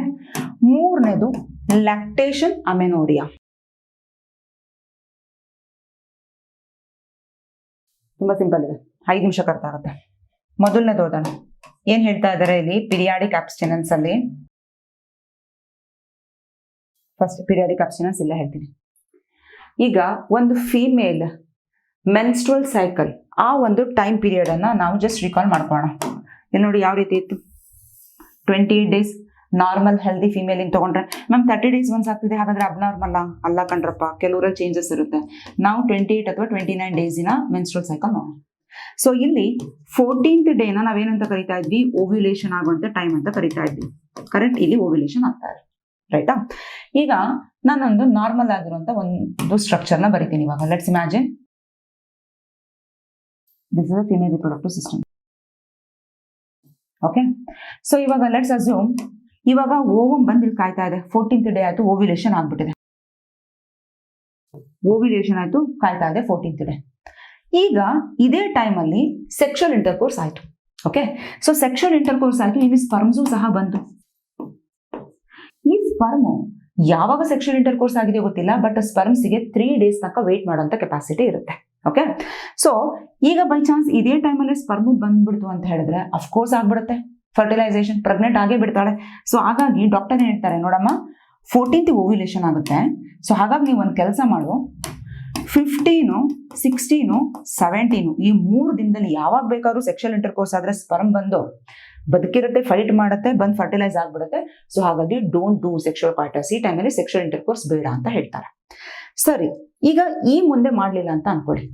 ಅಕಸ್ಮಾತ್ ಓವ್ಯುಲೇಷನ್ ಆಗಕ್ಕಿಂತ ಮುಂಚೆ ಸೆಕ್ಷುವಲ್ ಕಾಯ್ಟಸ್ ಮಾಡಿದ್ದಾರೆ ಅಂತ ಅನ್ಕೋಣ. ಈಗಿನ ಸ್ಪರ್ಮ್ ಇಲ್ಲ, ಈಗಿನ ಸ್ಪರ್ಮ್ ಇಲ್ಲ ಕಣ್ರು, ಈಗಿನ ಸ್ಪರ್ಮ್ ಇಲ್ಲ. ಆದ್ರೆ 3 ಡೇಸ್ ಮುಂಚೆನೆ ಸೆಕ್ಷುವಲ್ ಕಾಯ್ಟಸ್ ಆಗ್ಬಿಟ್ಟಿದೆ ಕಂಟಿನ್ಯೂಸ್ ಆಗಿ. ಈಗ ಇಲ್ಲಿಂದ ಒಂದು 3 ಡೇಸ್ ಆಗ್ಬಿಟ್ಟಿದೆ. 3 ಡೇಸ್ ಅಂತ ಹೆಂಗ್ ತಗೋಣ? 11, 12, 13 ಈ ತರ ತಗೊಂಡ್ಬೇಡ. 3 ಡೇಸ್ ಮುಂಚೆ ಆಗ್ಬಿಟ್ಟಿದೆ. ಆಮೇಲೆ ಓವ್ಯುಲೇಷನ್ ಆಯ್ತು, ಅವಾಗ್ಲೂ ಸಹ ಫ್ಯೂಸ್ ಆಗ್ಬಿಡುತ್ತೆ.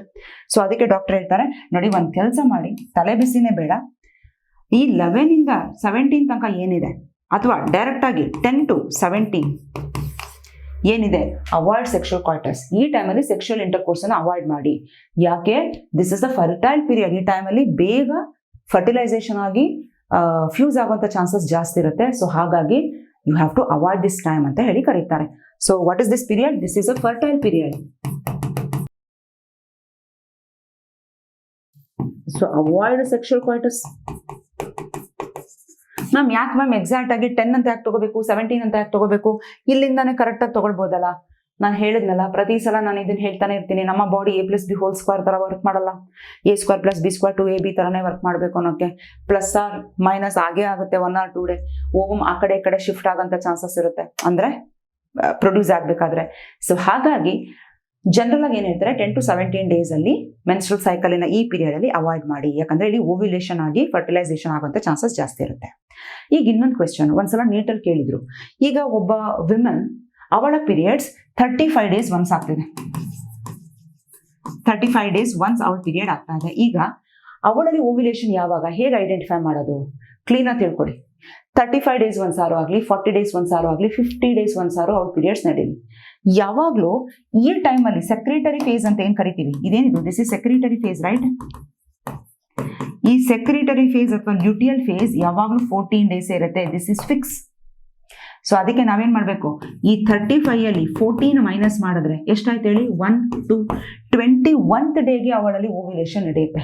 So 21 days is the ovulatory period. So ಇಲ್ಲಿಂದ 3 ದಿನ ಮುಂದೆ, ಇಲ್ಲಿಂದ 3 ದಿನ ಹಿಂದೆ ಮೈನಸ್ ಮಾಡಿ ಆ ಟೈಮಲ್ಲಿ ಸೆಕ್ಷುವಲ್ ಕಾಯಿಟಸ್ ಅವಾಯ್ಡ್ ಮಾಡಿದ್ರೆ ಮುಗೀತು. ಓಕೆ, ಈಗ ಯಾವುದೋ ಒಂದು ಫೀಮೇಲ್ ಅಲ್ಲಿ ಇನ್ನೊಂದು ಎಕ್ಸಾಂಪಲ್ ತಗೋಣ. ಅವಳು 30 days ಒನ್ಸ್ ಪೀರಿಯಡ್ಸ್ ಆಗ್ತದಾಳೆ. ಈಗ ಇವಳಲ್ಲಿ ಯಾವಾಗ ಫರ್ಟೈಲ್ ಪೀರಿಯಡ್ ಕ್ಯಾಲ್ಕುಲೇಟ್ ಮಾಡಿ ಅಂತ ಕೇಳಿದ್ರು, ಏನ್ ಹೇಳ್ತೀರಿ? ಸೊ ಅಗೇನ್ -14, 10 ಅಲ್ಲಿ 4 ಹೋದ್ರೆ 6, ಇಲ್ಲೆಷ್ಟಾಯ್ತು 16, ಕರೆಕ್ಟಾ? ಸೊ ಈಗ 16 ಇಸ್ ದ ಓವ್ಯುಲೇಟರಿ ಟೈಮ್. ಅಲ್ಲಿ ಹೇಗೆ 14 ಇಸ್ ದ ಓವ್ಯುಲೇಷನ್ ಅಂತ ಹೇಳ್ತಿದ್ವಿ, 16 ಓವ್ಯುಲೇಷನ್. ಸೊ ಇಲ್ಲಿಂದ ಒಂದು 3 days ಮುಂದೆ ತಗೊಳ್ಳಿ, 17 18 19, ಇಲ್ಲಿಂದ 3 days ಹಿಂದೆ ತಗೊಳ್ಳಿ, 15 14 13 ±1 12 or 20. So this is the fertile period. ಅರ್ಥ ಆಗ್ತಿದ್ಯಾ? ನೀವು ಎಷ್ಟೇ ಪೀರಿಯಡ್ಸ್ ಇನ ಡೇಟ್ ಕೊಡ್ಲಿ, ಯಾವಾಗಲೂ ಸೆಕ್ರೆಟರಿ ಫೇಸ್ ಅಥವಾ ಲುಟಿಯಲ್ ಫೇಸ್ ಏನಿದೆ -14 ಅಂದ್ರೆ 14 days, ಅದನ್ನ ಮೈನಸ್ ಮಾಡಿದ್ರೆ ನಮ್ಗೆ ಏನ್ ಸಿಕ್ಬಿಡುತ್ತೆ? This is the ovulation time. This is the ovulation time. ಅರ್ಥ ಆಯ್ತಾ? How to calculate? ಏನ್ ಮಾಡಿದ್ರಿ ನೀವು? ಅಪ್ಲೈ ಮಾಡಿದ್ರಿ ನಿಮ್ಮ ನಾಲೆಡ್ಜನ್ನ. ಓಕೆ, ಇಲ್ಲಿ NCERT ಕೊಟ್ಟಿರಲ್ಲ. So what you are doing, ನಿಮ್ಮ ನಾಲೆಡ್ಜನ್ನ ನೀವು ಇಲ್ಲಿ ಅಪ್ಲೈ ಮಾಡ್ತೀರಾ. ಓ, ಈ ತರನ ನಾವು ಕ್ಯಾಲ್ಕುಲೇಟ್ ಮಾಡೋದು ಅಂತ ಕಂಡುಹಿಡಿತೀರಾ. NCERT ಅವರು ಸ್ಟ್ಯಾಂಡರ್ಡ್ ಟೈಮನ್ನು ಒಂದು ಕೊಟ್ಟಿರ್ತಾರೆ, ಆದ್ರೆ ನೀಟಲ್ಲಿ ನಮಗೆ ರಿಸ್ಟ್ರಿಕ್ಷನ್ಸ್ ಇರಲ್ಲ. ನೀಟ್ ಅವ್ರು ಏನ್ ಎಕ್ಸ್ಪೆಕ್ಟ್ ಮಾಡ್ತಾರೆ, ನೀನು ಇದನ್ನ ತಿಳ್ಕೊಂಡಿದ್ಯಾ ತಾನೇ ಓವ್ಯುಲೇಷನ್ ಹೆಂಗಾಗುತ್ತೆ ಅಂತ. ಸೆಕ್ರೆಟರಿ ಫೇಸ್ 14 days ಅಂತ ನೀವು ತಿಳ್ಕೊಂಡಿರ್ಬೇಕಿತ್ತು, ಕ್ಯಾಲ್ಕುಲೇಟ್ ಮಾಡೋದು ನೀವು ತಿಳ್ಕೊಂಡಿರ್ಬೇಕಿತ್ತು. ಸೊ ನೀನು ಮಾಡುವಂತ NTA ಎಕ್ಸ್ಪೆಕ್ಟ್ ಮಾಡುತ್ತೆ. ಸೊ ನೀವು ತಿಳ್ಕೊಂಡಿದ್ದೀರಾ ಅನ್ನೋ ಒಂದು ಬೇಸಿಸ್ ಮೇಲೆ ನಾಲೆಡ್ಜ್ ಅನ್ನು ಅಪ್ಲೈ ಮಾಡಿ ಅಂತ ಈ ತರ ಕ್ವಶನ್ಸ್ ಅನ್ನ ಕೇಳುತ್ತೆ. ಅವಾಗ ನಾವು ಇದು out of syllabus, out of NCERT, ನಮಗೆ ಮಾರ್ಕ್ಸ್ ಕೊಡಿ, ಗ್ರೇಸ್ ಕೊಡಿ, ಖಂಡಿತ ಕೊಡಲ್ಲ. So it is your fault ಅಂತ ಹೇಳುತ್ತೆ NTA. ಅರ್ಥ ಆಗ್ತಿದ್ಯಾ? ಸೊ ಅದಕ್ಕೆ ನಾನು ಹೇಳ್ತಿರೋದು, ನೀವೇನು ತಲೆ ಕೆಡಿಸ್ಕೋಬೇಡಿ. ಆ ಬುಕ್ಕು, ಈ ಬುಕ್ಕು, ಆ ಪಬ್ಲಿಕೇಶನ್, ಆ ಮಾಡ್ಯೂಲ್ಸು, ಟೈಮ್ ಇಲ್ಲ ಅಷ್ಟೊಂದು ನಮಗೆ. ಸೊ ನಮಗೇನಿದ್ರು ಇರೋದನ್ನ ಎಕ್ಸಾಕ್ಟ್ ಆಗಿ ತಿಳ್ಕೊಳ್ಳೋದ್ರ ಜೊತೆಗೆ ಏನೇನ್ ಕೇಳ್ತಾರೆ ಅನ್ನೋ ಪ್ರಾಬಬಿಲಿಟಿ ಇದೆ, ಅದನ್ನೆಲ್ಲ ರೆಡಿ ಆಗೋದು. ಸೊ ಆ ಕೆಲಸ ನಾನು ಮಾಡ್ತೀನಿ ಅಂತ ಹೇಳಿದ್ರೆ, ನಾನು ಏನೇನು ತಿಳ್ಕೊಂಡಿದ್ದೀನೋ, ನೀಟಲ್ಲಿ ಏನೇನು ಕ್ವಶನ್ಸ್ ಬರುತ್ತೆ ಅದೆಲ್ಲ ನಾಲೆಡ್ಜ್ ನಾನು ನಿಮಗೆ ಕೊಡ್ತೀನಿ. ಕಣ್ಣು ಮುಚ್ಕೊಂಡು ಜಸ್ಟ್ ಫಾಲೋ ಮಾಡಿ ಅಷ್ಟೇ. ಓಕೆ, ಬರ್ಕೊಂಡ್ರೆ ಇವನ್ನೆಲ್ಲ ಸುಮ್ಮನೆ ಕೇಳ್ಕೊಂಡು ತಲೆ ಅಲ್ಲಾಡಿಸ್ಬೇಡಿ. You have to write. ಇವೆಲ್ಲ ಅಪ್ಲೈಡ್ ಲೆವೆಲಲ್ಲಿ ಕ್ವಶನ್ ಕೇಳೋದು. ಓಕೆ, ಈಗ ನಾನು ಇದನ್ನ ರಬ್ ಮಾಡ್ತೀನಿ. ಈಗ ವಿತ್ಡ್ರಾವಲ್ ಮೆಥಡಿಗೆ ಬರ್ತೀನಿ. Okay,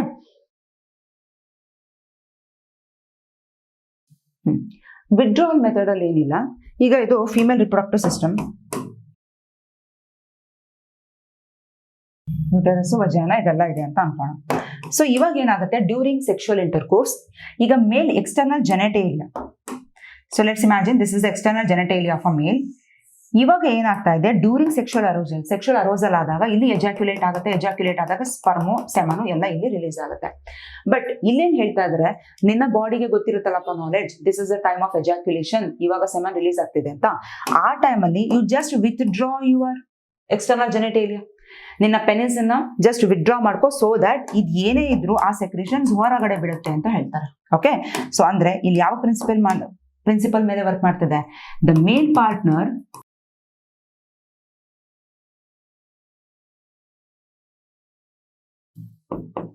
just prior to ejaculation ಗಿಂತ ಮುಂಚೆ ವಿತ್ಡ್ರಾ ಮಾಡ್ಕೋಬೇಕು. That is the thing. ಅವಾಗ ಆಬ್ವಿಯಸ್ಲಿ ಸ್ಪರ್ಮ್ ಎಂಟ್ರಿ ಆಗೋದನ್ನ ಪ್ರಿವೆಂಟ್ ಮಾಡ್ಬೋದು. ಆದ್ರೆ ಚಾನ್ಸಸ್ ಯಾಕೆ ಇಲ್ಲಿ ಸಕ್ಸಸ್ ರೇಟ್ ಕಡಿಮೆ ಅಂತ ಹೇಳಿದ್ರೆ, ಕೆಲವು ಟೈಮ್ ಪ್ರೀ ಎಜಾಕ್ಯುಲೇಟರಿ ಫ್ಲೂಯಿಡ್ ಅಲ್ಲಿ ಸ್ಪರ್ಮ್ಸ್ಗಳು ಇರ್ತವೆ. ಎಜಾಕ್ಯುಲೇಷನ್ ಆಗೋಕ್ಕಿಂತ ಮುಂಚೆ ಏನ ಫ್ಲೂಯಿಡ್ ರಿಲೀಸ್ ಆಗ್ತಿರುತ್ತೆ, ಅದರೊಳಗಡೆ ಸ್ಪರ್ಮ್ ಇದ್ದು ಆ ಒಂದು ಸ್ಪರ್ಮ್ ಇದ್ರೂ ಸಾಕು ಇಲ್ಲಿರುವಂತ ಎಗ್ ಜೊತೆ ಫ್ಯೂಸ್ ಆಗಕ್ಕೆ.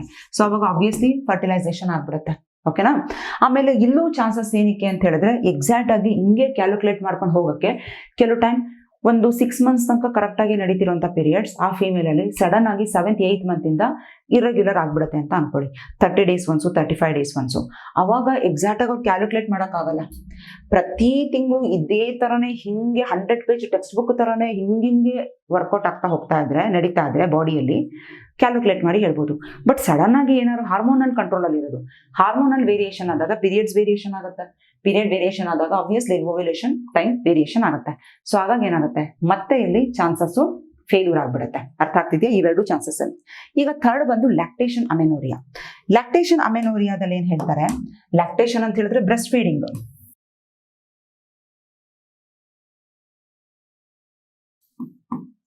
ಅಮೆನೋರಿಯಾ ಅಂತ ಹೇಳಿದ್ರೆ ಆಬ್ಸೆನ್ಸ್ ಆಫ್ ಮೆನ್ಸ್ಟ್ರುಯೇಷನ್ ಅಂತ.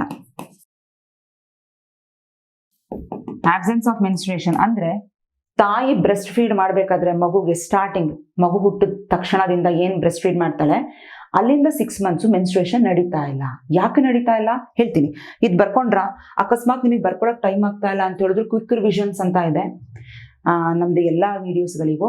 ಆ ಕ್ವಿಕ್ ರಿವಿಷನ್ ಅಲ್ಲಿ ನೀವು ಜಸ್ಟ್ ನೋಡ್ಕೊಂತ ಹೋದ್ರು ಸಾಕು, ನಾನು ಏನೇನು ಬರ್ದಿದ್ದೀನಿ ಅದೆಲ್ಲ ರಿಟರ್ನ್ ನೋಟ್ಸ್ ತರಾನೇ ನಿಮಗೆ ಬರ್ತಾ ಹೋಗುತ್ತೆ ಸ್ಕ್ರೀನ್ ಮೇಲೆ. ಓಕೆ, ಜಸ್ಟ್ ಒಂದು 20 minutes ಹಾಫ್ ಆನ್ ಅವರ್ ಹಿಂಗೆ ನೋಡಿದ್ರೆ ಸಾಕು, ವಿಡಿಯೋ ಎಲ್ಲ ನೋಡಾದ್ಮೇಲೆ ಕ್ಲೀನಾಗಿ ಮೈಂಡಲ್ಲಿ ಬಂದು ಕುತ್ಕೊಂಡ್ಬಿಡುತ್ತೆ. ಅದನ್ನು ಯುಟಿಲೈಸ್ ಮಾಡ್ಕೊಳ್ಳಿ, ಟೈಮ್ ವೇಸ್ಟ್ ಮಾಡ್ತಾ ಕುತ್ಕೋಬೇಡಿ. ಓಕೆನಾ? ಈಗ ಲ್ಯಾಕ್ಟೇಷನ್ ಅಮೆನೋರಿಯಾ ಹೇಳ್ತೀನಿ. ಈಗ ಲೆಟ್ಸ್ ಅಸ್ಯೂಮ್ ಈಗ ಒಂದು ಫೀಮೇಲ್ ಜಾನ್ವರಿಯಲ್ಲಿ ಪ್ರೆಗ್ನೆಂಟ್ ಇದ್ದಾಳೆ ಅಂತ ಅನ್ಕೋಣ. So this is the first month. So 9 month gestation ಅಲ್ವಾ?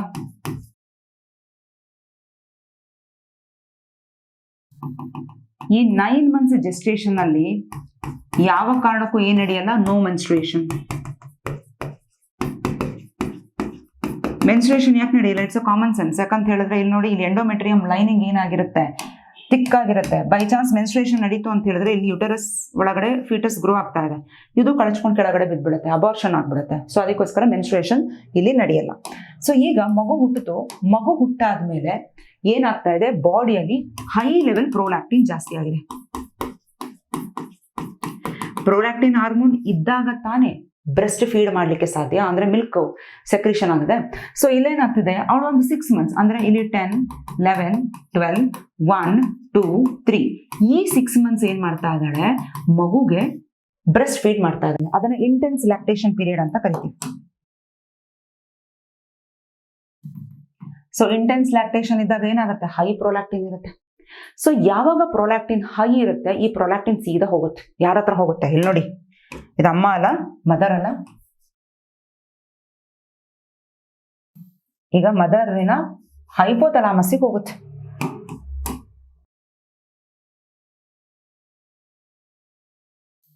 ಹೈಪೋಥಾಲಮಸ್ ನೀನೊಂದಿಷ್ಟು ಹಾರ್ಮೋನ್ ಅನ್ನ ರಿಲೀಸ್ ಮಾಡ್ತಿದ್ಯಲ್ಲ, ಹಾರ್ಮೋನ್ ಹೆಸರೇನು, GnRH.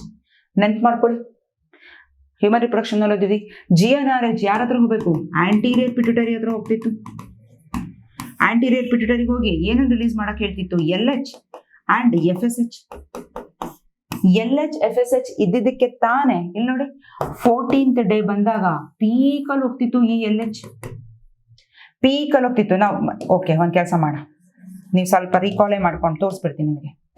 ಹ್ಯೂಮನ್ ರಿಪ್ರೊಡಕ್ಷನ್ ಗೊತ್ತು, ನೋಡಿರಲ್ಲ ನೀವು ಕಳ್ರು.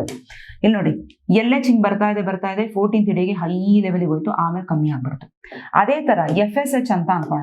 FSH ಸ್ಟಾರ್ಟಿಂಗ್ ಅಲ್ಲಿ ಹಿಂಗಿತ್ತು, 14th ಡೇ ಬಂದಾಗ ಹೈ ಲೆವೆಲ್ಗೆ ಹೋಯ್ತು, ಆಮೇಲೆ ಕಮ್ಮಿ ಆಯ್ತು. ಅಂದ್ರೆ ಸ್ಟಾರ್ಟಿಂಗ್ ಅಲ್ಲಿ ಪ್ರೀ ಓವ್ಯುಲೇಷನ್ ಅಲ್ಲಿ, this is ovulation.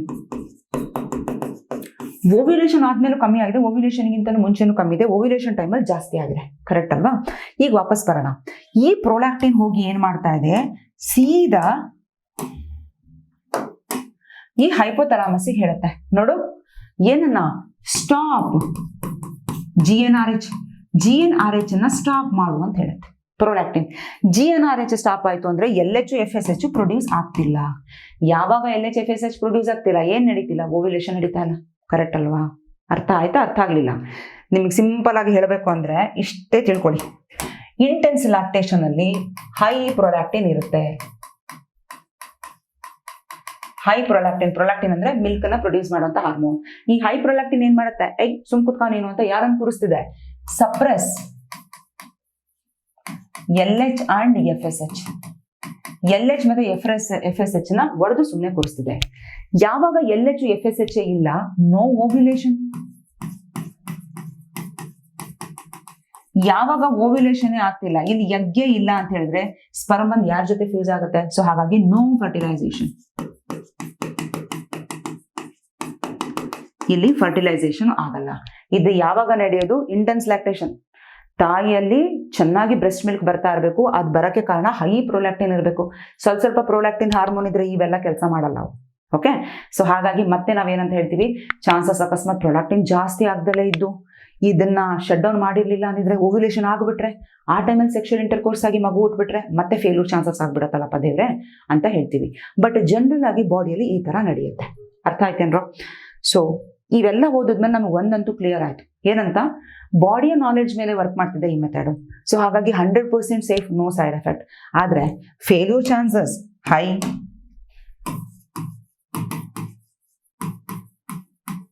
Failure chances high, failure chances ಜಾಸ್ತಿ ಇದೆ. ಯಾಕಂದ್ರೆ ಬಾಡಿ ಮೆಕ್ಯಾನಿಸಮ್ ಮೇಲೆ ನಿಂತಿರೋದಲ್ವಾ, ಬಾಡಿ ಕರೆಕ್ಟಾಗಿ ಏನಾದ್ರು ಸ್ವಲ್ಪ ಆ ಕಡೆ ಈ ಕಡೆ ಆಯಿತು ಅಂತ ಹೇಳಿದ್ರೆ ಫೇಲ್ಯೂರ್ ಆಗ್ಬಿಡುತ್ತೆ. So this is what the natural method. Hope I am very clear. Okay, next ಹೋಗೋಣ ಯಾವುದಕ್ಕೆ, ಬ್ಯಾರಿಯರ್ ಮೆಥಡ್ಸ್ಗೆ ಹೋಗೋಣ. ಬ್ಯಾರಿಯರ್ ಮೆಥಡಲ್ಲಿ ಏನಿಲ್ಲ, ಗೋಡೆ ಹಾಕದಂಗೆ ಇಲ್ಲಿ ಸ್ಪರ್ಮ್ ಇದ್ದಾನೆ,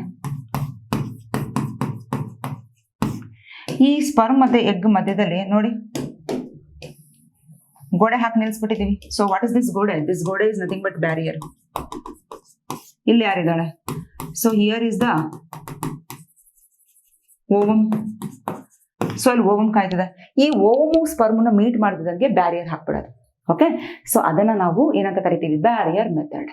ಸೊ ಇಲ್ಲಿ ಯಾವ ಪ್ರಿನ್ಸಿಪಲ್ ಮೇಲೆ ವರ್ಕ್ ಮಾಡ್ತಿದೆ? Physically meeting of sperm and ovum is prevented. Physical meeting of sperm and ovum is prevented with the help of barrier ನ ಹೆಲ್ಪ್ ಇಂದ ಮಾಡ್ತಾ ಇದೀವಿ. ಯಾವ್ಯಾವ ಬ್ಯಾರಿಯರ್ಸು ಇಲ್ಲಿ ನೋಡೋಣ. ತುಂಬಾ ಸಿಂಪಲ್ ಬ್ಯಾರಿಯರ್ಸ್, ಆಲ್ರೆಡಿ ಗೊತ್ತಿರೋ ಬ್ಯಾರಿಯರ್ಸ್. ಮೊದಲನೇದು condoms available both for male and female. Male ಮತ್ತೆ ಫೀಮೇಲ್ ಇಬ್ಬರಿಗೂ ಅವೈಲಬಲ್ ಇದೆ. ಈಗ ಜಸ್ಟ್ ನಾವು ಮೇಲ್ ಬಗ್ಗೆ ಅಥವಾ ಫೀಮೇಲ್ ವಾಟ್ ಎವರ್ ಕಾಂಡೋಮ್ಸ್ ಬಗ್ಗೆ ಮಾತ್ರ ಇಲ್ಲಿ ಮಾತಾಡೋದಾದ್ರೆ, it is made up of what? Rubber ಅಥವಾ ಲ್ಯಾಟೆಕ್ಸ್ ಶೀಟ್ ಇಂದ ಆಗಿರುತ್ತೆ. ಕೆಲವರಿಗೆ ರಬ್ಬರ್ ಲ್ಯಾಟೆಕ್ಸ್ ಶೀಟ್ ಅಲರ್ಜಿ ಇತ್ತು ಅಂತ ಹೇಳಿದ್ರೆ ಪಾಲಿಯೂರೇಥಿನ್ ಅನ್ನೋ ಮೆಟೀರಿಯಲ್ ಇಂದನೂ ಇದು ಮಾಡ್ತಾರೆ. ಸೊ ಇದೇನ್ ಮಾಡ್ತಾ ಇದೆ?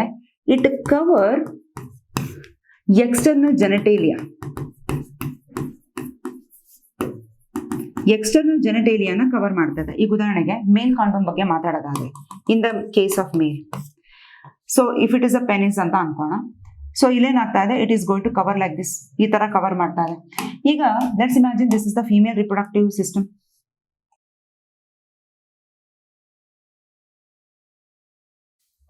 Okay, see look at here, it's going to cover here.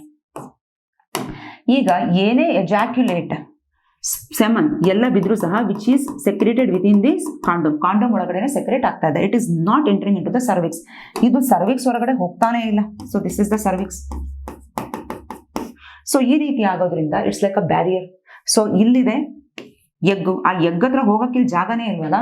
So ಹಾಗಾಗಿ ನಾವೇನಂತ ಕರೆದ್ವಿ? It is a barrier method ಅಂತ ಹೇಳಿ ಕರೆದ್ವಿ. ಓಕೆನಾ? ಸೊ ಇದರಿಂದ ಅಡ್ವಾಂಟೇಜ್ ಏನಪ್ಪಾ ಅಂತ ಹೇಳಿದ್ರೆ, ವರ್ಲ್ಡ್ ವೈಡ್ ಅಲ್ಲಿ ಯಾವುದೇ ನೀವು ಕಾಂಟ್ರಾಸೆಪ್ಟಿವ್ಸ್ ಹುಡ್ಕೊಂಡ್ಬಂದ್ರೆ ಜಾಸ್ತಿ ಪ್ರಿಫರ್ ಮಾಡ್ತಾ ಇರೋದು ಮೇಲ್ ಕೇಸಲ್ಲಿ ಕಾಂಡೋಮ್ಸ್ ಅನ್ನ. Why? Because it has its own advantage. ಇದ್ರದೇ ಆದಂತ ಅಡ್ವಾಂಟೇಜ್ ಇದೆ. ಮೊದಲನೇ ಅಡ್ವಾಂಟೇಜ್ ಏನಪ್ಪಾ ಅಂತ ಹೇಳಿದ್ರೆ, ಇಲ್ಲಿ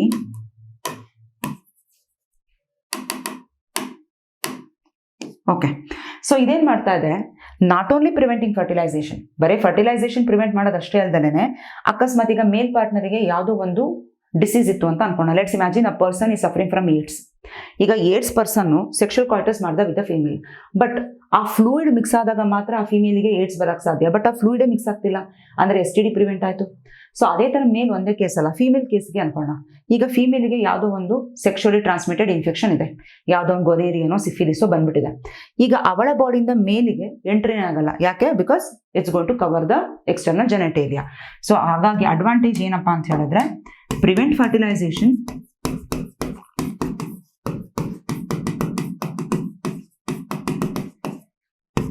ಆಮೇಲೆ ಪ್ರಿವೆಂಟ್ STDನ ಪ್ರಿವೆಂಟ್ ಮಾಡ್ತಾ ಇದೆ. ಮೂರನೇದು ಇನ್ನೊಂದೇನು ಅಂತ ಹೇಳಿದ್ರೆ, ಈಗ ನಾವು ನೆಕ್ಸ್ಟ್ ಮಾತಾಡ್ತೀವಿ IUDs ಅಂತೆ ಅದು ಇದು ಅಂತ ಮಾತಾಡಿದಾಗ ಡಾಕ್ಟರ್ಸ್ ಅಥವಾ ಎಕ್ಸ್ಪರ್ಟೈಸ್ ನರ್ಸ್ ಬೇಕು. ಆದರೆ ಇಲ್ಲಿ ಸೆಲ್ಫ್ ಇನ್ಸರ್ಟೆಡ್. ಸೊ ಇಲ್ಲೇನಾಗುತ್ತೆ? It provide privacy to the ಯೂಸರ್ಸ್ಗೆ ಪ್ರೈವೇಸಿ ಪ್ರೊವೈಡ್ ಮಾಡ್ತಿದೆ. At the same time disposable, use ಮಾಡಾದ್ಮೇಲೆ ದೇ ಕ್ಯಾನ್ ಡಿಸ್ಪೋಸಸ್. ಸೊ ಇವೆಲ್ಲ ಏನು ಅಡ್ವಾಂಟೇಜ್. ಅರ್ಥ ಆಗ್ತಿದ್ಯಾ? ಈಗ ಅದೇ ತರ ಮೇಲ್ ಕೇಸ್ ಅಲ್ಲಿ ಹೇಗೆ ಮಾತಾಡಿದ್ವು, like that even it is available for female also. Female ಅಲ್ಲೂ ಅವೈಲಬಲ್, ಫೀಮೇಲ್ ಅಲ್ಲೂ ಸೇಮ್ ಅಡ್ವಾಂಟೇಜ್ ಇದೇ ತರನ ರಬ್ಬರ್ ಅಥವಾ ಲ್ಯಾಟೆಕ್ಸ್. ಬಟ್ ಏನಪ್ಪಾ ಅಂತ ಹೇಳಿದ್ರೆ, it cover vagina and cervix.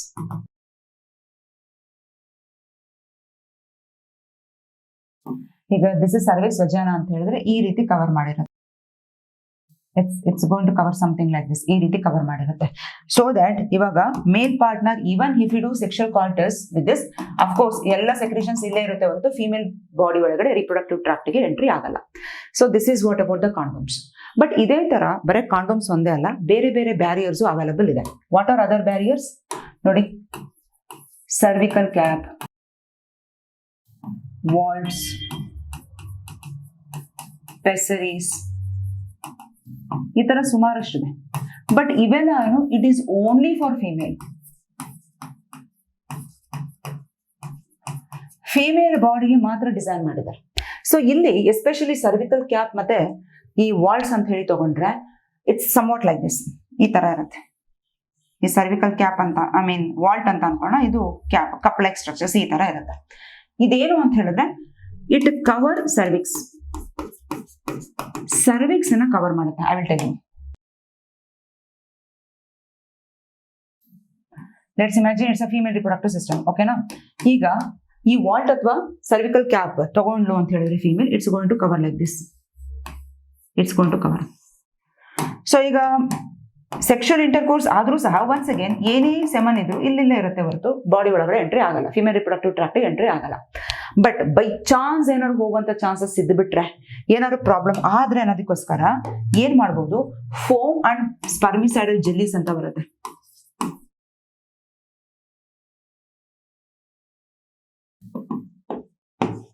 So ಇದೇನ್ ಮಾಡ್ತಿದೆ, ಇದರ ಎಫಿಕ್ಯಾಸಿ ಈ ಡಿವೈಸಿನ ಎಫಿಷಿಯನ್ಸಿನ ಜಾಸ್ತಿ ಮಾಡ್ತಿದೆ. ಯಾಕಂತ ಹೇಳಿದ್ರೆ ಸ್ಪರ್ಮಿಸೈಡಲ್ ಏನು ಸ್ಪರ್ಮ್ನ ಸಾಯಿಸೋದು, ಇಲ್ಲೆಲ್ಲ ಕೋಟ್ ಮಾಡ್ಬಿಟ್ಟಿದ್ರು ಅಂತ ತಿಳ್ಕೊಳ್ಳಿ. ಅಪ್ಪಿತಪ್ಪಿ ಯಾವ್ದಾದ್ರು ಸ್ಪರ್ಮ್ ಎಂಟ್ರಿ ಆಯ್ತು ಅಂದ್ರೆ ಆ ಒಂದು ಫೋಮಿಗೆ ಆ ಜೆಲ್ಲಿ ಕೆಮಿಕಲ್ ಅದರಿಂದನೇ ಸತ್ತೋಗ್ಬಿಡುತ್ತೆ.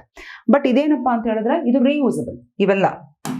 So these are nothing but reusable. ಅಲ್ಲಿ ಡಿಸ್ಪೋಸಬಲ್ ಇತ್ತು, ಇದು ರೀಯೂಸ್ ಮಾಡಬಹುದು. ಆದ್ರೆ ನೈಟ್ರಿಡಿ ಹಾಕಿ ಹಾಗೆ ಬಿಡಬಾರ್ದು ಅಂತ ಹೇಳ್ತಾರೆ. ಯಾಕಂದ್ರೆ ಅದರದೇ ಆದಂತ ಕೆಲವು ಟಾಕ್ಸಿಕ್ ರಿಲೀಸ್ ಆಗ್ಬೋದು, ಇನ್ಫೆಕ್ಷನ್ ಆಗ್ಬೋದು ಅಂತ ಹೇಳಿ. ಓಕೆ, ಇಷ್ಟು ಸಾಕು. ಇದಕ್ಕಿಂತ ಎಕ್ಸ್ಟ್ರಾ ತೀರಾ ತಲೆ ಕೆಡಿಸ್ಕೊಳ್ಳೋದು ಬೇಡ. ಓಕೆ, ಈಗ ನೆಕ್ಸ್ಟ್ ಕಾಂಟ್ರಾಸೆಪ್ಷನ್ ಹೋಗೋಣ. That is oral contraceptive pill. Of course ಇದು ಅರ್ಥ ಆಗ್ಬೇಕು ಅಂದ್ರೆ ನಿಮಗೆ ಮೆನ್ಸ್ಟ್ರಲ್ ಸೈಕಲ್ ನಾಲೆಡ್ಜ್ ಇರಲೇಬೇಕು. ಬಟ್ ಮೆನ್ಸ್ಟ್ರಲ್ ಸೈಕಲ್ ನಾವು ನೋಡೇ ಇಲ್ಲ ವಿಡಿಯೋ ಮ್ಯಾಮ್ ನಿಮ್ದು ಮಾಡಿರೋದು. ಬಟ್ ಸ್ಟಿಲ್ ನಮ್ಗೆ ಹೆಂಗ್ ಕನ್ಫ್ಯೂಸ್ ಆಗುತ್ತಲ್ಲ ಅಂದ್ರೆ ಡೈರೆಕ್ಟ್ ಆಗಿ ನೋಡ್ಬೋದಾ, ತಲೆ ಕೆಡಿಸ್ಕೋಬೇಡಿ, ಇವಾಗ ನೋಡಿ. ಬಟ್ ಇದು ನೋಡಾದ್ಮೇಲೆ ಯಾರು ದಯವಿಟ್ಟು ಹ್ಯೂಮನ್ ರಿಪ್ರೊಡಕ್ಷನ್ ಚಾಪ್ಟ್ರಿಗೆ ಹೋಗಿ ಅಲ್ಲಿ ಮೆನ್ಸ್ಟ್ರಲ್ ಸೈಕಲ್ ನೋಡಿ. ಯಾಕಂದ್ರೆ ಅಲ್ಲಿ ಇನ್ನೂ ಬ್ಯೂಟಿಫುಲ್ ಆಗಿ ಅರ್ಥ ಆಗುತ್ತೆ ನಿಮಗೆ. ಅದು ನೋಡ್ದಲ್ಲೇ ಇಲ್ಲಿ ನೋಡ್ತಾ ಇರೋರ್ಗೂ ಕ್ಲೀನ್ ಆಗಿ ಅರ್ಥ ಆಗುತ್ತೆ. ಆದ್ರೆ ಇನ್ನೂ ಕ್ಲೀನ್ ಆಗಿ ಅಪ್ಲೈಡ್ ಲೆವೆಲ್ ಕ್ವಶನ್ ಕೊಟ್ರೆ ಆನ್ಸರ್ ಮಾಡ್ಬೋದು ಅಂದ್ರೆ ಆ ವಿಡಿಯೋ ನೋಡಿದ್ರೆ ಇನ್ನೂ ಚೆನ್ನಾಗಿ ಅರ್ಥ ಆಗುತ್ತೆ. ಓಕೆ, ಬರೋಣ ಡೈರೆಕ್ಟ್ ಆಗಿ. Oral contraceptive pills. ಇಲ್ಲಿ ಏನ್ ಹೇಳ್ತಾ ಇದ್ದಾರೆ, ಓರಲ್ ಅಂತ ಹೇಳಿದ್ರೂ ಬಾಯಿ.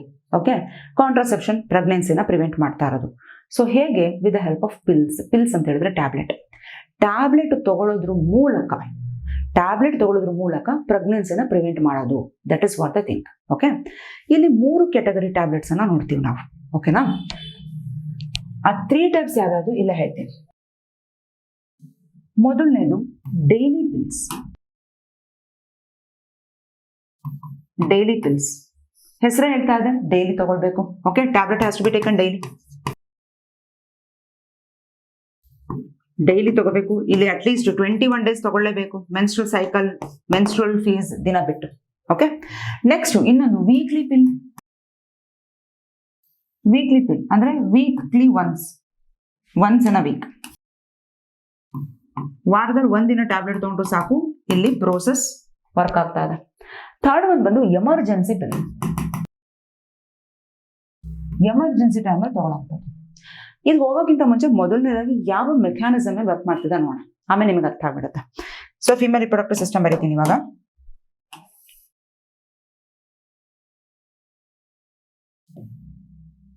Okay, female reproductive system. ಈಗ ಎವ್ರಿ ಮಂತ್ ಓವಮ್ ರಿಲೀಸ್ ಆಗುತ್ತೆ ತಾನೆ. ಓಕೆ, ಸೊ ಆ ಪೀರಿಯಡ್ಗೆ ನಾವು ಓವ್ಯುಲೇಷನ್ ಅಂತ ಹೇಳಿ ಕರಿತೀವಿ. ಇಲ್ಲಿಂದ ಓವಮ್ ರಿಲೀಸ್ ಆಯ್ತು, ಇಲ್ಲಿದೆ.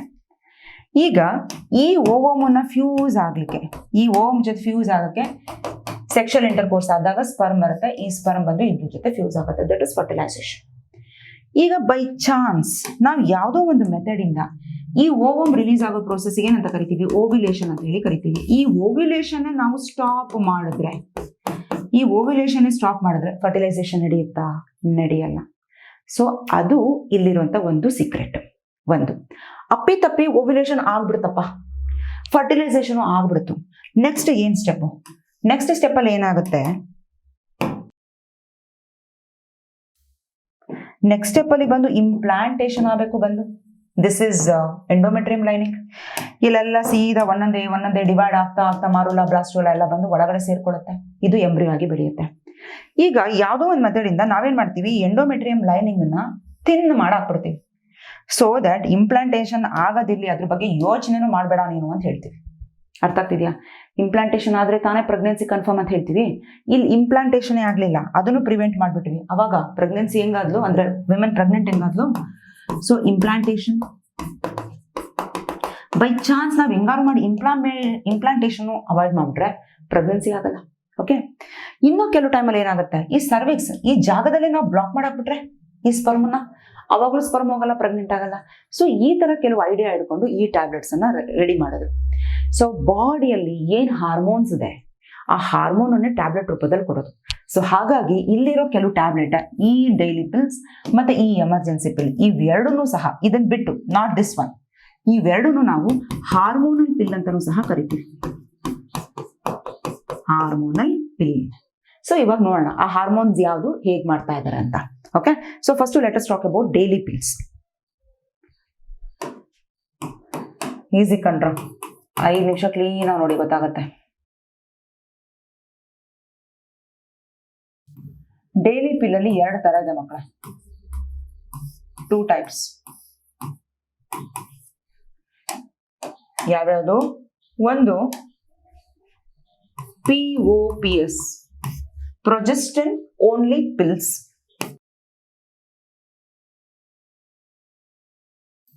ಇನ್ನೊಂದು COCS,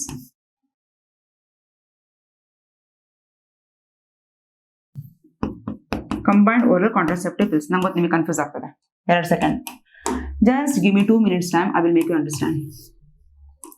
ಬಾಡಿಯಲ್ಲಿ 2 ಹಾರ್ಮೋನ್ ಇದೆ, ಕರೆಕ್ಟ್? ಪ್ರೊಜೆಸ್ಟ್ರಾನ್ ಇದೆ, ಈಸ್ಟ್ರೋಜನ್ ಇದೆ. ಈಗ ಇಲ್ಲೊಂದು ಟ್ಯಾಬ್ಲೆಟ್ ಇದೆ, ಈ ಟ್ಯಾಬ್ಲೆಟ್ ಅಲ್ಲಿ ಪ್ರೊಜೆಸ್ಟೆರಾನು ಇದೆ, ಅದನ್ನ ಪ್ರೊಜೆಸ್ಟೋಜೆನ್ ಅಂತಾನೂ ಸಹ ಕರಿತೀವಿ, ಇದು ಒಂದು ಹಾರ್ಮೋನ್. ಪ್ಲಸ್ ಈಸ್ಟ್ರೋಜನ್ ಇದೆ. ಈ 2 ಹಾರ್ಮೋನ್ ಕಂಬೈನ್ ಮಾಡಿ ಇದ್ರೊಳಗಡೆ ಹಾಕಿದೀವಿ. ಈ ಟ್ಯಾಬ್ಲೆಟ್ ಅನ್ನ ಆ ವುಮೆನ್ಗೆ ತಿನ್ನಕ್ ಕೊಡ್ತಾ ಇದೀವಿ.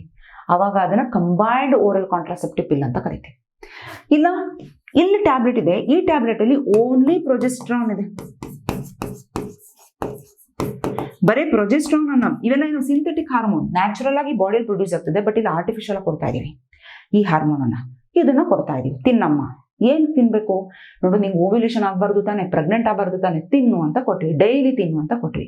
ಸರಿ, ಈಗ ವುಮೆನ್ ಕೇಳ್ತಾಳೆ, ನನ್ನ ಬಾಡಿಯಲ್ಲಿ ಹೇಗೆ ವರ್ಕ್ ಆಗ್ತಿದೆ ಡಾಕ್ಟರ್, ಇದು ಹೆಂಗ್ ಓವ್ಯುಲೇಷನ್ ಪ್ರಿವೆಂಟ್ ಮಾಡ್ತಿದೆ ಹೇಳಿ ಅಂತ. ಈಗ ಅದನ್ನೇ ನಾವು ಹೇಳಕ್ ಹೊರಟಿದೀವಿ. ಇಲ್ಲಿ ನೋಡಿ, ಈಗ ವುಮೆನ್ಗೆ ನಾವು ಹೇಳಿದ್ವಿ ನೋಡು, just recall your menstrual cycle. ಕ್ಲೀನಾಗಿ ಕೇಳಿಸ್ಕೊಳ್ಳಿ, 5 ನಿಮಿಷ ಅರ್ಥ ಆಗುತ್ತೆ. ಇದು ಅರ್ಥ ಆಯ್ತು ಅಂದ್ರೆ ಇಂಜೆಕ್ಟಬಲ್ ಇಂಪ್ಲಾಂಟ್ಸ್ ನೀಟಾಗಿ ಅರ್ಥ ಆಗ್ಬಿಡತ್ತೆ. 1, 14, 28, ಕರೆಕ್ಟ್? 14th ಡೇ ಏನು? Ovulatory period. So this is ovulation. ಆದ್ರೆ ಇದಕ್ಕಿಂತ ಮುಂಚೆ ಪ್ರೀ ಓವ್ಯುಲೇಷನ್, ಇದಾದ್ಮೇಲೆ ಪೋಸ್ಟ್ ಓವ್ಯುಲೇಷನ್, ಕರೆಕ್ಟ್ ಏನ್ರು? ಇದು ಪ್ರೀ ಓವ್ಯುಲೇಷನ್, ಈ ಕಡೆ ಪೋಸ್ಟ್ ಓವ್ಯುಲೇಷನ್ ಅಂತ ಕರಿತೀವಿ, ಕರೆಕ್ಟಾ? ಈಗ ಸ್ವಲ್ಪ ರಿಕಾಲ್ ಮಾಡ್ಕೊಳ್ಳಿ ಏನೇನಾಗುತ್ತೆ ಹಾರ್ಮೋನ್ಸ್ ಎಂದು. ಇಲ್ಲಿ first 1 to 5 days menstrual bleed ಆಗ್ತಾ ಇರತ್ತೆ, ಕರೆಕ್ಟಾ? ಇಲ್ಲಿ ಮೆನ್ಸ್ಟ್ರಲ್ ಬ್ಲೀಡ್ ಆಗ್ತಾ ಇದೆ. ಅದಾದ್ಮೇಲೆ ಇಲ್ಲಿ ಒಳಗಡೆ ಊಸೈಟ್ಗಳಿತ್ತು, ಪ್ರೈಮರಿ ಊಸೈಟ್, ಸೆಕೆಂಡರಿ ಊಸೈಟ್, ಇದೆಲ್ಲ ಚೇಂಜ್ ಆಗ್ತಿತ್ತು. ಬಟ್ ಇದ್ರ ಸುತ್ತ ಫಸ್ಟ್ ಈ ತರ ಪ್ರೈಮರಿ ಫಾಲಿಕಲ್ ಅಂತೆ, ಸೆಕೆಂಡರಿ ಫಾಲಿಕಲ್ ಅಂತೆ, ಟರ್ಷರಿ ಫಾಲಿಕಲ್ ಅಂತೆ, ಗ್ರಾಫಿಯನ್ ಫಾಲಿಕಲ್ ಅಂತೆ, ಅದಂತೆ ಇದಂತೆ ಏನೇನೋ ಮಾಡ್ಕೊಂಡು ಸರ್ಕಸ್ ಮಾಡಿ ನೋಡಿ, ಏನೇನೋ ಸರ್ಕಸ್ ಮಾಡಿ ಫೈನಲ್ ಆಗಿ ಈ ಓಮ್ ರಪ್ಚರ್ ಆಗಿ ಹೊರಗಡೆ ಬಂತು. So this is secondary oocyte, correct? ಅದನ್ನೇ ತಾನೇ ನಾವು ಓವ್ಯುಲೇಷನ್ ಅಂತ ಹೇಳೋದು. ಈ ತರ ಆಗ್ಬೇಕು ಅಂದ್ರೆ ಯಾವ ಹಾರ್ಮೋನಿನ ಲೆವೆಲ್ ಜಾಸ್ತಿ ಆಗ್ಬೇಕು? ಫಸ್ಟ್ ನೋಡಿ, LH FSH ಹಿಂಗಿದ್ದು LH ಜಾಸ್ತಿ ಆಗ್ಬಿಡ್ತು, FSH ಜಾಸ್ತಿ ಆಗ್ಬಿಡ್ತು, LH FSH ಜಾಸ್ತಿ ಆಯ್ತು. ಅಂದ್ರೆ ಓವ್ಯುಲೇಷನ್ ರಿಲೀಸ್ ಮಾಡೋದೇ ನಮ್ ಕೆಲಸ ಆಯ್ತು, ನಾವು ರಿಲೀಸ್ ಮಾಡ್ಬಿಟ್ವಪ್ಪ ಅಂತ ಹೇಳಿ ಕೈ ತೊಳ್ಕೊಂಡು ಕುತ್ಕೊಂಡ್ಬಿಟ್ವು LH ಮತ್ತೆ FSH. ಅದಾದ್ಮೇಲೆ ಓವೇನೋ ರಿಲೀಸ್ ಆಯ್ತು. ಈಗಿದ್ರು ಏನು ಹುಡುಕ್ತಾ ಇದೆ, ನನ್ನ ಪಾರ್ಟ್ನರ್ ಸಿಗ್ತಾನ, ಸ್ಪರ್ಮ್ ಸಿಗ್ತಾನ, ಅವನ ಜೊತೆ ನಾನು ಮೇಟ್ ಆಗೋಣ. ಸೊ ಇವೆಲ್ಲ normal. But what about this corpus luteum, I mean ಈ ಗ್ರಾಫಿಯನ್ ಫಾಲಿಕಲ್ಸ್, ಅದೇನಾಗುತ್ತೆ, ಒಂದು ಯೆಲ್ಲೋ ಕಲರ್ ಆಗಿ ಟರ್ನ್ ಆಗ್ಬಿಡುತ್ತೆ ತರ. ಇದನ್ನ ಕಾರ್ಪಸ್ ಲ್ಯೂಟಿಯಂ ಅಂತ ಕರೆದಿದ್ವಿ. ಈ ಕಾರ್ಪಸ್ ಲುಟಿಯಂ ಯಾವ ಹಾರ್ಮೋನ್ ಪ್ರೊಡ್ಯೂಸ್ ಮಾಡಿತ್ತು? ಪ್ರೊಜೆಸ್ಟೆರಾನ್. ಕರೆಕ್ಟಾ? ಪ್ರೊಜೆಸ್ಟೆರಾನ್. LH FSH ಜಾಸ್ತಿ ಆಗ್ತಿದೆ ಅಂತ ಹೇಳಿದ್ರೆ ಅರ್ಥ ಏನು? ಈಸ್ಟ್ರೋಜನ್ ಅದಕ್ಕೆ ಇನ್ಫ್ಲೂಯೆನ್ಸ್ ಮಾಡಿತ್ತು, ಅದಕ್ಕೆ ಜಾಸ್ತಿ ಆಯ್ತು. ಕರೆಕ್ಟಾ? ಪ್ರೊಜೆಸ್ಟ್ರಾನ್ ಜಾಸ್ತಿ ಆಯ್ತು. ಈಗ ನಾನು ಪ್ರೊಜೆಸ್ಟ್ರಾನ್ ನೋಡ್ತೀನಿ, ಬಟ್ ಇವೆರಡು ಏನಾಗ್ಬಿಟ್ಟಿದಾವೆ? ಈಗ ಮಲ್ಕೊಬಿಟ್ಟಿದಾವೆ. ನಮ್ ಕೆಲಸ ಮುಗೀತು, ನಾವೇನ್ ಬರಲ್ಲ ಅಂತ ಮಲ್ಕೊಬಿಟ್ಟಿದಾವೆ. ಈಗ ನಾನು ಪಿಂಕ್ ಕಲರ್ ಅಲ್ಲಿ ಪ್ರೊಜೆಸ್ಟ್ರಾನ್ ತೋರಿಸ್ತಾ ಇದೀನಿ. ಪಿಂಕ್ ಕಲರ್ ತಗೊಂಡ? ಓಕೆ, ಪಿಂಕ್ ಕಲರ್ ತಗೋಣ. ಪ್ರೊಜೆಸ್ಟ್ರಾನ್ ಸ್ಟಾರ್ಟಿಂಗ್ ಅಲ್ಲಿ ಕಮ್ಮಿ ಇತ್ತಲ್ವಾ? ನೋಡಿ, ಇದು ಪ್ರೊಜೆಸ್ಟ್ರಾನ್ ಪಿ. ಆ ಪ್ರೊಜೆಸ್ಟ್ರಾನ್ ಏನಾಗ್ತಿದೆ ಇವಾಗ? ಜಾಸ್ತಿ ಆಗ್ಬಿಡುತ್ತೆ. ಯಾಕೆ? ಮಗು ಹುಟ್ಟು ಬಿಟ್ರೆ ಎಂಡೋಮೆಟ್ರಿಯಂ ಲೈನಿಂಗ್ ಒಳಗಡೆ ಬೆಚ್ಚಿಡ್ಬೇಕಲ್ಲ ಅಂತ. ಅರ್ಥ ಆಗ್ತಿದ್ಯಾ? ಅಂದ್ರೆ ಈ ಸೈಕಲ್ ನೋಡಿ, ಒಂದಂತೂ ನಮಗೆ ಕ್ಲೀನ್ ಆಗಿ ಗೊತ್ತಾಗುತ್ತೆ. LH FSH ಯಾವಾಗ ಜಾಸ್ತಿ ಇತ್ತು, LHS FSH ಜಾಸ್ತಿ ಇತ್ತು, ಯಾರು ಕಮ್ಮಿ ಇದ್ರು? Less progesterone. ಪ್ರೊಜೆಸ್ಟ್ರಾನ್ ಕಡಿಮೆ ಇದೆ. ಕರೆಕ್ಟ್? ಪ್ರೊಜೆಸ್ಟ್ರಾನ್ ಯಾವಾಗ ಜಾಸ್ತಿ ಇದೆ? When more progesterone. ಬಾಡಿಯಲ್ಲಿ ಯಾವಾಗ ಪ್ರೊಜೆಸ್ಟ್ರಾನ್ ಜಾಸ್ತಿ ಇದೆ, less FSH LH. FSH LH ಕಮ್ಮಿ ಇದೆ. ಯಾಕೆ? LH FSH ಗೆ ಹೇಳ್ತಾ ಇದೆ ಪ್ರೊಜೆಸ್ಟ್ರಾನ್ ಆಲ್ರೆಡಿ ಓವ್ಯುಲೇಷನ್ ಆಗಿದೆ, ಈಗ ನೀನೇನು ಜಾಸ್ತಿ ಆಗಬೇಡ, ಮತ್ತೆ ಯಾಕೆ ಇನ್ನೊಂದ್ಸಲ ಓಮ್ ಪ್ರೊಡ್ಯೂಸ್ ಮಾಡ್ತೀಯ ಅಂತ. ಓಕೆ, ಡನ್ ಅಂತ ಕೂತಿದೆ. ಈಗ ಇದನ್ನೇ ನಾವು ಎನ್ಕ್ಯಾಶ್ ಮಾಡ್ಕೊಂಡ್ವಿ ಟ್ಯಾಬ್ಲೆಟ್ ಅಲ್ಲಿ. ಏನ್ ಮಾಡ್ತಾ ಇದೀವಿ? ಎವ್ರಿ ಡೇ ಫಿಮೇಲ್ಗೆ ಎಲ್ಲಿ ಬರೆಯೋಣ? ಇಲ್ಲೇ ಬರೆಯೋಣ. ಎವ್ರಿ ಡೇ ಫಿಮೇಲ್ಗೆ 1 to 5 days ತಲೆ ಕೆಡಿಸ್ಕೊಳ್ಳಿಲ್ಲ ನಾವು, ಹೆಂಗಿದ್ರು ಮೆನ್ಸ್ಟ್ರುವಲ್ ಸೈಕಲ್ ಆಗುತ್ತೆ. ಈಗ ಈ 6th, 7th, 8th, 9th, 10th ಈ ತರ ಅವಳಿಗೆ ಅಪ್ ಟು ಒಂದು 25 days, ಅಂದ್ರೆ ನಾನು ಕೌಂಟ್ ಮಾಡ್ತಾ ಹೋದ್ರೆ ಒಂದು 21 days ಅಂತ ಅನ್ಕೋಣ. 21 days ಡೈಲಿ ಪ್ರೊಜೆಸ್ಟ್ರಾನ್ ಕೊಡೋದು. ತಿನ್ನು. ಬಾಡಿ ನೋಡುತ್ತೆ ಪ್ರೊಜೆಸ್ಟ್ರಾನ್ ಲೆವೆಲ್ ಜಾಸ್ತಿ ಇದೆ, LH FSH ಬರಬೇಡ, ನೀನು ಸುಮ್ಮನಿರು. ಮತ್ತೆ ಇನ್ನೊಂದಿನ ತಿನ್ನುತ್ತೆ, ಪ್ರೊಜೆಸ್ಟ್ರಾನ್ ಜಾಸ್ತಿ ಇದೆ, LH FSH ಬರಬೇಡ. ಸೊ ಈ ತರ ಮಾಡ್ತಾ LH FSH ಇನ್ನೇನು ಮೇಲ್ ಹೋಗ್ಬೇಕು, ಬರಬೇಡ. ಎವ್ರಿ ಡೇ ಪ್ರೊಜೆಸ್ಟ್ರಾನ್ ಜಾಸ್ತಿ ಮಾಡಿ LH FSH ನ ಕಂಪ್ಲೀಟ್ ಮಲಗಿಸ್ಬಿಟ್ಟಿದೆ. ಸೊ ಬಾಡಿ ಏನ್ ಅನ್ಕೊಂಡಿದೆ? ಆಲ್ರೆಡಿ ಓವ್ಯುಲೇಷನ್ ಆಗೋಗ್ಬಿಟ್ಟಿದೆ. ಓವ್ಯುಲೇಷನ್ ಆಗ್ಲಿಲ್ಲ. ಇಲ್ಲಿ ನಾವು ಓವ್ಯುಲೇಷನ್ ಆಗಕ್ ಬಿಡ್ಲೇ ಇಲ್ಲ. ಯಾಕೆ? ಪ್ರೊಜೆಸ್ಟ್ರಾನ್ ಕಂಟಿನ್ಯೂಸ್ ಆಗಿ ತಗೊಂಡು. ಸೊ ಅದಕ್ಕೆ ಇಲ್ಲಿ ಏನ್ ಹೇಳ್ತಿದ್ದಾರೆ? ಇದರ್ ಯು ಕ್ಯಾನ್ ಟೇಕ್ ಬರೇ ಪ್ರೊಜೆಸ್ಟ್ರಾನ್, ಅವಾಗಲೂ ಓವ್ಯುಲೇಷನ್ ಪ್ರಿವೆಂಟ್ ಆಗುತ್ತೆ. ಇಲ್ಲ ಪ್ರೊಜೆಸ್ಟ್ರಾನ್ ಈಸ್ಟ್ರೋಜನ್ ಎರಡೂ ತಗೋ, ಅವಾಗಲೂ ಓವ್ಯುಲೇಷನ್ ಪ್ರಿವೆಂಟ್ ಆಗುತ್ತೆ. ನಿಮಗೆ ಪ್ರೊಜೆಸ್ಟ್ರಾನ್ ಈಸ್ಟ್ರೋಜನ್ ಎರಡರದು ಅರ್ಥ ಆಗಬೇಕು ಅಂದ್ರೆ ನೀವು ಮೆನ್ಸ್ಟ್ರುವಲ್ ಸೈಕಲ್ ನೋಡ್ಲೇಬೇಕು. ಓಕೆ ಮ್ಯಾಮ್, ನಮಗೆ ಇದ್ರೊಳಗೆ ಇಷ್ಟೊಂದು ಕನ್ಫ್ಯೂಸ್ ಆಯ್ತು ಮ್ಯಾಮ್. ನಮಗೆ ಜಸ್ಟ್ ಒಂದ್ ಲೈನ್ ಅಲ್ಲಿ ಹೇಳೋದಾದ್ರೆ ಏನ್ ಹೇಳ್ತೀರಾ? ವಾಪಸ್ ಬನ್ನಿ ಹೇಳೋಣ. ಒಂದೇ ಲೈನ್ ಅಲ್ಲಿ ಹೇಳೋದಾದ್ರೆ ಇಷ್ಟು ತಿಳ್ಕೊಳ್ಳಿ. ಈಸ್ಟ್ರೋಜನ್ ಯಾಕಂತ ಹೇಳಿದ್ರೆ ಈಸ್ಟ್ರೋಜನ್ ಇದ್ರೆ ಮಾತ್ರ LH FSH ಜಾಸ್ತಿ ಆಗಕ್ ಬಿಡೋದು. ಆದ್ರೆ ಇಲ್ಲಿ ಈಸ್ಟ್ರೋಜನ್ ಟ್ಯಾಬ್ಲೆಟ್ ಒಂದೇ ತಿಳ್ಕೊಳ್ಳಿ ಮಕ್ಕಳ, ಈಸ್ಟ್ರೋಜನ್ ಪ್ರೊಜೆಸ್ಟ್ರಾನ್ ಎಂಡೋಮೆಟ್ರಿಯಂ ಲೈನಿಂಗ್ ತಿಕ್ ಆಗಬೇಕು. ಎಂಡೋಮೆಟ್ರಿಯಂ ತಿಕ್ಕಾದ್ರೇನೆ ಮಗುವಲ್ಲಿ ಬಂದು ಇಂಪ್ಲಾಂಟೇಶನ್ ಆಗೋದು. ಆದ್ರೆ ಇವೆರಡನ್ನ ಬೇಕು ಅಂತ ಕೊಡ್ತಿದ್ದಾರೆ. ಯಾಕೆ ಅಂತ ಹೇಳಿದ್ರೆ ಆ ಟೈಮ್ ಅಲ್ಲ ಅದು ಕೊಡೋಂಥ ಟೈಮ್. ಈಗ ಹೇಗೆ ಅಂತ ಹೇಳಿದ್ರೆ, ಈಗ ಬೆಳಗ್ಗೆ ಮಲಗೋಂಥ ಟೈಮ್ ಅಲ್ಲ. ಮಲಗಿದ್ರೆ ಸೈಡ್ ಎಫೆಕ್ಟ್ ಇರುತ್ತೆ ತಾನೆ. ನಾನು ಬೆಳಗ್ಗೆಯಿಂದ ರಾತ್ರಿ ತನಕ ಸುಮ್ಮನೆ ಮಲಗಿರ್ತೀನಿ, ಏನೂ ಕೆಲಸ ಮಾಡಲ್ಲ, ತಗೋ ಅದ್ರದ್ದೇ ಆದಂಥ ಸೈಡ್ ಎಫೆಕ್ಟ್. ಬಟ್ ಮಲಗಿದ್ರೆ ಒಳ್ಳೇದಲ್ಲ ಮ್ಯಾಮ್. ಮಲಗಿದ್ರೆ ಒಳ್ಳೇದಪ್ಪ. ಯಾವಾಗ ಮಲಗಬೇಕು? ನೀ ನೈಟ್ ಮಲಗಬೇಕು. ನೀ ಬೆಳಗ್ಗೆಯಿಂದ ಸಂಜೆ ತನಕ ಏನೂ ಕೆಲಸ ಮಾಡದಲ್ಲೇ ಮಲಗ್ತೀಯ ಅಂದ್ರೆ ನಿನ್ನ ಮಸಲ್ ಡ್ಯಾಮೇಜ್ ಆಗುತ್ತೆ, ನಿನ್ನ ಬಾಡಿಯಲ್ಲಿ ಬೇರೆ ಸಿಸ್ಟಮ್ ಎಲ್ಲ ಪ್ರಾಬ್ಲಮ್ ಆಗುತ್ತೆ. ತಗೋ ಅದ್ರದ್ದೇ ಆದಂಥ ಸೈಡ್ ಎಫೆಕ್ಟ್. ಕರೆಕ್ಟಾ? ಹಾಗೆ ಬಾಡಿಗೆ ಪ್ರೊಜೆಸ್ಟ್ರಾನ್ ಈಸ್ಟ್ರೋಜನ್ ಬೇಕೇ ಬೇಕು. ಆದರೆ ಪ್ರೊಜೆಸ್ಟ್ರಾನ್ ಈಸ್ಟ್ರೋಜನ್ ಯಾವುದೋ ಟೈಮಲ್ಲಿ ಬರಬಾರ್ದಿದ್ದ ಟೈಮಲ್ಲಿ ಜಾಸ್ತಿ ಆಗ್ತಾ ಇದೆ ಅಂದ್ರೆ ಬಾಡಿಯಲ್ಲಿ ಏನಾಗುತ್ತೆ? ಫ್ಲಕ್ಚುಯೇಟ್ ಆಗುತ್ತೆ. ಸೊ ಫ್ಲಕ್ಚುಯೇಷನ್ ಆಗೋದ್ರಿಂದ ಏನೇನಾಗ್ತದೆ? ಓವ್ಯುಲೇಷನ್ ಆಗಕ್ ಬಿಡ್ತಾ ಇಲ್ಲ. ಇಷ್ಟು ತಿಳ್ಕೊಳ್ಳಿ. ಸೊ ಇಲ್ಲಿ ಈಸ್ಟ್ರೋಜನ್ ಪ್ರಿವೆಂಟ್ ಓವ್ಯುಲೇಷನ್. ಏನ್ ಗೊತ್ತಿಲ್ಲ ಅದು ನೀಟಲ್ಲಿ ಈ ಲೈನ್ ನೆನ್ಪಿಟ್ಕೊಳ್ಳಿ. It prevent ovulation. ಓವ್ಯುಲೇಷನ್ ಆಗಿಲ್ಲ ಅಂತ ಹೇಳಿದ್ರೆ no fertilization. Therefore no fertilization. ನಮ್ಗೆ ಯಾವ ಲೈನು ಅರ್ಥ ಆಗಿಲ್ಲ ಅಂದ್ರೂ ಇಷ್ಟು ತಿಳ್ಕೊಂಡು ಸಾಕು. ಓಕೆ, ಪ್ರೊಜೆಸ್ಟ್ರಾನ್ ಏನ್ ಮಾಡ್ತಿದೆ? ಪ್ರೊಜೆಸ್ಟ್ರಾನ್ ಇಲ್ಲಿ ನೋಡಿ, ಇಲ್ಲಿ ತೋರಿಸಿಬೇಡ. ದಿಸ್ ಇಸ್ ಎಂಡೋಮೆಟ್ರಿಯಂ ಲೈನಿಂಗ್ ಅಲ್ವಾ? This is endometrium lining. ಈ ಎಂಡೋಮೆಟ್ರಿಯಂ ಲೈನಿಂಗ್ ಅನ್ನ ಆಲ್ಟರ್ ಮಾಡ್ತಿದೆ. ಯಾಕಂತ ಹೇಳಿದ್ರೆ ಬೈ ಚಾನ್ಸ್ ಓವ್ಯುಲೇಷನ್ ಆಗ್ಬಿಟ್ಟಿದೆ ಅಂತ ಅನ್ಕೊಳ್ಳಿ. ಓವ್ಯುಲೇಷನ್ ಆಯ್ತು, ಇಲ್ಲಿ ಫರ್ಟಿಲೈಸೇಷನ್ ಆಗಿ ಝೈಗೋಟ್ ಬಂದ್ಬಿಟ್ಟಿದೆ. ಆ ಝೈಗೋಟ್ ಬಂದು ಒಳಗಡೆ ಇಂಪ್ಲಾಂಟ್ ಆಗಕ್ಕೆ ಬೇಕಾಗಿರೋದು ಎಂಡೋಮೆಟ್ರಿಯಂ. ಓಕೆ, ಸೊ ಇದೇನ್ ಮಾಡ್ತಿದೆ? ಈ ಯುಟೆರಸ್ ಅನ್ನ ಚೇಂಜ್ ಮಾಡಕ್ ಬಿಡುತ್ತೆ. ಯುಟೆರಸ್ ಅಲ್ಲಿ ಇರುವಂತ ಎಂಡೋಮೆಟ್ರಿಯಂ ಲೈನಿಂಗ್ ಅನ್ನ ಆಲ್ಟರ್ ಮಾಡಕ್ ಬಿಡುತ್ತೆ. ಅಂದ್ರೆ it will hostile uterus environment by altering endometrium and thus implantation. ಯಾವಾಗ ಎಂಡೋಮೆಟ್ರಿಯಂ ಲೈನಿಂಗ್ ಇಲ್ಲ ಇಂಪ್ಲಾಂಟೇಶನ್ ಆಗಲ್ಲ, ಇಂಪ್ಲಾಂಟೇಶನ್ ಆಗಿಲ್ಲ ನೋ ಪ್ರೆಗ್ನೆನ್ಸಿ. ಇನ್ನು ಕೆಲವು ಟೈಮ್ ಏನ್ ಮಾಡುತ್ತೆ ಪ್ರೊಜೆಸ್ಟ್ರಾನ್, ಈ ಸರ್ವಿಕ್ಸ್ ಅಲ್ವಾ, ಈ ಸರ್ವಿಕ್ಸ್ ಅಲ್ಲಿ ಮ್ಯೂಕಸ್ ಇರುತ್ತೆ ನೋಡಿ, ಆ ಮ್ಯೂಕಸ್ ಅನ್ನ ತಿಕ್ ಮಾಡಕ್ ಬಿಡುತ್ತೆ. ಸೊ ದಿಸ್ ಈಸ್ ವಜೈನಾ, ಇಲ್ಲೆಲ್ಲ ಸ್ಪರ್ಮ್ಸ್ ಇದೆ. So this is cervical mucus. ಈ ಸರ್ವಿಕಲ್ ಮ್ಯೂಕಸ್ ಯಾವಾಗ ತಿಕ್ಕಾಗಿ ಹೋಗ್ಬಿಡುತ್ತೆ, ಸ್ಪರ್ಮ್ಸ್ ಮೇಲೆ ಹೋಗಕ್ಕೆ ಆಗಲ್ಲ, ಅವಾಗೂ ಪ್ರೆಗ್ನೆನ್ಸಿ ಆಗಲ್ಲ. So it will thickens the cervical mucus. ನಾನು ಏನೇನು ಹೇಳ್ತಾ ಇದ್ದೀನಿ ಇವೆಲ್ಲ ನೀಟ್ ಪಾಯಿಂಟ್ ಆಫ್ ವ್ಯೂ ನಲ್ಲಿ ಬರುತ್ತೆ. So this is very very important. Okay, so this is what about progesterone, oestrogen. So hormone ಅಲ್ಲಿ ಇದು ವರ್ಕ್ ಮಾಡ್ತಾ ಇರೋದು. ಅರ್ಥ ಆಯ್ತಾ? ವಾಪಸ್ ಹೋಗೋಣ. ಎಷ್ಟು ಕ್ಲಿಯರ್ ಅಂತ ಅನ್ಕೊಳ್ತೀನಿ, ಏನು ಡೌಟ್ ಇಲ್ಲ. LHFSH ಜಾಸ್ತಿ ಆದ್ರೆ ಪ್ರೊಜೆಸ್ಟ್ರಾನ್ ಕಮ್ಮಿ ಆಗುತ್ತೆ, ಪ್ರೊಜೆಸ್ಟ್ರಾನ್ ಜಾಸ್ತಿ ಆದ್ರೆ LHFSH ಕಮ್ಮಿ ಆಗುತ್ತೆ. When there is no LHFSH, no ovulation, no pregnancy. Okay, ಈಗ ಇಲ್ಲಿಗೆ ಬರೋಣ. ಸೊ ಈಗ ಈ ಹಾರ್ಮೋನಲ್ ಪಿಲ್ಲಲ್ಲಿ ಇದನ್ನ ತಿಳ್ಕೊಂಡ್ವಿ, ಇದನ್ನ ರಬ್ ಮಾಡ್ತಿದ್ದೀನಿ. ಹಾರ್ಮೋನಲ್ ಪಿಲ್ಲಲ್ಲಿ ಇದನ್ನ ತಿಳ್ಕೊಂಡ್ವಿ. ಈಗ ಬೈ ಚಾನ್ಸ್ ಆ ವಿಮೆನಿಗೆ ಹಾರ್ಮೋನ್ ಪಿಲ್ ತಗೊಳಕ್ ಇಷ್ಟ ಇಲ್ಲ, ಅವಳೇನ್ ಮಾಡ್ತಾಳೆ, ನಾನು ವಾರದಲ್ಲಿ ಒಂದೇ ಒಂದು ಟ್ಯಾಬ್ಲೆಟ್ ತಗೊಳ್ತೀನಿ ಅಂತ ಹೋಗ್ತಾಳೆ. ಅವಾಗ ಬರೋದು ಯಾವುದೋ ಸಹೇಲಿ. ನಾವು ಸ್ಟಾರ್ಟಿಂಗ್ ಅಲ್ಲಿ ಓದಿದ್ವಿ, ನೆನಪಿದೆಯಾ? ಸಹೇಲಿ ಇದೆಂತ ಪಿಲ್ಲು? ಇಟ್ ಇಸ್ ಅ ನಾನ್ ಸ್ಟಿರಾಯ್ಡಲ್ ಪಿಲ್. ಯಾಕೆ ನಾನ್ ಸ್ಟಿರಾಯ್ಡಲ್ ಪಿಲ್? ನಾವೇನ್ ಪ್ರೊಜೆಸ್ಟ್ರಾನ್, ಈಸ್ಟ್ರೋಜನ್ ಇವೆಲ್ಲ ಸ್ಟಿರಾಯ್ಡಲ್ ಹಾರ್ಮೋನ್ಸ್ ಬಾಡಿಯಲ್ಲಿ ಇರೋದು. ಅದೇ ತರ ಆಂಡ್ರೋಜನ್, ಟೆಸ್ಟೋಸ್ಟಿರಾನ್ ಇವೆಲ್ಲ ಸ್ಟಿರಾಯ್ಡಲ್ ಹಾರ್ಮೋನ್. ಆದ್ರೆ ಇಲ್ಲಿ ಸೆಂಟ್ ಕ್ರೋಮನ್ ಅನ್ನೋ ಒಂದು ಕೆಮಿಕಲ್ ಇಂದ ಮಾಡಿರ್ತಾರೆ ಇದನ್ನು, ಸೆಂಟ್ ಕ್ರೋಮನ್. ಸೊ ಈ ಕೆಮಿಕಲ್ ಏನ್ ಮಾಡುತ್ತೆ, ಇಟ್ ವಿಲ್ ಆಲ್ಟರ್ ಅಥವಾ ಬ್ಲಾಕ್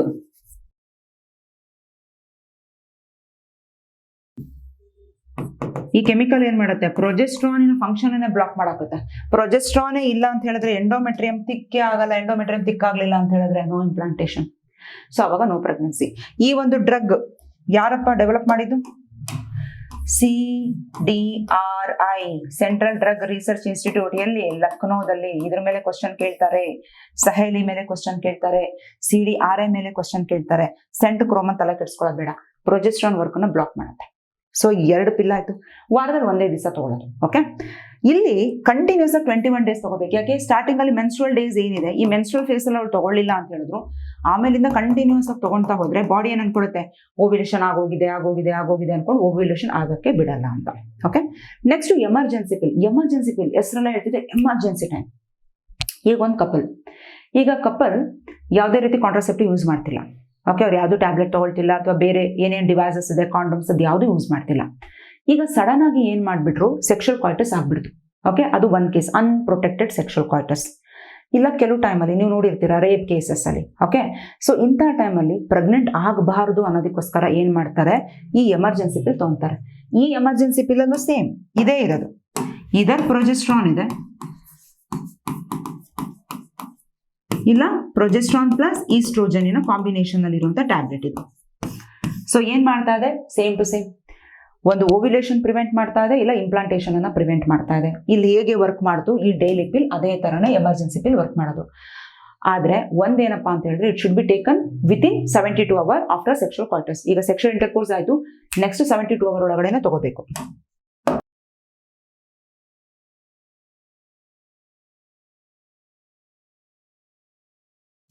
ಅಷ್ಟೊಳಗಡೆ ನೀವು ಮಾತ್ರ ತಗೊಂಡ್ರೆ ಮಾತ್ರ ಇದು ಕೆಲಸ ಮಾಡೋದು. ಮ್ಯಾಮ್ ಅಷ್ಟೊಳಗಡೆ ಬೈ ಚಾನ್ಸ್ ಓವ್ಯುಲೇಷನ್ ಆಗ್ಬಿಟ್ಟಿತ್ತು ಅಂದ್ರೆ ಅವಾಗ ಕಷ್ಟ, ಅವಾಗ ಇಂಪ್ಲಾಂಟೇಶನ್ ಅವರು ಪ್ರಿವೆಂಟ್ ಮಾಡಕ್ಕೆ ವರ್ಕ್ ಮಾಡುತ್ತೆ. Okay, so this is what about emergency pill. So ಇಲ್ಲಿಗೆ ಓರಲ್ ಕಾಂಟ್ರಾಸೆಪ್ಟಿವ್ಸ್ ಪಿಲ್ ಅರ್ಥ ಆಗಿದೆ. ನಿಮಗೆ ಈ ಪಾರ್ಟ್ ಅರ್ಥ ಆಯ್ತು ಅಂದ್ರೆ injectable implants same to same, ಈ ಹಾರ್ಮೋನ್ಸ್ ಹೇಗೆ ವರ್ಕ್ ಮಾಡ್ತಿದ್ಯೋ ಅದೇ ತರನೇ 2 ನಿಮಿಷಕ್ಕೆ ಮುಗಿಯುತ್ತೆ. ನೋಡೋಣ. ಓಕೆ, ಇವಾಗ ಇಂಜೆಕ್ಟಬಲ್ಸ್ ಅಂಡ್ ಇಂಪ್ಲಾಂಟ್ಸ್ ಇದ್ರ ಬಗ್ಗೆ ಓದೋಣ. ನಿಮಗೆ ಇವಾಗ ಹಾರ್ಮೋನಲ್ ಪಿಲ್ಸ್ ಅರ್ಥ ಆಯ್ತಲ್ಲ, ಸೇಮ್ ಟು ಸೇಮ್ ಮೆಕ್ಯಾನಿಸಮ್ ಇಲ್ಲೂ ವರ್ಕ್ ಆಗ್ತಾ ಇರೋದು. ನೋಡಿ, ಈಗ ಇಲ್ಲೊಬ್ಳು ಫಿಮೇಲ್ ಇದ್ದಾಳೆ,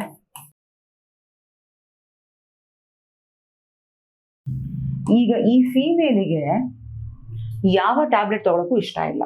ಓಕೆ, ಸೊ ಹಾರ್ಮೋನಲ್ ಪಿಲ್ ಅಂತ ಹೇಳಿದ್ರೆ ಟ್ಯಾಬ್ಲೆಟ್, ಬಟ್ ಇವಳಿಗೆ ಪ್ರೆಗ್ನೆನ್ಸಿ ಅವಾಯ್ಡ್ ಮಾಡಬೇಕು ಅನ್ನೋ ಇಂಟೆನ್ಷನ್ ಇದೆ. ಅದೇ ತರ ಹಾರ್ಮೋನಲ್ಲಿ ಇಂಬ್ಯಾಲೆನ್ಸ್ ಆದ್ರೂ ಸಹ ತೊಂದರೆ ಇಲ್ಲ, ಒಟ್ಟಿನಲ್ಲಿ ಪ್ರೆಗ್ನೆನ್ಸಿ ಅವಾಯ್ಡ್ ಆಗಬೇಕು, ಸೇಫ್ ಆಗಿದ್ರೆ ಸಾಕು ಅಂತ ರೆಡಿ ಇದ್ದಾಳೆ, ಆದರೆ ಟ್ಯಾಬ್ಲೆಟ್ ತಗೊಳಕ್ ಇಷ್ಟ ಇಲ್ಲ. ಸೊ ಅವಾಗ ಇಂಥ ಕೇಸಲ್ಲಿ ಏನ್ ಮಾಡ್ತಾರೆ, ಇಂಜೆಕ್ಟಬಲ್ಸ್ಗೆ ಹೋಗ್ತಾರೆ. ಇಂಜೆಕ್ಟಬಲ್ಸ್ ಅಂತ ಹೇಳಿದ್ರೆ nothing but hormonal injections. So ಯಾವ್ಯಾವ ಹಾರ್ಮೋನ್ ಇದಾಗಿದೆ, ಸೇಮ್ ಟು ಸೇಮ್. ಈಗ ನಾವೇನ್ ಮಾತಾಡಿದ್ವಿ, ಈಸ್ಟ್ರೋಜನ್ ಅಂಡ್ ಪ್ರೊಜೆಸ್ಟೆರಾನ್. ಸೊ ಕೆಲವು ಹಾರ್ಮೋನ್ಸ್ಗಳು ಈ ಈಸ್ಟ್ರೋಜನ್ ಮತ್ತೆ ಪ್ರೊಜೆಸ್ಟ್ರಾನ್ ಕಾಂಬಿನೇಷನ್ ಅಲ್ಲಿ ಇರ್ತವೆ, ಅಂದ್ರೆ ಕೆಲವು ಇಂಜೆಕ್ಷನ್ ಇದು, ಇನ್ನು ಕೆಲವು ಜಸ್ಟ್ ಓನ್ಲಿ ಪ್ರೊಜೆಸ್ಟ್ರಾನ್ ಇರುತ್ತೆ. ಬಟ್ ವಾಟ್ ಎವರ್, ಅದು ಪ್ರೊಜೆಸ್ಟ್ರಾನ್ ಆರು ಆಗಿರ್ಲಿ ಕೇವಲ, ಅಥವಾ ಪ್ರೊಜೆಸ್ಟ್ರಾನ್ ಈಸ್ಟ್ರೋಜನ್ ಕಾಂಬಿನೇಷನ್ ಆರು ಆಗಿರ್ಲಿ, ಇದರ ಮೇನ್ ಇಂಟೆನ್ಷನ್ ಏನು, ಇಟ್ ಸ್ಟಾಪ್ ಓವ್ಯುಲೇಷನ್. ಓವ್ಯುಲೇಷನ್ ಅನ್ನ ಸ್ಟಾಪ್ ಮಾಡುತ್ತೆ. ಇಲ್ಲ ಬೈ ಚಾನ್ಸ್ ಓವ್ಯುಲೇಷನ್ ಆಯ್ತು ಅಂತ ಹೇಳಿದ್ರು ಹಾಸ್ಟೈಲ್ ಯುಟೆರಸ್ ಅಂತ ಹೇಳಿದ್ರೆ ಏನು, ಅನ್ಕಂಫರ್ಟಬಲ್ ಯುಟೆರಸ್ ಒಳಗಡೆ ಈ ತರ ಲೈನಿಂಗ್ ಏನಿದೆ ಎಂಡೋಮೆಟ್ರಿಯಂ, ಇದನ್ನೇ ಅನ್ಕಂಫರ್ಟಬಲ್ ಮಾಡ್ಬಿಟ್ರೆ, ಸೊ ದಟ್ ಇಲ್ಲಿ ಇಂಪ್ಲಾಂಟೇಶನ್ ಆಗದಿದ್ದಾಗ ನೋಡ್ಕೊಂಡ್ರೆ ಅಲ್ಲಿ ಮುಗ್ದೋಯ್ತಲ್ಲ, ಪ್ರೆಗ್ನೆನ್ಸಿ ಆಗ್ಲೇ ಇಲ್ಲ. ಸೊ ಈ ತರ ಇಂಜೆಕ್ಷನ್ 3 months ಒಂದ್ಸಲಾರು ತಗೊಳ್ಬಹುದು, 6 months ಒಂದ್ಸಾರು ತಗೊಳ್ಬಹುದು. ಸೊ ಡಾಕ್ಟರ್ ಏನ್ ಸಜೆಸ್ಟ್ ಮಾಡ್ತಾರೋ ಅದಕ್ಕೆ ತಕ್ಕಂತೆ ಆ female she has to follow it. Okay, ಇದು ಒನ್ ಕ್ಯಾಟಗರಿ. ಅದೇ ತರ ಇನ್ನೊಂದು ಬರ್ದಿದೀವಿ ಇಲ್ಲಿ, ಏನದು, ಇಂಪ್ಲಾಂಟ್ಸ್ ಅಂತ ಹೇಳಿದ್ರೆ ಏನು, ಇಂಪ್ಲಾಂಟ್ಸ್ಗೆ ಇನ್ನೊಂದು ಹೆಸರು ಸಬ್ ಡರ್ಮಲ್ ಇಂಪ್ಲಾಂಟ್ ಅಂತಲೂ ಸಹ ಕರೀತಾರೆ. ಸಬ್ ಡರ್ಮಲ್ ಇಂಪ್ಲಾಂಟ್ಸ್, ಸಬ್ ಡರ್ಮಾ ಅಂತ ಹೇಳಿದ್ರೆ ಸ್ಕಿನ್ನಿನ ಕೆಳಗಡೆ. ಓಕೆ, ಇಂಪ್ಲಾಂಟ್ ಅಂತ ಹೇಳಿದ್ರೆ ಫಿಕ್ಸ್ ಮಾಡುವಂತ ಒಂದು ಸ್ಟಿಕ್ ಲೈಕ್ ಸ್ಟ್ರಕ್ಚರ್ಸ್ ಇರುತ್ತೆ. ಈಗ ಉದಾಹರಣೆಗೆ ಎಲ್ಲರೂ ಮ್ಯಾಸ್ಟಿಕ್ ನೋಡಿದಿರ ಅಲ್ವಾ, ಬೆಂಕಿ ಕಡ್ಡಿ. ಸೊ ಅದೇ ತರ ಕೆಲವು 6 ಮ್ಯಾಸ್ಟಿಕ್ ಲೈಕ್ ಸ್ಟ್ರಕ್ಚರ್ಸ್ ಈ ತರ ಇರುತ್ತೆ. Okay, small needle like structure. So ಏನ್ ಮಾಡ್ತಾರೆ, ಇವೆಲ್ಲ ನಥಿಂಗ್ ಬಟ್ ಕ್ಯಾಪ್ಸೂಲ್ಸ್. ಈ ಕ್ಯಾಪ್ಸೂಲ್ ಒಳಗಡೆ ಏನಿದೆ, ಹಾರ್ಮೋನ್ಸ್ ಇದೆ again. So these are nothing but hormonal capsules. ಏನ್ ಮಾಡ್ತಾರೆ, ಈಗ ಫೀಮೇಲ್ ಇದ್ದಾಳೆ, ಅವಳ ಕೈ ಅಂತ ಅನ್ಕೊಳ್ಳೋಣ, ಇದು ಅದರ ಅಪ್ಪರ್ ಆರ್ಮ್. ಓಕೆ, ಈ ಅಪ್ಪರ್ ಆರ್ಮಿನ ಸ್ಕಿನ್ ಒಳಗಡೆ ಏನ್ ಮಾಡ್ತಾರೆ, ಈ ಒಂದು ಇಂಪ್ಲಾಂಟ್ಸ್ ಏನಿದೆ ಅದನ್ನ ಈ ರೀತಿ ಸ್ಕಿನ್ ಒಳಗಡೆ ಫಿಟ್ ಮಾಡ್ತಾರೆ. ಸೊ ಸ್ಕಿನ್ ಒಳಗಡೆ ಹೋದಾಗ ಅದೇನ್ ಮಾಡ್ತಾ ಇದೆ, ಒಳಗಡೆ ಒಂದೊಂದೇ ಕ್ಯಾಪ್ಸೂಲ್ ಅನ್ನು ಹಾಕಿಟ್ಟಿರ್ತಾರೆ. ಹಾಕಿದಾಗ ಏನಾಗ್ತದೆ, ಆ ಕ್ಯಾಪ್ಸೂಲ್ ಇಂದ ನಿಧಾನವಾಗಿ ಹಾರ್ಮೋನ್ಸ್ ರಿಲೀಸ್ ಆಗ್ತದೆ. ಇವೇ 2 ಹಾರ್ಮೋನ್ಸ್, ಪ್ರೊಜೆಸ್ಟ್ರಾನ್ ಮತ್ತೆ oestrogen. So once again they are going to do the same work. Ovulation ಅನ್ನ ಸ್ಟಾಪ್ ಮಾಡುತ್ತೆ, ಅಟ್ ದ ಸೇಮ್ ಟೈಮ್ ಈ ಯುಟೆರಸ್ ಎನ್ವಿರಾನ್ಮೆಂಟ್ ಅನ್ನ ಹಾಸ್ಟೈಲ್ ಅಂದ್ರೆ ಅನ್ಕಂಫರ್ಟಬಲ್ ಮಾಡುತ್ತೆ, ಇಂಪ್ಲಾಂಟೇಶನ್ ಆಗದಿದ್ದಂಗೆ, ಅಂದ್ರೆ ಇಂಪ್ಲಾಂಟೇಶನ್ ಪ್ರಿವೆಂಟ್ ಮಾಡ್ತಿದೆ. ಸೊ ಈ ಇಂಪ್ಲಾಂಟ್ 3 years ವರ್ಗುನು ಹಾಗೆ ಬಿಡಬಹುದು ಹಾಕ್ಸ್ಕೊಂಡು. ಇಲ್ಲ ಕೆಲವು ಇಂಪ್ಲಾಂಟ್ಸ್ ಯಾವ ರೀತಿ ಇರುತ್ತೆ ಅಂದ್ರೆ 5 years ತನಕನೂ ಹಾಗೆ ಇದ್ರೂ ಅವ್ರಿಗೇನು ಪ್ರಾಬ್ಲಮ್ ಆಗಲ್ಲ. ಸೊ ಒಟ್ಟಿನಲ್ಲಿ ಬಾಡಿಯಲ್ಲಿ ಹಾರ್ಮೋನ್ಸ್ಗಳ ವೇರಿಯೇಷನ್ ಮಾಡಿ ಈ ಪ್ರೆಗ್ನೆನ್ಸಿನ ಪ್ರಿವೆಂಟ್ ಮಾಡೋದೇ ಇದರ ಕೆಲಸ. ಓಕೆ, ಇಷ್ಟು ತಿಳ್ಕೊಂಡ್ರೆ ಸಾಕು. ಆಲ್ರೆಡಿ ನಿಮಗೆ ಈ ಹಾರ್ಮೋನಲ್ ರೋಲ್ ಏನು ಅಂತ ಅರ್ಥ ಆಗಿದೆ. ಓಕೆ, ಇದಕ್ಕೊಂದು ಬೆಸ್ಟ್ ಎಕ್ಸಾಂಪಲ್ NCERT ಏನು ಕೊಟ್ಟಿಲ್ಲ, ನೀಟಲ್ಲೂ ಕೇಳಲ್ಲ, ತಿಳ್ಕೊಂಡ್ರೆ ತಪ್ಪೇನಿಲ್ಲ. ನಾರ್ ಪ್ಲಾಂಟ್ ತಿಳ್ಕೊಂಡಿರಿ. ಮೊದಲೆಲ್ಲ ಈ ತರ 6 ಮ್ಯಾಸ್ಟಿಕ್ ಲೈಕ್ ಸ್ಟ್ರಕ್ಚರ್ಸ್ ಇರ್ತಿತ್ತು. ಇವಾಗ ಸೈನ್ಸು ಟೆಕ್ನಾಲಜಿ ಸಿಕ್ಕಾಬಟ್ಟೆ ಮುಂದುವರೆದ್ಬಿಟ್ಟಿದೆ. RR ಕಡ್ಡಿ ಯಾಕ್ರಪ್ಪ ಪಾಪ ವುಮೆನಿಗೆ ಇಷ್ಟೊಂದು ಸಫರ್ ಮಾಡೋದು, ಜಸ್ಟ್ ಒಂದೇ ಒಂದು ಸ್ಟಿಕ್ ಲೈಕ್ ಸ್ಟ್ರಕ್ಚರ್ ಹಾರ್ಮೋನಲ್ ಏನಿದೆ ಸ್ಟಫ್ ಇದ್ರೊಳಗಡೆ, ಅದೇ ಸಾಕು ಕೆಲಸ ಮಾಡೋಕ್ಕೆ ಅಂತ ಆ ರೀತಿನೂ ಕೆಲವು ಇಂಪ್ಲಾಂಟ್ಗಳನ್ನ ರೆಡಿ ಮಾಡಿಸಿದ್ದಾರೆ. ಓಕೆ, ಇಲ್ಲಿ ನೋಡಿ ಇಮೇಜ್, ಇಲ್ಲಿ ನೋಡಿದ್ರೆ ಗೊತ್ತಾಗುತ್ತೆ. ಇಲ್ಲಿ ಕಾಣಿಸ್ತಿದ್ಯಾ, ಈ ಒಂದು ಇಮೇಜ್ NCERTಯಲ್ಲೂ ಇದೆ, ಗೊತ್ತಿರಲಿ. ಬೈ ಚಾನ್ಸ್ ಏನಾದ್ರು ಇದನ್ನು ಕೇಳ್ಬಿಟ್ಟು ಏನಿದು ಅಂತ ಕೇಳಿದ್ರೆ you should market as a implant. ಇಲ್ಲಿ ನೋಡಿ ಗೊತ್ತಾಗ್ತದೆ, ಇಲ್ಲಿ ಡಾಕ್ಟರ್ ಇಂಜೆಕ್ಟ್ ಮಾಡಿ ಒಳಗಡೆ ಅದನ್ನ ಫಿಕ್ಸ್ ಮಾಡ್ತಾ ಇದ್ದಾರೆ ಹ್ಯಾಂಡ್ಸ್ ಒಳಗಡೆ. ಅರ್ಥ ಆಗ್ತಾ ಇದೆಯಾ? ಸೊ ಈ ರೀತಿ ಪ್ರೊಸೀಜರ್ ಫಾಲೋ ಮಾಡಿ ಪ್ರೆಗ್ನೆನ್ಸಿನ ಅವಾಯ್ಡ್ ಮಾಡ್ಬೋದು. ಇನ್ನು last most important exam point of ವ್ಯೂನಲ್ಲಾದರೂ ಅಷ್ಟೇ, ರಿಯಲ್ ಲೈಫಲ್ಲಾದರೂ ಅಷ್ಟೇ, ಈ ಇಂಡಿಯಾದಲ್ಲಿ ಮೆಜಾರಿಟಿ ವುಮೆನ್ ಪ್ರಿಫರ್ ಮಾಡ್ತಿರೋಂಥ ಒಂದು ಕಾಂಟ್ರಾಸೆಪ್ಟಿವ್ ಯಾವುದದು, ಇಂಟ್ರಾಯುಟರೈನ್ ಡಿವೈಸ್. ಇಂಟ್ರಾಯುಟರೈನ್ ಡಿವೈಸ್ಗೆ IUD ಅಂತ ಸಹ ಕರೀತಾರೆ.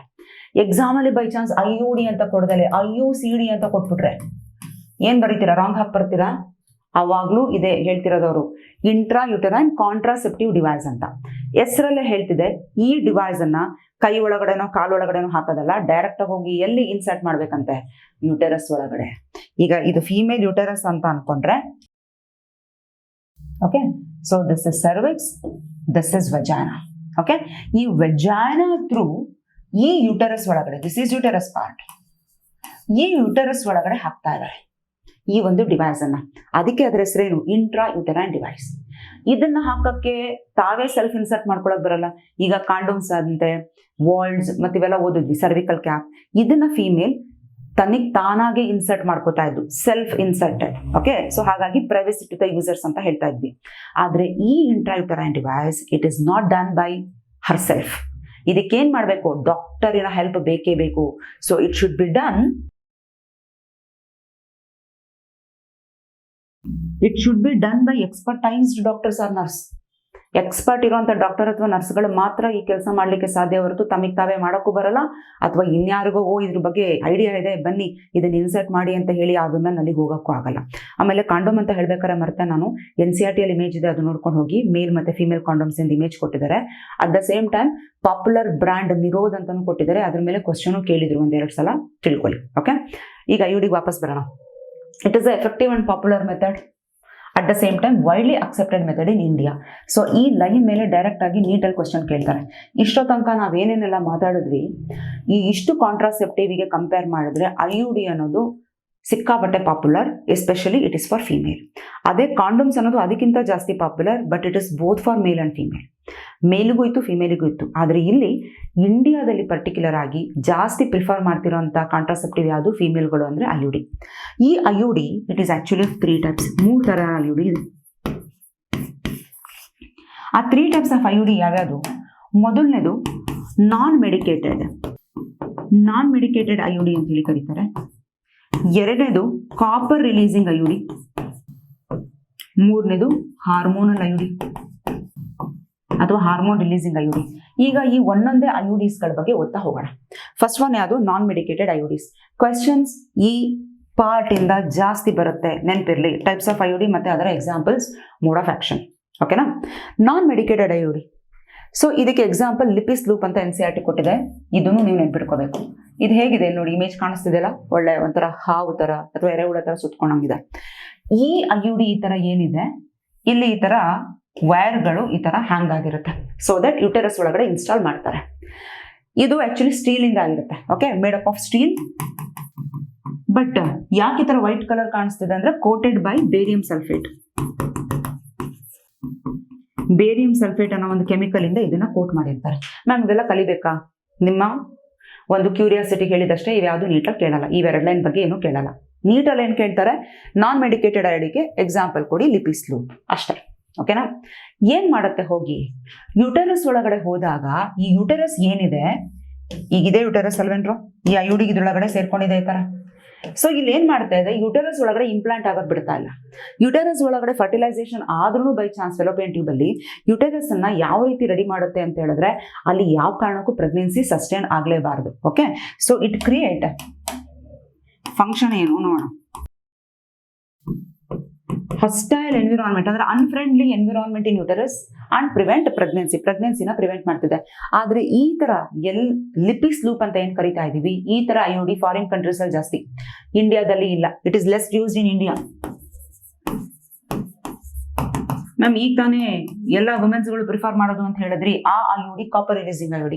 ಬಟ್ ಪರ್ಟಿಕ್ಯುಲರ್ ಆಗಿ ಓವರ್ ಆಲ್ ಕಾಂಟ್ರಾಸೆಪ್ಟಿವ್ ಅಲ್ಲಿ ಇಂಡಿಯಾದಲ್ಲಿ ಪ್ರಿಫರ್ ಮಾಡೋದು ಜಾಸ್ತಿ ಯಾವುದು ಅಂತ ಹೇಳಿದ್ರೆ IUD ಅಂತ ಬರೀತೀರಾ. 3 IUDಯಲ್ಲಿ ನಾನು ಅವಾಗಲೇ ಮೆನ್ಷನ್ ಮಾಡಿದ್ನಲ್ಲ, ನಾನ್ ಮೆಡಿಕೇಟೆಡ್, ಕಾಪರ್ ರಿಲೀಸಿಂಗ್ ಮತ್ತೆ ಹಾರ್ಮೋನಲ್ IUD ಅಂತ.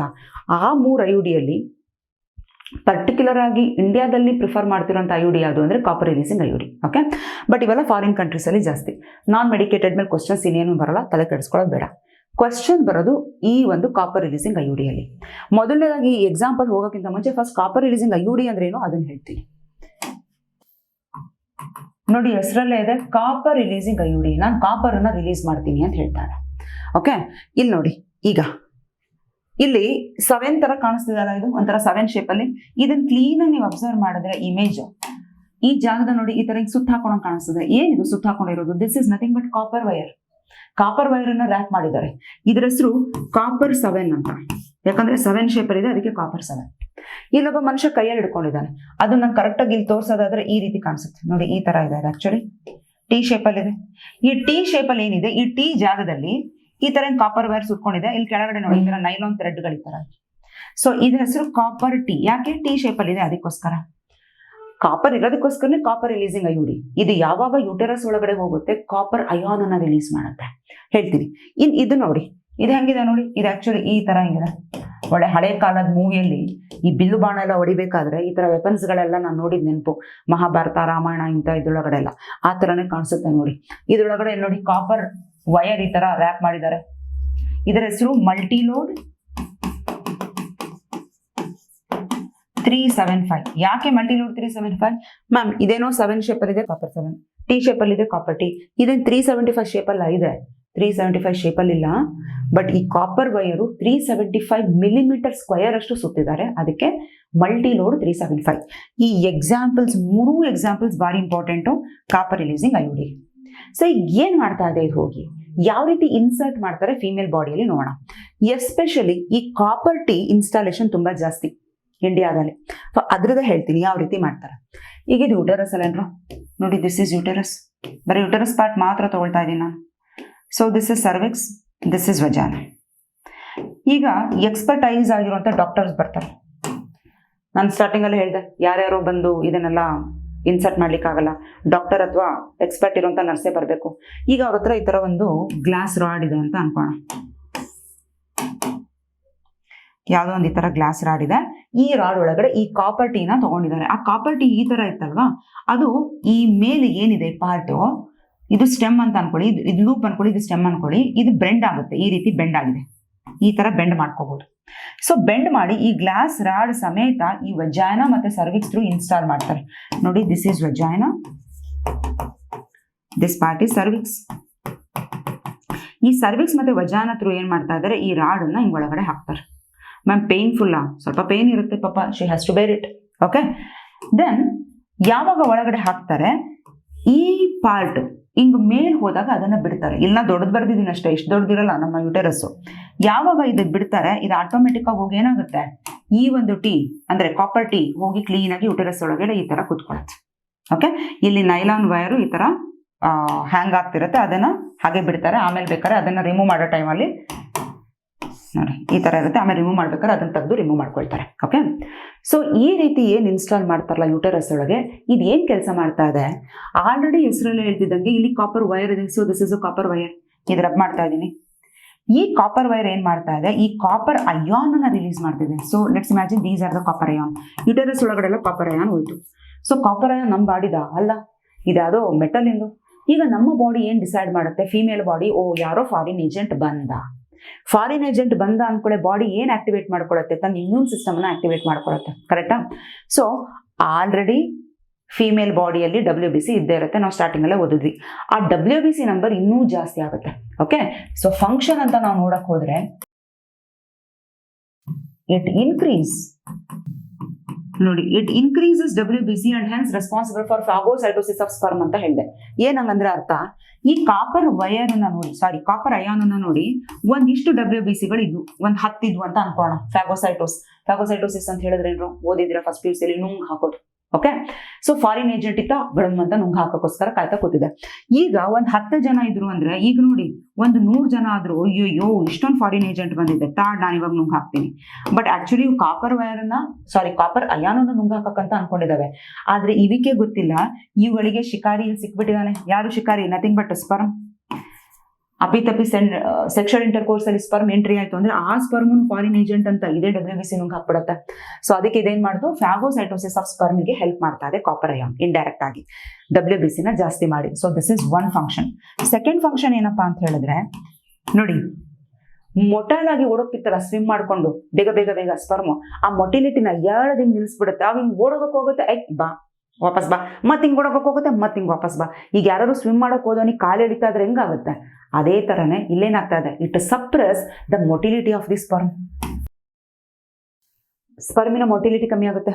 ಸ್ಪರ್ಮ್ ಮೊಟೈಲೇ ಆಗಿಲ್ಲ ಅಂದ್ರೆ ತಮ್ಮ ಟೈಮನ್ನೆಲ್ಲ ಇಲ್ಲೇ ಕಳ್ಕೊಂಡ್ಬಿಡುತ್ತೆ. ಮೇಲ್ ಹೋಗಿ ಹೆಂಗ್ ಫರ್ಟಿಲೈಸ್ ಆಗುತ್ತೆ, ಅಲ್ಲಿಗೆ 72 hours ಆಗೇ ಹೋಯ್ತು.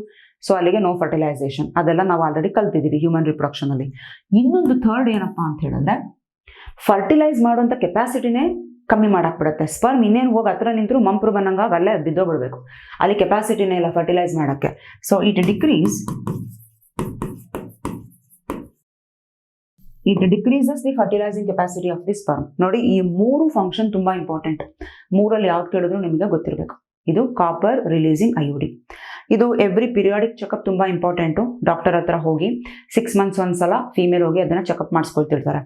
ಈ ಕಾಪರ್ ರಿಲೀಸಿಂಗ್ ಐಯುಡಿನು ಒನ್ಸ್ ಅಗೇನ್ 3 years ಒನ್ಸ್ ಆಗಿರ್ಬೋದು, 5 years ಒನ್ಸ್ ಆಗಿರ್ಬೋದು, ಅಥವಾ 10 years ಒನ್ಸ್ ರಿಮೂವ್ ಮಾಡಿ ಮತ್ತೆ ಹಾಕ್ಸ್ಕೊಳ್ಳೋದು, ಈ ರೀತಿ ಡಿಫ್ರೆಂಟ್ ಟೈಮ್ ಡ್ಯೂರೇಷನ್ ಇರುವಂಥ ಕಾಪರ್ ಟೀಗಳು ಅವೈಲೇಬಲ್ ಇದೆ ಇವಾಗ ಇಂಡಿಯಾದಲ್ಲಿ.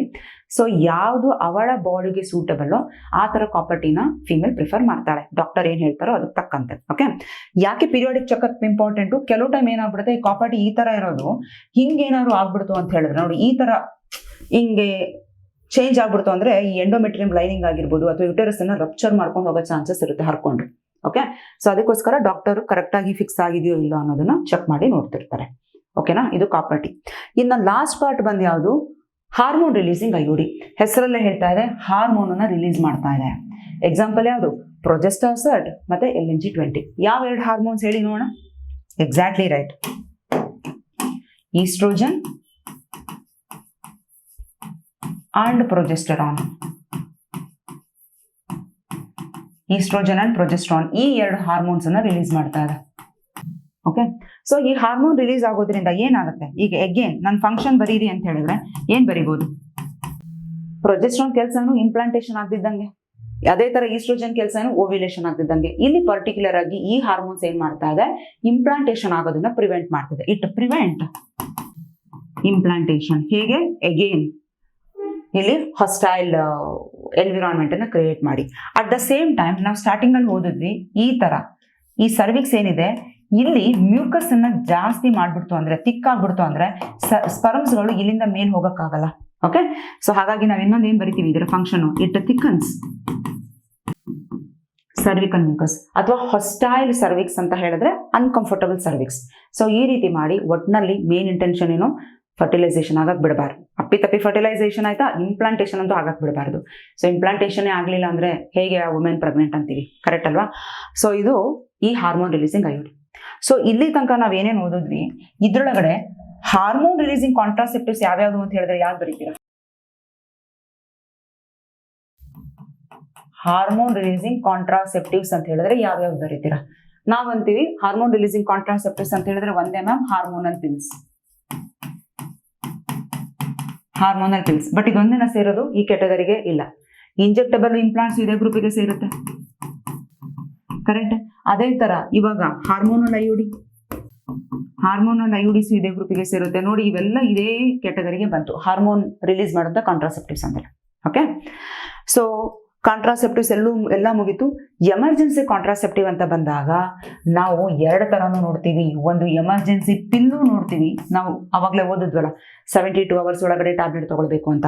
ಅದೇ ತರ ಈವನ್ ಎಮರ್ಜೆನ್ಸಿ ಐಯುಡಿನೂ ಸಹ ನೋಡ್ತೀವಿ, ನೆನಪಿರ್ಲಿ. ಎಮರ್ಜೆನ್ಸಿ ಪಿಲ್ ಮಾತ್ರ ಅಲ್ಲ, ಎಮರ್ಜೆನ್ಸಿ ಐಯುಡಿನೂ ಅವೈಲೇಬಲ್ ಇರುತ್ತೆ. ಆ ಐಯುಡಿ ಅಂದ್ರೆ ಇಂಟ್ರಾಯುಟರೈನ್ ಡಿವೈಸ್ ಅನ್ನ 72 hours ಒಳಗಡೆ ಇನ್ಸ್ಟಾಲ್ ಮಾಡ್ಕೊಂಡ್ರೆ ಮತ್ತೆ ಇಂಪ್ಲಾಂಟೇಶನ್ ಆಗ್ತಿದ್ದಂಗೆ ನೋಡ್ಕೊಳ್ತಾರೆ. ಸರಿ, ಅಂತೂ ಇಂತೂ ಎಲ್ಲ ತರ ಕಾಂಟ್ರಾಸೆಪ್ಟಿವ್ಸ್ ಅನ್ನ ಓದಿದ್ವಿ. ಬಟ್ ಇವಾಗ ಕ್ವೆಶ್ಚನ್, ಈ ಎಲ್ಲಾ ಕಾಂಟ್ರಾಸೆಪ್ಟಿವ್ಸ್ ಎಲ್ಲ ಫಿಮೇಲ್ಗೂ ಸೂಟಬಲ್ ಆಗುತ್ತಾ? ಅದು ಡಾಕ್ಟರ್ಸ್ ನೋಡಿ ಹೇಳ್ತಾರೆ. ಓಕೆ, ಡಾಕ್ಟರ್ ಅವರ ಬಾಡಿನ ಟೆಸ್ಟ್ ಮಾಡಿ ಅವರ ಬಾಡಿಗೆ ಯಾವ ಕಾಂಟ್ರಾಸೆಪ್ಟಿವ್ ಸೂಟಬಲ್ ಆಗುತ್ತೆ, ಯಾವ ಒಂದು ಮೆಥಡ್ ಇಂದ ಪ್ರೆಗ್ನೆನ್ಸಿ ಪ್ರಿವೆಂಟ್ ಆಗುತ್ತೆ ಅನ್ನೋದನ್ನು ನೋಡಿ ಸಜೆಸ್ಟ್ ಮಾಡ್ತಾರೆ. ಸೊ ಹಾಗಾಗಿ ಯಾರು ಹೇಗೆ ಬೇಕೋ ಆ ಥರ ಅದನ್ನ ಪ್ರಿಫರ್ ಮಾಡಕ್ಕೆ ಬರಲ್ಲ. ಓಕೆ, ಸೊ ಡಾಕ್ಟರ್ಸಿನ ಒಪಿನಿಯನ್ ಬೇಕು, ಅದಕ್ಕೆ ತಕ್ಕಂತೆ ಫಾಲೋ ಮಾಡಬೇಕು. ಬಟ್ ಯಾವುದೇ ಐಯುಡಿ ಆಗಲಿ, ಯಾವುದೇ ಕಾಂಟ್ರಾಸೆಪ್ಟಿವ್ ಆಗಲಿ, they are going against the nature, right? Body ಇರೋದು ಯಾವ ಥರ? ಫರ್ಟಿಲೈಸೇಷನ್ ಮಾಡ್ಸೋಕ್ಕೋಸ್ಕರ ಇದೆ. ಎಗ್ ರಿಲೀಸ್ ಮಾಡ್ತೀನಿ, ಸ್ಪರ್ಮನ್ನ ತಗೊಳ್ತೀನಿ, ಸೊ ದಟ್ ಎರಡು ಫ್ಯೂಸ್ ಆಗುತ್ತೆ, ಪ್ರೆಗ್ನೆಂಟ್ ಆಗೋಕ್ಕೆ ರೆಡಿ ಇದ್ದೀನಿ ಅಂತ ಬಾಡಿ ಹೇಳ್ತಾ ಇದೆ, ಯಾವುದೇ ಒಂದು ಫಿಮೇಲ್ ಬಾಡಿ ತಗೊಂಡ್ರೆ. ಬಟ್ ಪ್ರೆಗ್ನೆಂಟ್ ಆಗಬೇಡ ಅಂತ ಎಗೇನ್ಸ್ಟ್ ಆಗಿ ಹೋಗ್ತಿದ್ದೀವಿ ಅಂತ ಹೇಳಿದ್ರೆ ಅರ್ಥ ಏನು? The female is going against the ನೇಚರ್ನ ಎಗೇನ್ಸ್ಟ್ ಆಗಿ ಹೋಗ್ತಿದ್ದಾಳೆ ಅಂತ. ಬಟ್ ವಿಧಿ ಇಲ್ಲ, ಪಾಪ್ಯುಲೇಷನ್ ಕಂಟ್ರೋಲ್ ಮಾಡಬೇಕು, ಅಟ್ ದ ಸೇಮ್ ಟೈಮ್ ಅವಳ ಹೆಲ್ತ್ನು ನೋಡ್ಕೊಳ್ಬೇಕು ಅಂತ ಹೇಳಿದಾಗ ಈ ಥರ ಮೆಥಡನ್ನು ಫಾಲೋ ಮಾಡಲೇಬೇಕು. ಬಟ್ ಯಾವುದೇ ಕಾಂಟ್ರಾಸೆಪ್ಟಿವ್ ಆಗಲಿ ನೇಚರ್ ಎಗೇನಸ್ಟ್ ಆಗಿ ಹೋಗ್ತಾ ಇದ್ದೇವೆ ಅಂತ ಹೇಳಿದ್ರೆ ಅದರದ್ದಾದಂಥ ಸೈಡ್ ಎಫೆಕ್ಟ್ಸ್ ಇದ್ದೇ ಇರುತ್ತೆ. ಈಗ ನಾವು ಹೇಳಲ್ವಾ, ಟ್ಯಾಬ್ಲೆಟ್ಸ್ ತೊಗೊಳ್ತೀವಿ, ಜ್ವರ ಹೋಯ್ತು, ಬಟ್ ಸೈಡ್ ಎಫೆಕ್ಟ್ ಇದೆ. ಏನು ಸೈಡ್ ಎಫೆಕ್ಟು? ಮ್ಯಾಮ್ ಯಾಕೋ ಗ್ಯಾಸ್ಟ್ರಿಕ್ ಆಯಿತು. ಡಾಕ್ಟರ್ ಹತ್ರ ಬಂದಾಗ ಕೇಳ್ತಾರೆ, ನೀವು ಸರ್ ನೀವು ಆ್ಯಂಟಿಬಯೋಟಿಕ್ ಕೊಟ್ರಿ, ತಿಂದ್ವಿ ಸರ್, ಜ್ವರ ಏನೋ ಕಮ್ಮಿ ಆಯಿತು, ಬಟ್ ಹೊಟ್ಟೆ ಎಲ್ಲ ಉಬ್ಬರಿಸ್ಕೊಂಡ್ಬಿಟ್ಟಿದೆ ಸರ್. ಏನದು? That is side effect. Gastritis ಆಗ್ತಾ ಇದೆ, that is the side effect. ಕೆಲವು ಟ್ಯಾಬ್ಲೆಟ್ ತೊಗೊಳ್ತೀವಿ, ಎಲ್ಲ ಚೆನ್ನಾಗಾಯಿತು, ನಾವು ಏನೇನು ಪ್ರಾಬ್ಲಮ್ ಬಂದಿತ್ತು ಅದೆಲ್ಲ ಕ್ಯೂರ್ ಆಯಿತು, ಬಟ್ ನೋಡಿದ್ರೆ ಸಿಕ್ಕಾಬಟ್ಟೆ ರ್ಯಾಷಸ್ಸು, ಸಿಕ್ಕಾಬಟ್ಟೆ ಬಾಡಿ ಎಲ್ಲ ಹೀಟು, ಮೈಯಲ್ಲೆಲ್ಲ ಗುಳ್ಳೆ, that is the side effect. Correct? ಅಂದರೆ ಯಾವುದೇ ಒಂದು ಮೆಡಿಸಿನ್ ಏನು ಆರ್ಟಿಫಿಷಿಯಲ್ ಆಗಿ ಕ್ರಿಯೇಟ್ ಮಾಡಿದ್ದೀವಿ, ಅದು ಬಾಡಿ ಒಳಗಡೆ ಹೋದಾಗ ಅದರದೇ ಆದಂಥ ಸೈಡ್ ಎಫೆಕ್ಟನ್ನು ಕೊಡುತ್ತೆ. ಕೆಲವೊಂದು ಜಾಸ್ತಿ ಕೊಡ್ಬೋದು, ಕೆಲವೊಂದು ಕಡಿಮೆ ಕೊಡ್ಬೋದು. ಓಕೆ, ಆ ಇಂಡಿವಿಜುವಲ್ ಯಾವ ರೀತಿ ತಡ್ಕೊಳಂಗಿರ್ತಾರೋ ಅದಕ್ಕೆ ತಕ್ಕಂತೆ ಬಾಡಿ ರೆಡಿ ಆಗಿರುತ್ತೆ. ಇಲ್ಲೂ ಕಾಂಟ್ರಾಸೆಪ್ಟಿವಿನ ಸೈಡ್ ಎಫೆಕ್ಟ್ ಅಂತ ನಾವು ಮಾತಾಡೋದಾದ್ರೆ ಅದರದೇ ಆದಂಥ ಸೈಡ್ ಎಫೆಕ್ಟ್ಸ್ಗಳಿರುತ್ತೆ. ಏನು? ಫಾರ್ ಎಕ್ಸಾಂಪಲ್, ಕೆಲವು ಫೀಮೇಲ್ಗಳು ಕರೆಕ್ಟಾಗಿ ಮೆನ್ಸ್ಟ್ರಲ್ ಸೈಕಲ್ ಆಗ್ತಾರಲ್ಲ, ಅವರಿಗೆ ಎವ್ರಿ 28-29 ಡೇಸ್ ಆಗಬೇಕಾಗಿರೋಂಥದ್ದು 30 ಡೇಸ್ ಒನ್ಸೋ 35 ಡೇಸ್ ಒನ್ಸೋ, ಯಾವುದೋ ಒಂದು ತಿಂಗಳು 28 ಡೇಸ್ ಆಗಿರ್ತಾರೆ, ಇನ್ನೊಂದು ತಿಂಗಳು ನೋಡಿದ್ರೆ 30 ಡೇಸ್ ಬಿಟ್ಟಾಗ್ತಾರೆ, ಮತ್ತು ಇನ್ನೊಂದು ತಿಂಗಳು ನೋಡಿದ್ರೆ 35 ದಿನ ಬಿಟ್ಟಾಗ್ತಾರೆ. ಅಂದರೆ ಅದನ್ನು ನಾವೇನಂತ ಕರಿತೀವಿ? Irregular menstrual cycle. ಇದು ನಥಿಂಗ್ ಬಟ್ ಸೈಡ್ ಎಫೆಕ್ಟ್. ಕೆಲವರಿಗೆ ಏನಾಗುತ್ತೆ, ಈ ಮೆನ್ಸ್ಟ್ರಲ್ ಸೈಕಲ್ ಆದಮೇಲೆ ಮೆನ್ಸ್ಟ್ರಲ್ ಸೈಕಲಲ್ಲಿ ಬರೋ ಬ್ಲೀಡಿಂಗ್ ಬೇರೆ, ಬಟ್ ಕೆಲವರಲ್ಲಿ ಸ್ಪಾಟಿಂಗ್ ಅಂತ ಹೇಳಿ ಕರೀತಾರೆ. ಜಸ್ಟ್ ಸ್ವಲ್ಪ ಬ್ಲಡ್ ಥರ ಸ್ಟೇನ್ಸ್ಗಳಾಗಿರುತ್ತೆ, ಅಂದರೆ ಪೀರಿಯಡ್ಸ್ ಆದಮೇಲೂ ಸಹ ಅದನ್ನು ನಾವು ಬ್ರೇಕ್ ಥ್ರೂ ಬ್ಲೀಡಿಂಗ್ ಅಂತ ಕರೀತಾರೆ. ಕೆಲವರಿಗೆ ಅಬ್ಡಾಮಿನಲ್ ಪೇನ್ ಬರ್ಬೋದು, ಕೆಲವರಿಗೆ ಬ್ಯಾಕ್ ಏಕ್ ಬರ್ಬೋದು. ತುಂಬಾ ರೇರ್ ಕೇಸು ಈ ಬ್ರೆಸ್ಟ್ ಕ್ಯಾನ್ಸರ್ ಎಲ್ಲ ಬರೋಂಥದ್ದು, ಬಟ್ ಕೆಲವರಲ್ಲಿ ಬಂದಿರೋದು ಉಂಟು, but it is very rare. It's a very rare case. So these are certain side effects of the iodine. Okay, so ಹಾಗಾಗಿ ಯಾರೇ ಆಗಲಿ without consulting doctor self medication ಅಂತ ಏನು ಕರಿತೀವಿ, ಅಥವಾ ಸೆಲ್ಫ್ ಡಾಕ್ಟರ್ ಆಗೋದು, ಗೂಗಲ್ ನೋಡಿ ಆ ಥರ ಎಲ್ಲ ಮಾಡಬಾರ್ದು. ಓಕೆನಾ? Yes, contraceptive most important topic, ದೊಡ್ಡ ಟಾಪಿಕ್ ಮುಗ್ದೆ ಹೋಯ್ತು. ಇವಾಗ ಬರೋಣ ಇನ್ನೊಂದು, MTP, medical termination of pregnancy. So ಇಲ್ಲಿರೋ ಪಾರ್ಟನ್ನು ಆಮೇಲೆ ಓದ್ತೀನಿ. ಫಸ್ಟ್ ಇಲ್ಲಿ ಒಂದಿಷ್ಟು ಇನ್ಫಾರ್ಮೇಶನ್ ಹೇಳ್ತೀನಿ. ಈಗ ಇಲ್ಲಿ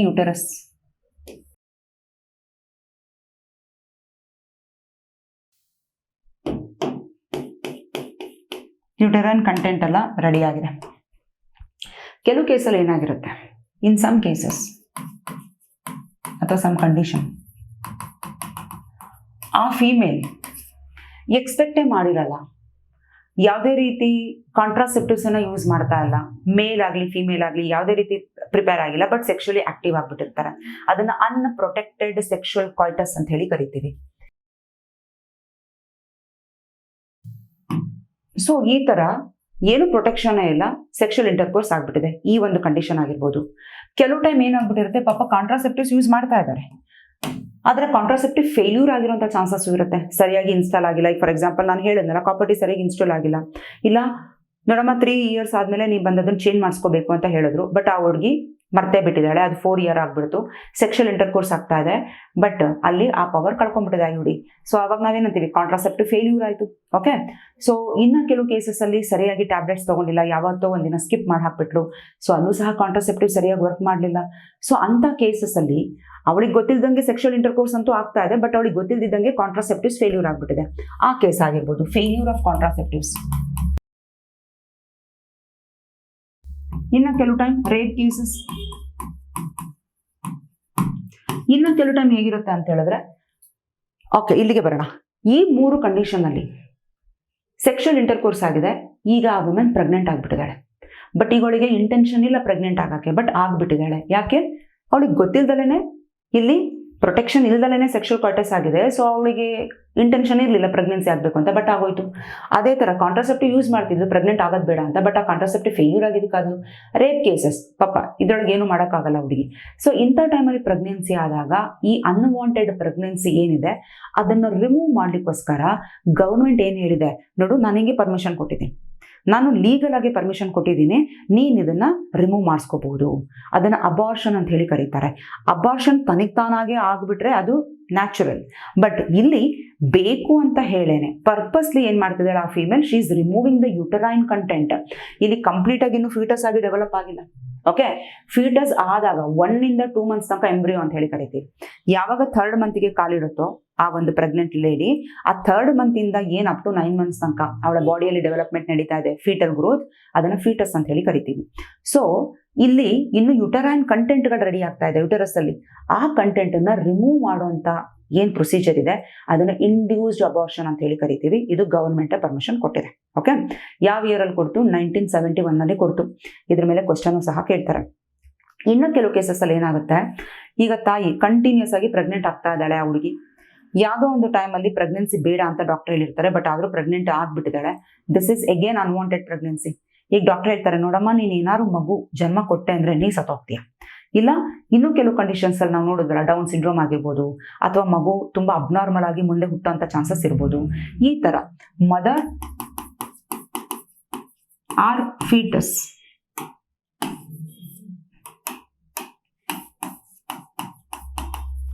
ಇಬ್ಬರಿಗೆ ಪ್ರಾಬ್ಲಮ್ ಆಗಿದ್ದಾಗ, ಸೊ ಅವಾಗ ಏನ್ ಮಾಡ್ಬೋದು, they can go for this voluntary abortion.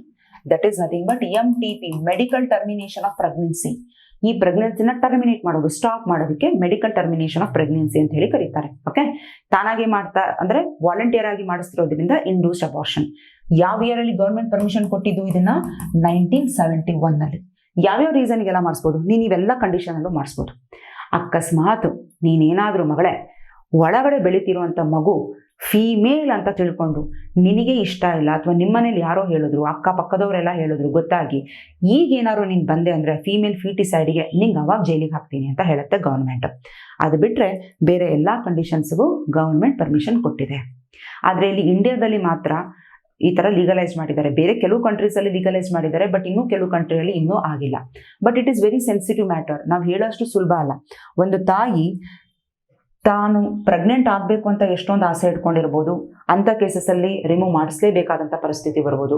ಇನ್ನು ಕೆಲವು ಕೇಸಸ್ ಅಲ್ಲಿ ಒಳಗಡೆ ಒಂದು ಜೀವ ಬೆಳೀತಿದೆ ಅನ್ನೋ ಒಂದು ಎಮೋಷನ್ಸ್ ಇಟ್ಕೊಂಡಿರ್ಬೋದು. ಬಟ್ ಇಲ್ಲಿ ಏನಾಗಬೇಕಾಗಿರುತ್ತೆ, ಆ ಒಂದು ಫೀಮೇಲ್ ಈ ತರ ಕಂಡೀಷನ್ ಇದ್ದಾಗ she has to see a balanced view. ಒಂದು ಬ್ಯಾಲೆನ್ಸ್ಡ್ ವ್ಯೂ ಇರಬೇಕು ಅವಳಿಗೆ. ಯಾಕಂತ ಹೇಳಿದ್ರೆ ತುಂಬಾ ಎಮೋಷನಲ್ ಆಗಿ ಮಗು ಲಿಟ್ರಲಿ ಪ್ರಾಬ್ಲಮ್ಯಾಟಿಕ್ ಆಗಿ ಹುಟ್ಟುತ್ತಿದೆ ಅಂತ ಹೇಳಿದಾಗ ಅಂತ ಮಗುಗೆ ಜನ್ಮ ಕೊಟ್ಟು ಆ ಮಗುನೂ ಲೈಫ್ ಲಾಂಗ್ ಸಫರ್ ಮಾಡಬೇಕು, ಅದನ್ನ ನೋಡಿಕೊಂಡು ತಾಯಿನೂ ಲೈಫ್ ಲಾಂಗ್ ಸಫರ್ ಮಾಡಬೇಕು. ಸೊ ಅದಕ್ಕಿಂತ she has to take a bold decision. ಅದಕ್ಕೆ ನಾವು ಸ್ಟಾರ್ಟಿಂಗ್ ಅಲ್ಲಿ ಹೇಳಿದ್ದು ರಿಪ್ರೊಡಕ್ಟಿವ್ ಹೆಲ್ತ್ ಅಲ್ಲಿ it is a emotional, behavioural, social health ಎಲ್ಲದೂ ಸರಿ ಇರಬೇಕು ಆಸ್ಪೆಕ್ಟ್ ಅಲ್ಲಿ ಅಂತ.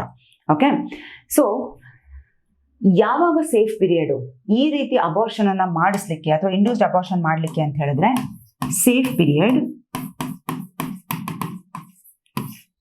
ಸ್ಟಾರ್ಟಿಂಗ್ ಅಲ್ಲಿ ಫಸ್ಟ್ 12 ವೀಕ್ಸ್. ಫಸ್ಟ್ 12 ವೀಕ್ ಅಲ್ಲಿ ಸೇಫ್ ಪೀರಿಯಡ್ ಅಂತ ಹೇಳಿ ಕರೀತಾರೆ. ಓಕೆ, ಯಾಕಂತ ಹೇಳಿದ್ರೆ ಆ ಟೈಮಲ್ಲಿ ಇನ್ನು ಅವಾಗ ತಾನೇ ಡೆವಲಪ್ಮೆಂಟ್ ನಡೀತಾ ಇರುತ್ತೆ. ಅಥವಾ ಫಸ್ಟ್ 12 ವೀಕ್ ಅಂತ ಹೇಳಿದ್ರು ಅಂದ್ರೆ, ಅಥವಾ ಫಸ್ಟ್ ಟ್ರೈಮಿಸ್ಟರ್, ಅವಾಗ ತಾನೇನು ಡೆವಲಪ್ ಆಗ್ತಾ ಇರತ್ತೆ ಒಳಗಡೆ ಫೀಟಸ್ನ ಕಂಡೀಷನ್ಸ್ ಎಲ್ಲ. ಸೊ ಆ ಟೈಮಲ್ಲಿ ಈಸಿಯಾಗಿ ರಿಮೂವ್ ಮಾಡ್ಬೋದು. ಆದ್ರೂ ಸಹ ಏನಂತ ಹೇಳ್ತಾರೆ, ನೋಡಪ್ಪ ನೀನ್ ಹೇಳ್ದೆ ಅಂತ ಹೇಳಿ ಇದು ಮಾಡೋಕ್ಕಾಗಲ್ಲ, ನನಗೆ ಒಬ್ಬ ಈ ರಿಜಿಸ್ಟರ್ ಆಗಿರುವಂತ ಮೆಡಿಕಲ್ ಪ್ರಾಕ್ಟೀಷನರ್, ಗವರ್ಮೆಂಟ್ ಡಾಕ್ಟರ್ ಕರೆಕ್ಟಾಗಿ ಪರ್ಮಿಷನ್ ಕೊಟ್ರೆ ಮಾತ್ರ ರಿಮೂವ್ ಮಾಡ್ತೀನಿ ಅಂತ ಹೇಳ್ತಾರೆ. ಅಂದ್ರೆ ಒಪಿನಿಯನ್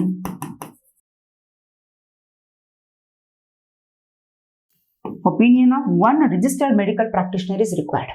ಯಾವಾಗ? ಫಸ್ಟ್ ಟ್ರೈಮಿಸ್ಟರ್ ಅಲ್ಲಿ. ಇನ್ನು ಕೆಲವು ಟೈಮ್ ಏನಾಗ್ಬಿಡುತ್ತೆ, ನೆಗ್ಲೆಕ್ಟ್ ಮಾಡ್ಕೊಂಡು ಬಿಟ್ಬಿಟ್ಟಿದ್ದಾಳೆ ಫೀಮೇಲ್. ಈಗ ಫಸ್ಟ್ ಟ್ರೈಮಿಸ್ಟರ್ ಹೋಗ್ಬಿಡ್ತು, ಈಗ ನೆಕ್ಸ್ಟ್ ಅವಳಿಗೆ ಜ್ಞಾನೋದಯ ಆಯ್ತು, ಅಯ್ಯೋ ಬೇಡ ನನಗೆ ಪ್ರೆಗ್ನೆನ್ಸಿ ರಿಮೂವ್ ಮಾಡ್ತೀನಿ. So she has entered into second trimester ಅಂತ ಅನ್ಕೋಣ. ಸೆಕೆಂಡ್ ಟ್ರೈಮಿಸ್ಟರ್ ಅಥವಾ ಒಂದು 24th ವೀಕಿಗೆ ಕಾಲಿಟ್ಬಿಟ್ಟಿದ್ದಾಳೆ ಅಂತ ಅನ್ಕೋಣ. ಅವಾಗ ಇಟ್ ಈಸ್ ವೆರಿ ರಿಸ್ಕಿಯರ್, ತುಂಬಾ ರಿಸ್ಕ್ ಅವಾಗ. ಸೊ ಅವಾಗ ಅಬಾರ್ಷನ್ ಆಗ್ಲೇಬೇಕು ಅಂತ ಹೇಳಿದ್ರೆ ಭಾರಿ ಕಷ್ಟ. ಇವಾಗ ಅವಳ ಬಾಡಿಯ ಕಂಡೀಷನ್ಸ್ ಎಲ್ಲ ನೋಡಬೇಕು, ಅವಳ ಯುಟೆರಸ್ ಅಲ್ಲಿ ಯಾವ ರೀತಿ ಗ್ರೋತ್ ಆಗಿದೆ ಅಂತ ನೋಡಬೇಕು. ಯಾಕಂದ್ರೆ ನೋಡಿ, ಸೆಕೆಂಡ್ ಟ್ರೈಮಿಸ್ಟರ್ ಅಂತ ಹೇಳಿದ್ರೆ ಆಲ್ರೆಡಿ 4th 5th ಮಂತ್ ಕಾಲಿಟ್ಟಾಯ್ತು. ಅಷ್ಟೊತ್ತಿಗೆ ನಾವು ಹ್ಯೂಮನ್ ರಿಪ್ರೊಡಕ್ಷನ್ ಅಲ್ಲಿ ಓದಿದ್ವಿ, ಫೀಟಲ್ ಮೂವ್ಮೆಂಟ್ ಸ್ಟಾರ್ಟ್ ಆಗಿರುತ್ತೆ, ಎಕ್ಸ್ಟರ್ನಲ್ ಜೆನೆಟೇಲಿಯಾ, ಎಷ್ಟೊಂದು ಆರ್ಗನ್ಸ್ ಡೆವಲಪ್ಮೆಂಟ್ ಎಲ್ಲ ನಡೆದಿರುತ್ತೆ. ಸೊ ಅವಾಗ ತುಂಬಾ ಸ್ಟ್ರಾಂಗ್ ಆಗಿ ಡೆವಲಪ್ ಆಗ್ಬಿಟ್ಟಿರುತ್ತೆ ಎಂಡೋಮೆಟ್ರಿಯಂ ಲೈನಿಂಗಿಗೆ ಇವೆಲ್ಲ ಅಂಟ್ಕೊಂಡು. ಇವಾಗ ರಿಮೂವ್ ಮಾಡ್ಬೇಕಂತ ಹೇಳಿದ್ರೆ ಒಳಗಡೆ ಸಿಕ್ಕಾಬಟ್ಟೆ ಡ್ಯಾಮೇಜ್ ಆಗಂತ ಚಾನ್ಸಸ್ ಇರುತ್ತೆ. ಸೊ ಅದಕ್ಕೆ ಏನ್ ಮಾಡ್ತಾರೆ, ತುಂಬಾ ರಿಸ್ಕ್ ಇದೆ. ಒಂದ್ ಕೆಲಸ ಮಾಡಿ, ನನಗೆ ಒಪಿನಿಯನ್ ಬೇಕು, ಬಟ್ ಎಷ್ಟು ಜನದು? 2 registered medical practitioners, 2 medical practitioner, register ಆಗಿರುವಂತ ಮೆಡಿಕಲ್ ಪ್ರಾಕ್ಟೀಷನರಿನ ಒಪಿನಿಯನ್ ಬೇಕು ಅಂತ ಹೇಳುತ್ತೆ. ಓಕೆ, ಅವಾಗ ಅವರು ಸೈನ್ ಹಾಕೊಟ್ರೆ ಈ ಒಂದು ಪ್ರೋಸೆಸ್ ಅನ್ನ ಕ್ಯಾರಿ ಮಾಡ್ಬೋದು. ಅರ್ಥ ಆಗ್ತಿದ್ಯಾ? ಈ ತರ ಪ್ರತಿ ವರ್ಷ ಇಡೀ ವರ್ಲ್ಡ್ ಅಲ್ಲಿ 45 ಇಂದ 50 ಮಿಲಿಯನ್ ಪ್ರೆಗ್ನೆಂಟ್ ವುಮೆನ್ ಅಬಾರ್ಷನ್ ಮಾಡಿಸ್ಕೊತಾ ಇದ್ದಾರೆ. ರೀಸನ್ ಏನ್ ಬೇಕಾದ್ರೂ ಆಗಿರ್ಬೋದು. ಅಂದ್ರೆ ಅರ್ಥ 5 ಜನ ಪ್ರೆಗ್ನೆಂಟ್ ವುಮೆನ್ ಅಂದ್ರೆ ಒಂದು ಅದರೊಳಗಡೆ ಅಬಾರ್ಷನ್ ನಡೀತಾ ಇದೆ ಅಂತ. ಓಕೆ, ಅರ್ಥ ಆಯ್ತಾ? ಇದಿಷ್ಟು hope I am very clear. ಇದ್ರೊಳಗಡೆ ಈ 2 ಪಾರ್ಟ್ ಇಂದ ಪಕ್ಕಾ ಕ್ವೆಶನ್ಸ್ ಬಂದೇ ಬರುತ್ತೆ. ಯಾವ ಟೈಮಲ್ಲಿ ಸೇಫೆಸ್ಟ್, ಯಾವ ಟೈಮಲ್ಲಿ ರಿಸ್ಕಿಯರ್. ಅದಾದ್ಮೇಲೆ ಈಗ ಇಲ್ಲಿಗೆ ಬರೋಣ. ಇಂಟೆನ್ಷನಲ್ ಅಥವಾ voluntary termination of pregnancy before full term ಆಗೋಕ್ಕಿಂತ ಮುಂಚೆ 9 ಮಂತ್ಸ್ ಆಗೋಕ್ಕಿಂತ ಮುಂಚೆಗೆ ನಡೀತಾ ಇರೋದು MTP. ಓಕೆ, ಅದಕ್ಕೆ ಅದನ್ನ ಇಂಡ್ಯೂಸ್ಡ್ ಅಬಾರ್ಷನ್ ಅಂತ ಹೇಳಿ ಕರಿತೀವಿ. ಗೌರ್ಮೆಂಟ್ ಯಾವಾಗ ಲೀಗಲೈಸ್ ಮಾಡ್ತು? 1971. ಇವೆಲ್ಲ ಪ್ರಾಬ್ಲಮ್ ನೋಡ್ತು ಪಾಪ ಫೀಮೇಲ್ ಫೇಸ್ ಮಾಡ್ತಿರೋದು, ಬೇಡ ಅಂತ ಹೇಳಿ ಲೀಗಲೈಸ್ ಮಾಡ್ತು. ಇದ್ರ ಮೇಲೆ ಕ್ವಶನ್ ಬರುತ್ತೆ. 45 to 50 million MTP ನಡೀತಾ ಇದೆ per year all over the world. ಇದು ಗೊತ್ತಿಲ್ಲ ಅಂದ್ರೆ ಒಂದು ಫೀಮೇಲ್ ಅಂದ್ರೆ 5th ಫೀಮೇಲ್ ಅಲ್ಲಿ ಒಂದು ಅಬಾರ್ಷನ್ ಆಗ್ತಾನೆ ಇದೆ 5th ಪ್ರೆಗ್ನೆಂಟ್ ವಿಮೆನ್ ಅಲ್ಲಿ. ಅರ್ಥ ಆಯ್ತಾ? ಇದು ಸುಮಾರು ಮೆಥಡ್ ಅಲ್ಲಿ ಫಾಲೋ ಮಾಡ್ತಾರೆ. ಅದು ಯಾವುದು ನಿಮ್ಗೆ ಎಕ್ಸಾಮ್ ಅಲ್ಲಿ ಏನು ಕೇಳಲ್ಲ, ತಿಳ್ಕೊಂಡಿರಿ. D and C ಮೆಥಡ್ ಅವ್ಯಾವುದು ಬೇಡ ಬಿಡ್ರ, ನೀಟಲ್ಲೂ ಕೇಳಲ್ಲ, ಎಕ್ಸ್ಟ್ರಾ ಹೇಳಿ ನಿಮಗೆ ನಾನು ತಲೆನೂ ಕೆಡ್ಸಲ್ಲ. ಬಟ್ ಒಂದು ವಿಚಾರ ಏನು ಹೇಳಕ್ ಇಷ್ಟಪಡ್ತೀನಿ ಅಂತ ಹೇಳಿದ್ರೆ, ಎಲ್ಲೋ ಇದಪ್ಪ,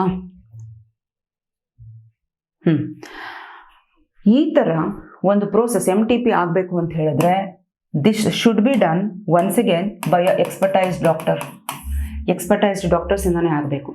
ಕೆಲವು ಮಕ್ಕಳು ಅವರಿಗೆ ಕರೆಕ್ಟಾಗಿ ಐಡಿಯಾಸ್ ಇರಲ್ಲ.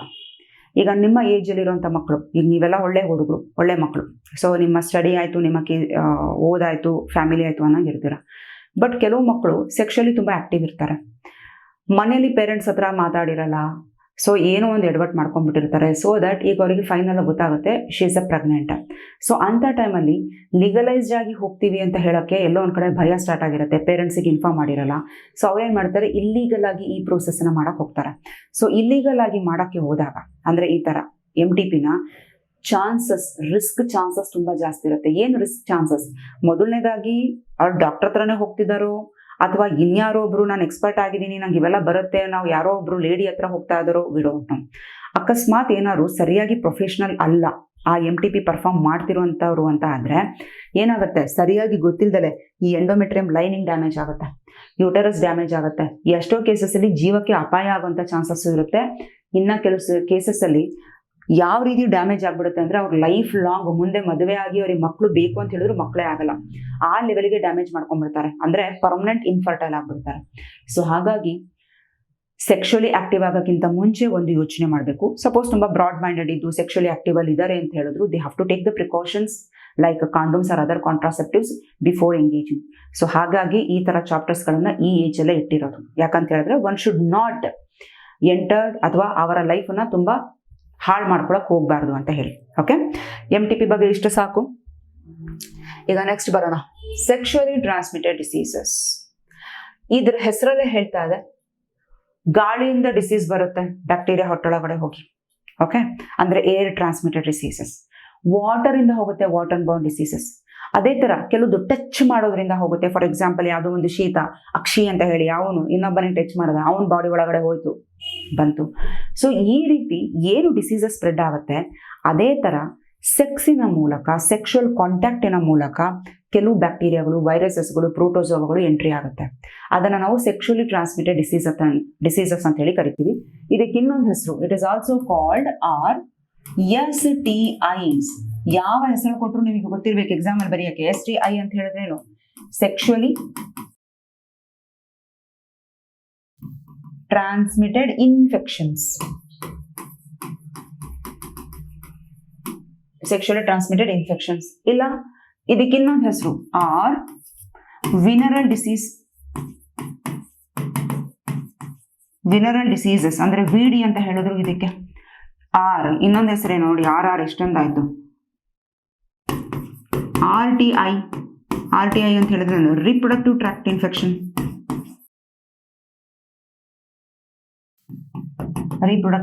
ಇನ್ಫೆಕ್ಷನ್. ಸೊ ಯಾವ ಹೆಸರಲ್ಲಿ ಬೇಕಾದ್ರೂ ಕೇಳಿ. ಓಕೆ, ಸೊ ಈ ತರ ಡಿಸೀಸಸ್ ಯಾರಿಗೆ ಬರುತ್ತೆ? ಮೇಲಿಗೂ ಬರುತ್ತೆ, ಫೀಮೇಲಿಗೂ ಬರುತ್ತೆ. ಇದೇನು ಡಿಸ್ಕ್ರಿಮಿನೇಷನ್ ಮಾಡಲ್ಲ. ಆದ್ರೆ ಫೀಮೇಲ್ ಸಾಮಾನ್ಯವಾಗಿ ಕ್ಯಾರಿಯರ್ ರೂಪದಲ್ಲಿರ್ತಾಳೆ. ಅವಳ ಬಾಡಿಯಲ್ಲಿ ಆ ವೈರಸ್ ಆ ಬ್ಯಾಕ್ಟೀರಿಯಾ ಇದ್ರೂ ಸಹ ನೋಡಿ, ಬ್ಯಾಕ್ಟೀರಿಯಾದಿಂದನಾರು ಈ ಡಿಸೀಸ್ ಬರ್ಬೋದು, ವೈರಸ್ ಇಂದನಾರು ಬರ್ಬೋದು, ಅಥವಾ ಕೆಲವು ಟೈಮ್ ಪ್ರೋಟೋಜೋವಾದಿಂದನಾರು ಬರ್ಬೋದು. ಯಾವ್ದ್ರಿಂದನಾರು ಬರ್ಲಿಕ್ಕೊಂಡ್ರೆ ಒಟ್ಟಿನಲ್ಲಿ ಸೆಕ್ಷುಯಲಿ ಟ್ರಾನ್ಸ್ಮಿಟ್ ಆಗ್ತಾರೆ. ಅರ್ಥ ಆಗ್ತಾ ಇದೆಯಾ? ಇಲ್ಲಿ ಫೀಮೇಲ್ ಕ್ಯಾರಿಯರ್ ರೂಪದಲ್ಲಿ ಇರ್ತಾಳೆ, ತಕ್ಷಣನೇ ಗೊತ್ತಾಗಲ್ಲ. ಬಟ್ ಸಣ್ಣ ಪುಟ್ಟ ಸಿಂಪ್ಟಮ್ಸ್ ಇದ್ದಾಗಲೇ ಡಾಕ್ಟರ್ ಹತ್ರ ತೋರಿಸಿದ್ರೆ ಜೀವಕ್ಕೆ ಅಪಾಯ ಆಗೋದು ತಲುಪುತ್ತೆ. ಇವಾಗ ಅದೇ ಹೇಳಿದ್ನಲ್ಲ, ಒಂಥರ ಸೋಷಿಯಲ್ ಸ್ಟಿಗ್ಮಾ. ಈ ತರ ನಾನು ಹೇಳ್ಕೊಂಡ್ಬಿಟ್ರೆ ಏನಂತ ಅನ್ಕೊಂಡ್ಬಿಡ್ತಾರೋ, ಅಯ್ಯೋ ನನಗೆ ಈ ತರ ಸೆಕ್ಷುಲಿ ಟ್ರಾನ್ಸ್ಮಿಟೆಡ್ ಡಿಸೀಸಸ್ ಈ ತರ ಸ್ಪ್ರೆಡ್ ಆಗ್ಬಿಟ್ಟಿದೆ, ನನಗೆ ಜನ ಯಾವ ರೀತಿ ಟ್ರೀಟ್ ಮಾಡ್ತಾರೋ, ಈ ರೀತಿ ಅವರೇ ಅನ್ಕೊಂಡು ತಮ್ಮ ಲೈಫನ್ನ ಥ್ರೆಟನ್ ಅಂದ್ರೆ ಜೀವಕ್ಕೆ ಅಪಾಯ ತಂದ್ಕೊಂಡಿರೋದು ಉಂಟು. ಸೊ ಹಾಗಾಗಿ one should has to face the society boldly ಅಂತ ಹೇಳಕ್ಕೋಸ್ಕರನೇ ಈ ತರ ಚಾಪ್ಟರ್ಸ್ ಅನ್ನ ಇಟ್ಟಿರೋದು. ಈಗ ಯಾವ್ಯಾವ ಡಿಸೀಸಸ್ ಅಂತ ನೋಡೋಣ. NCERT ಡಿಸೀಸಸ್ ಹೆಸರು ಮಾತ್ರ ಮೆನ್ಷನ್ ಮಾಡಿದ್ದಾರೆ, ಆದರೆ ಆ ಡಿಸೀಸ್ ಯಾವ ಆರ್ಗ್ಯಾನಿಸಮ್ ಇಂದ ಬಂದಿದೆ ಅದನ್ನ ನೀಟಲ್ಲಿ ಕೇಳ್ತಾರೆ. ಮೊದಲು ತುಂಬಾ ವರ್ಷದ ಕೆಳಗಡೆ ಆ ಡಿಸೀಸಸ್ಸಿನ ಸಿಂಪ್ಟಮ್ಸ್ ಕೇಳ್ತಿದ್ರು, ಪ್ರತಿ ಡಿಸೀಸಸ್ಸಿನ ಸಿಂಪ್ಟಮ್ಸ್. ಬಟ್ ಇವಾಗ ಅಷ್ಟೆಲ್ಲ ಕೇಳಲ್ಲ. ನಾನು ಏನೇ ಕೇಳಿದ್ರು NCERT ಇರಂಗೆ ಕೇಳ್ತೀನಿ, ನಿಮ್ಮ ತಲೆಯೊಳಗಡೆ ಹುಳ ಬಿಡ್ತೀನಿ ಅಂತ ಹೇಳುತ್ತೆ NTA. ಸೊ ಅದಕ್ಕೆ ಆ ಡಿಸೀಸಸ್ ತಿಳ್ಕೊಳ್ಳೋಣ, ಅದರ ಕಾಸಿಟಿವ್ ಆರ್ಗ್ಯಾನಿಸಮ್ ತಿಳ್ಕೊಳ್ಳೋಣ. ಓಕೆ, ಯಾವ್ಯಾವ ಹೆಸರು ಗೊತ್ತಾಗ್ತಿದ್ಯಾ? ಯಾವ್ಯಾವ ಹೆಸರು ನೋಡಿ. ಆಮೇಲೆ ಇನ್ನೊಂದು, ಈ 15 to 24 ಏಜ್ ಗ್ರೂಪ್ ಇದೆಯಲ್ಲ, ನೀವಿದಿರಲ್ಲ ಅದೇ age, most dangerous age, susceptible to the STDs. ಯಾಕಂತ ಹೇಳಿದ್ರೆ ಸರಿಯಾಗಿ ಪ್ರಾಪರ್ ಗೈಡೆನ್ಸ್ ಇರಲ್ಲ, ಮಕ್ಕಳು ಥಿಂಕ್ ಮಾಡುವಂತ ಕೆಪಾಸಿಟಿ ಇರಲ್ಲ, ಎಲ್ಲ ತರ ನಾಲೆಡ್ಜು ಇರುತ್ತೆ, ಎಲ್ಲದೂ ಮಾತಾಡ್ತಾರೆ ಹುಡುಗರಾಗ್ಲಿ ಹುಡುಗಿಯರಾಗ್ಲಿ. But when it comes to sexual activity ಮೈ ಮರ್ತ್ ಬಿಟ್ಟಿರ್ತಾರೆ, ಅಥವಾ ಅವ್ರಿಗೆ ಪ್ರಾಪರ್ ನಾಲೆಡ್ಜ್ ಇಲ್ದಲೆ ಈ ತರ ಡಿಸೀಸಸ್ ಇಂದ ಸಫರ್ ಮಾಡ್ತಿರ್ತಾರೆ.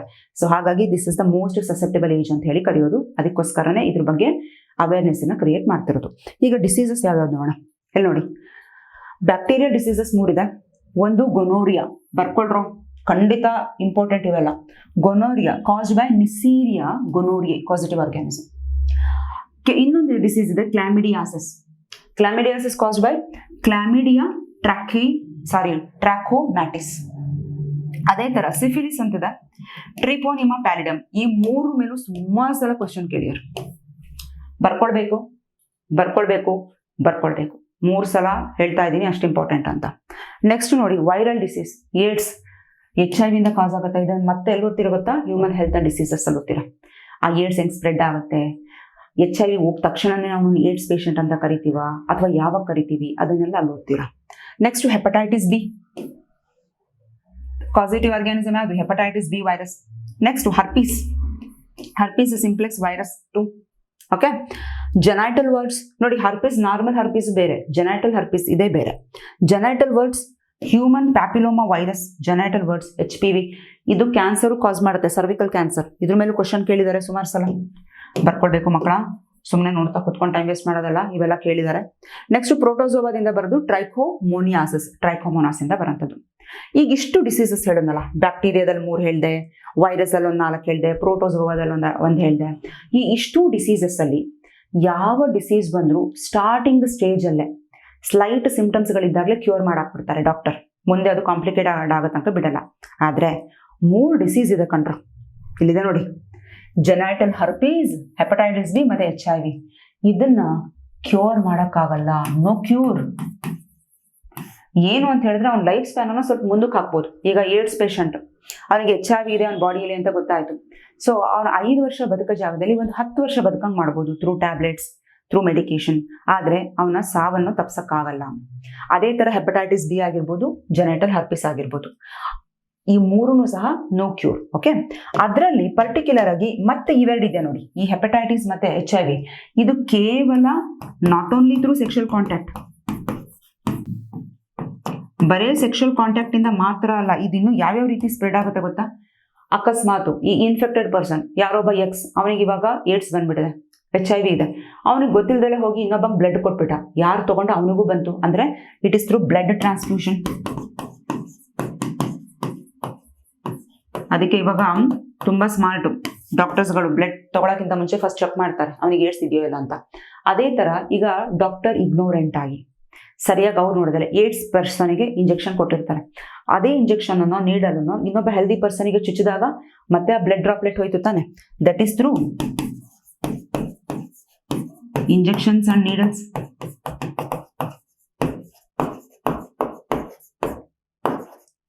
ಓಕೆ, ಆಮೇಲೆ ತಾಯಿಗಿತ್ತು ಅಂತ ಹೇಳಿದ್ರೆ ಸರಿಯಾಗಿ ಗೊತ್ತಾಗ್ಲಿಲ್ಲ ಅಂತ ಹೇಳಿದ್ರೆ ಮಗುಗೂ ಹೋಗ್ಬಿಡುತ್ತೆ ಥ್ರೂ ಮದರ್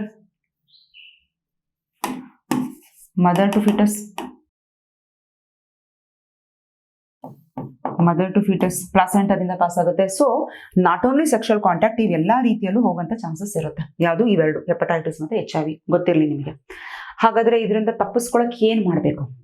ಏನೂ ಇಲ್ಲ, ಇಷ್ಟೆಲ್ಲ ನಾಲೆಡ್ಜ್ ಇದೆ, ಕಾಂಟ್ರಾಸೆಪ್ಟಿವ್ಸ್ ಬಗ್ಗೆ ತಿಳ್ಕೊಂಡಿದೀವಿ. ಸೊ ಹಾಗಾಗಿ ಇಫ್ ಎನಿವನ್ ಸಿಂಪ್ಟಮ್ಸ್ ಓದೋಣ ಫಸ್ಟು, ಆಮೇಲೆ ಹೇಗೆ ತಪ್ಪಿಸ್ಕೊಳ್ಳೋದು ಆವಾಗ ಹೇಳಿದ್ರಾಯ್ತು.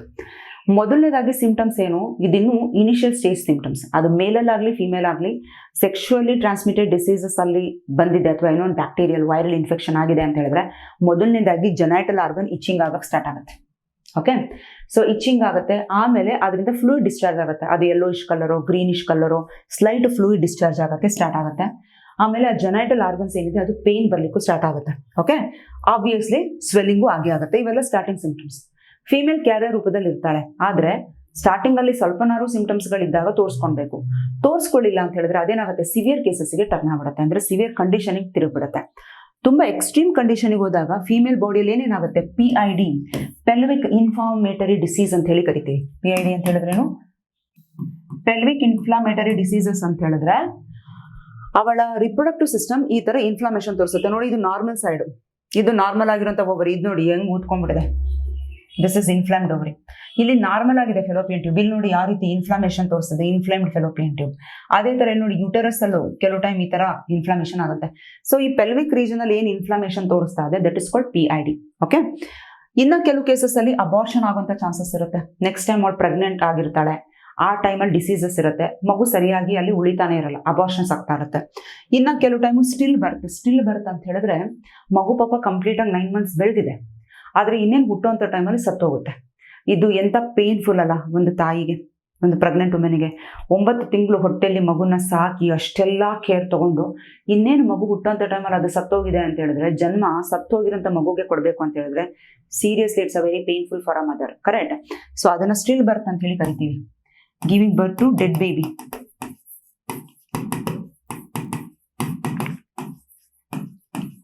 ಡೆಡ್ ಬೇಬಿಗೆ ಜನ್ಮ ಕೊಡುವಂಥದ್ದು. ಓಕೆನಾ?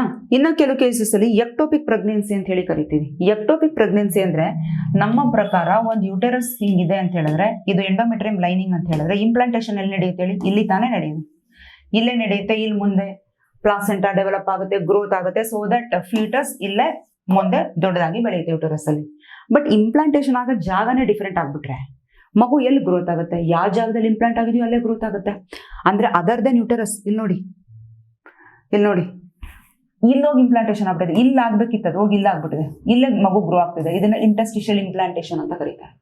ಇನ್ನ ಕೆಲವು ಕೇಸಸ್ ಅಲ್ಲಿ ನೋಡಿ ಫೆಲೋಪಿಯನ್ ಟ್ಯೂಬಲ್ ಆಗ್ಬಿಟ್ಟಿದೆ, ಇಲ್ಲಿ ಫೆಲೋಪಿಯನ್ ಟ್ಯೂಬಿನ ಆಂಪಿಲರ್ ರೀಜನ್ ಅಲ್ಲಿ ಆಗ್ಬಿಟ್ಟಿದೆ, ಆಂಪಿಲರ್ ಇಂಪ್ಲಾಂಟೇಶನ್. ಇಲ್ಲಿ ನೋಡಿ ಇನ್ಫ್ಯಾಂಟಿಬುಲಮ್ ಅಲ್ಲಿ ಆಗ್ಬಿಟ್ಟಿದೆ.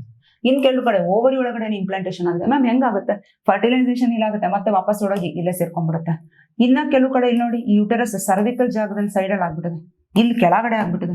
ಸೊ ಈ ರೀತಿ ಯಾವ್ಯಾವ್ದೋ ಜಾಗದಲ್ಲಿ ಇಂಪ್ಲಾಂಟೇಶನ್ ಆಗಿ ಅಲ್ಲಿ ಮಗು ಬೆಳೆಯಕ್ಕೆ ಆಗುತ್ತಾ, ಆ ಜಾಗನೇ ಸಣ್ಣದು, ಹೆಂಗೆ ಬೆಳೆಯಕ್ಕಾಗುತ್ತೆ?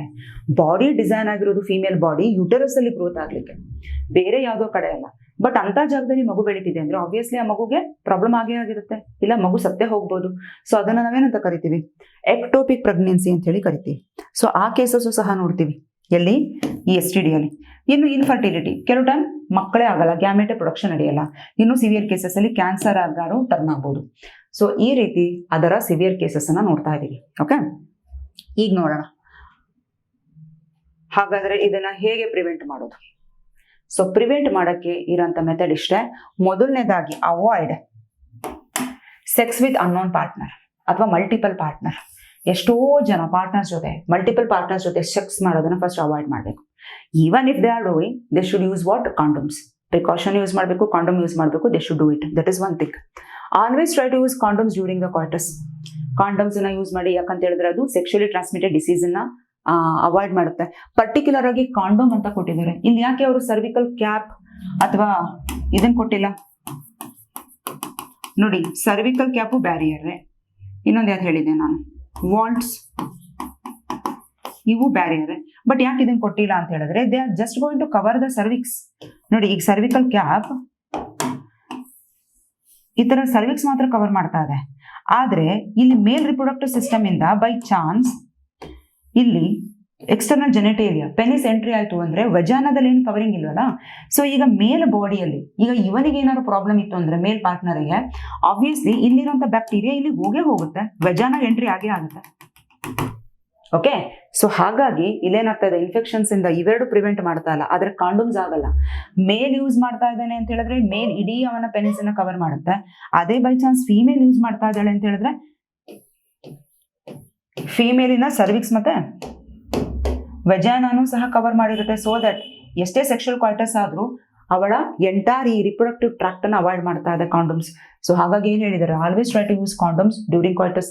ಅಪ್ಲೈಡ್ ಲೆವೆಲ್ ಅಲ್ಲಿ ಕ್ವಶನ್ ಕೇಳ್ತಾರೆ, why not cervical cap and walls, because it cover only cervix not vagina, ಗೊತ್ತಿರಲಿ. Next, in case of doubt, ಏನಾದ್ರು ಡೌಟ್ ಬಂತು ಅಂತ ಅನ್ಕೊಳ್ಳಿ, better go to doctor and take the proper treatment. Initial stage ಅಲ್ಲೇ cure ಮಾಡಬಹುದು ಅಂತ.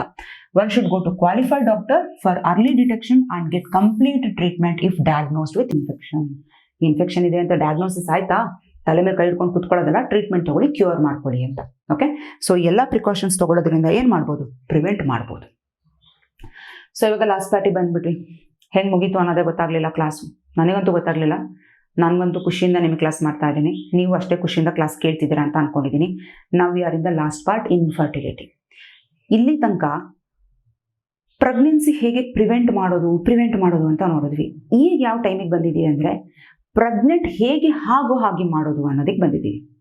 ಕೆಲವು ಕಪಲ್ಸ್ಗಳಿದ್ದಾರೆ ಪಾಪ, ಅವರು ಕಂಟಿನ್ಯೂಸ್ ಸೆಕ್ಷುವಲ್ ಇಂಟರ್ಕೋರ್ಸ್ ಆಗ್ತಾ ಇದ್ರು, ಸೆಕ್ಷುವಲಿ ಆಕ್ಟಿವ್ ಇದ್ರೂ ಸಹ they are unable to have a child. Pregnant ಆಗ್ತಿಲ್ಲ ಆ ಫಿಮೇಲ್, ಅವರಿಗೆ ಮಗು ಆಗ್ತಾ ಇಲ್ಲ. ಸೊ ಅಂಥ ಕಪಲ್ಸನ್ನ ಇನ್ಫರ್ಟೈಲ್ ಕಪಲ್ ಅಂತ ಹೇಳಿ ಕರಿತೀವಿ.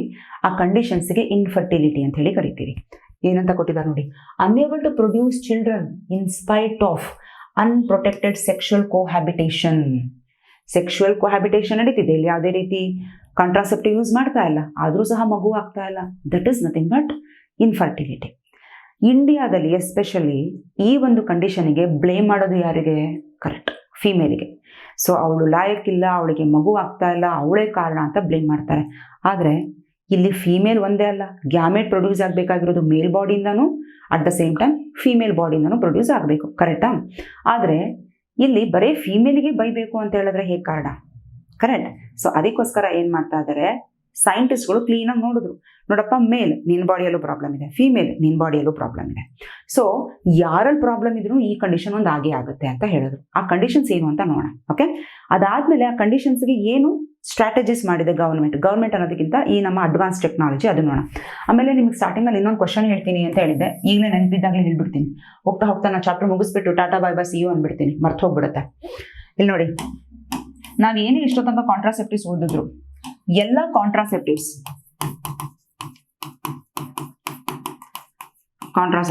most of the contraceptives designed for female body. Why? Female ಬಾಡಿಗೋಸ್ಕರನೇ ಫಿಟ್ ಆಗಂಗೆ ಮಾಡಿದ್ದಾರೆ, ಅಥವಾ ಫೀಮೇಲಿಗೋಸ್ಕರನೇ ಮಾಡಿದ್ದಾರೆ. ಯಾಕೆ ನೋಡಿ, contraceptive pill female, injectable implants female, hormonal IUDs female, overall IUDs female, barrier female, ಯಾಕ್ರೂ ಎಲ್ಲ.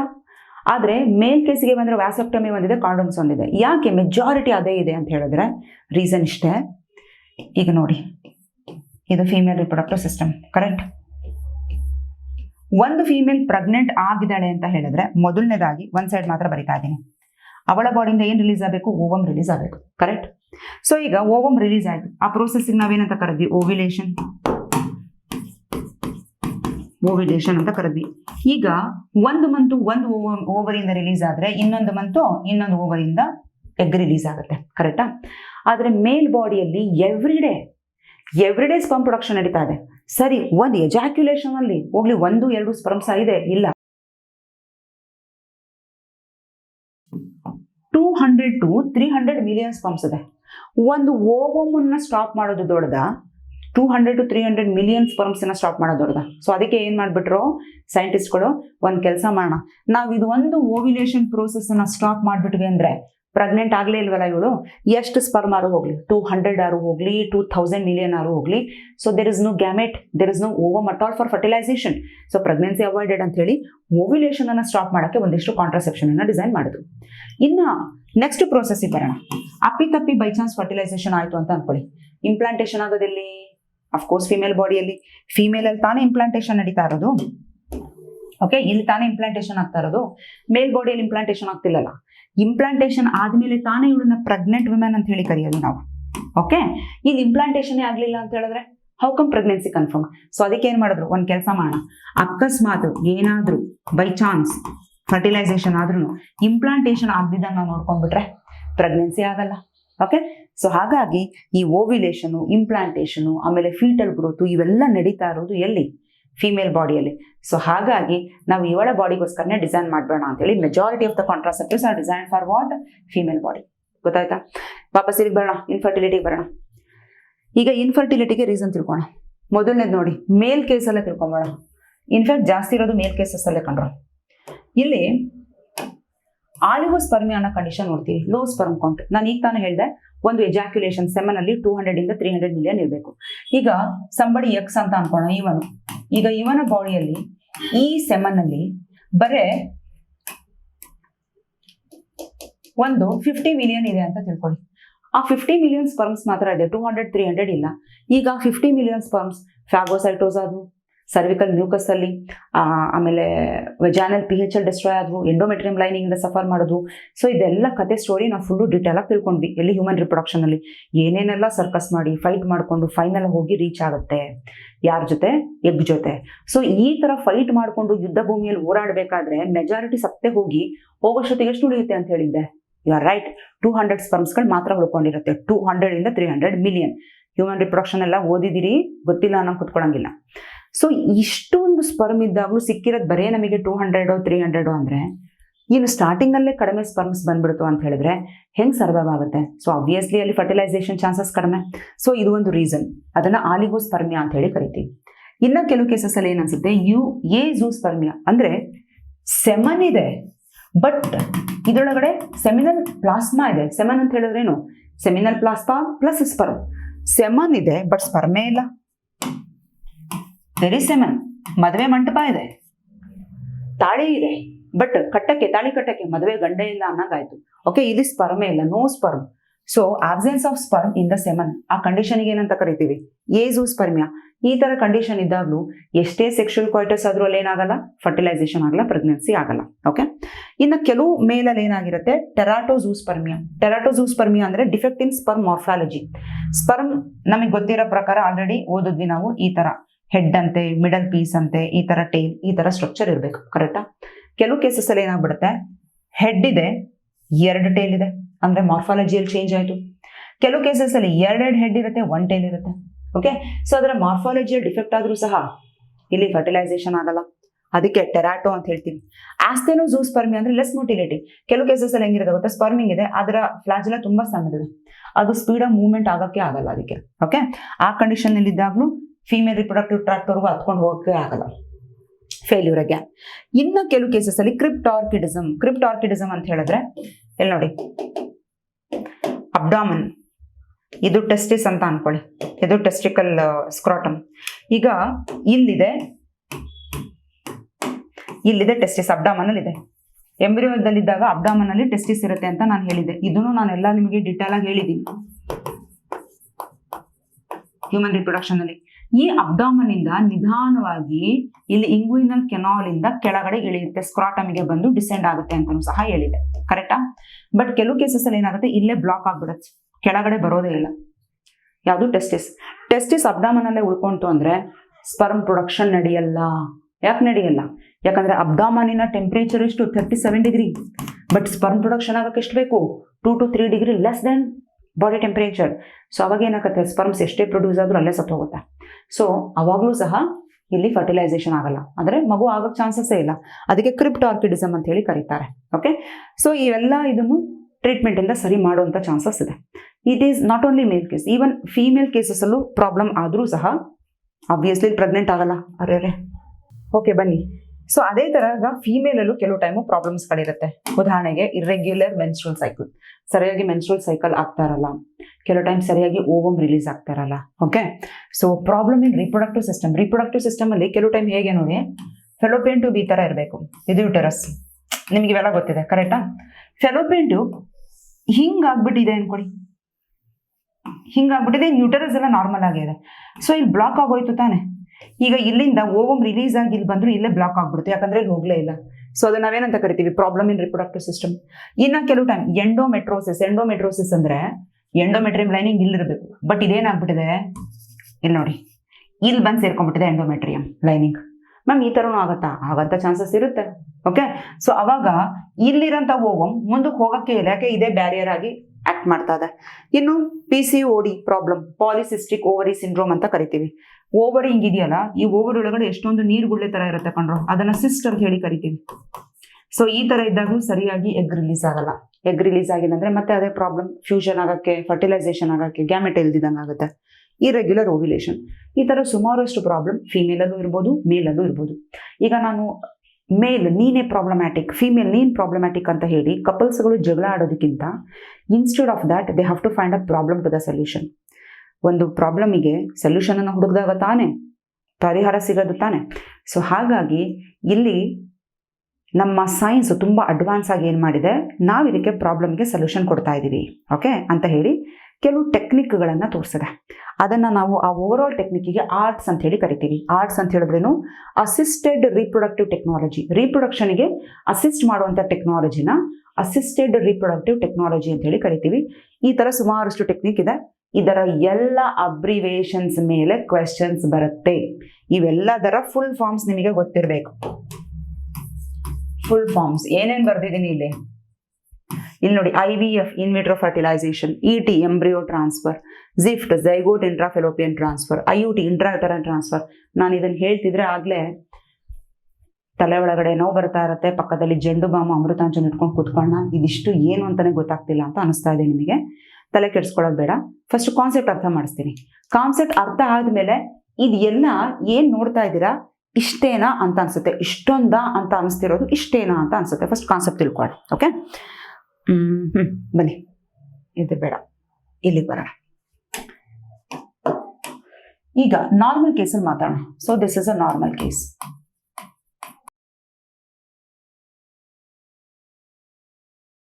ನಾರ್ಮಲ್ ಕಂಡೀಷನ್, ಮೇಲ್ ಮತ್ತೆ female. Okay, so usually normal condition ಅಲ್ಲಿ ಏನಾಗ್ತಿತ್ತು, ಇದು ಫೀಮೇಲ್ ರಿಪ್ರೊಡಕ್ಟಿವ್ ಸಿಸ್ಟಮ್ ಅಂತ ಅನ್ಕೊಳ್ಳೋಣ. ಓಕೆ, ಇಲ್ಲಿ ನೋಡಿ, ಸ್ಪರ್ಮ್ಸ್ ಎಲ್ಲ ಡೆಪಾಸಿಟ್ ಆಗ್ತಿತ್ತು ವೆಜಾನಾದಲ್ಲಿ, ದಟ್ ಇಸ್ ಇನ್ಸೆಮಿನೇಷನ್ ಅಂತ ಕರಿತಿದ್ವಿ. ಇಲ್ಲಿ ಎಗ್ ಬಂದಿದೆ ಅಂತ ಅನ್ಕೋಣ. Let's imagine this is the egg. Okay, ಅಂದ್ರೆ ಓವಮ್. ಈಗ ಇದನ್ನ ಮೀಟ್ ಮಾಡಕ್ಕೆ ಈ ಸ್ಪರ್ಮ್ಸ್ ಸೀದಾ ಹತ್ಕೊಂಡೋಗಿ ಇದ್ರ ಜೊತೆ ಫ್ಯೂಸ್ ಆಗ್ತಾ ಇತ್ತು, ಅಂದ್ರೆ ಫರ್ಟಿಲೈಸೇಷನ್ ಫೆಲೋಪಿಯನ್ ಟ್ಯೂಬ್ ಒಳಗಡೆ ನಡೀತಿತ್ತು, ಫೀಮೇಲ್ ಬಾಡಿ ಒಳಗಡೆ ನಡೀತಾ ಇತ್ತು. ಕರೆಕ್ಟಾ?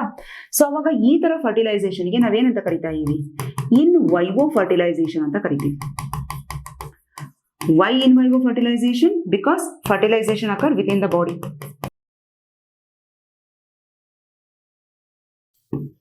Within the body of a female. This is called in vivo fertilization. Okay.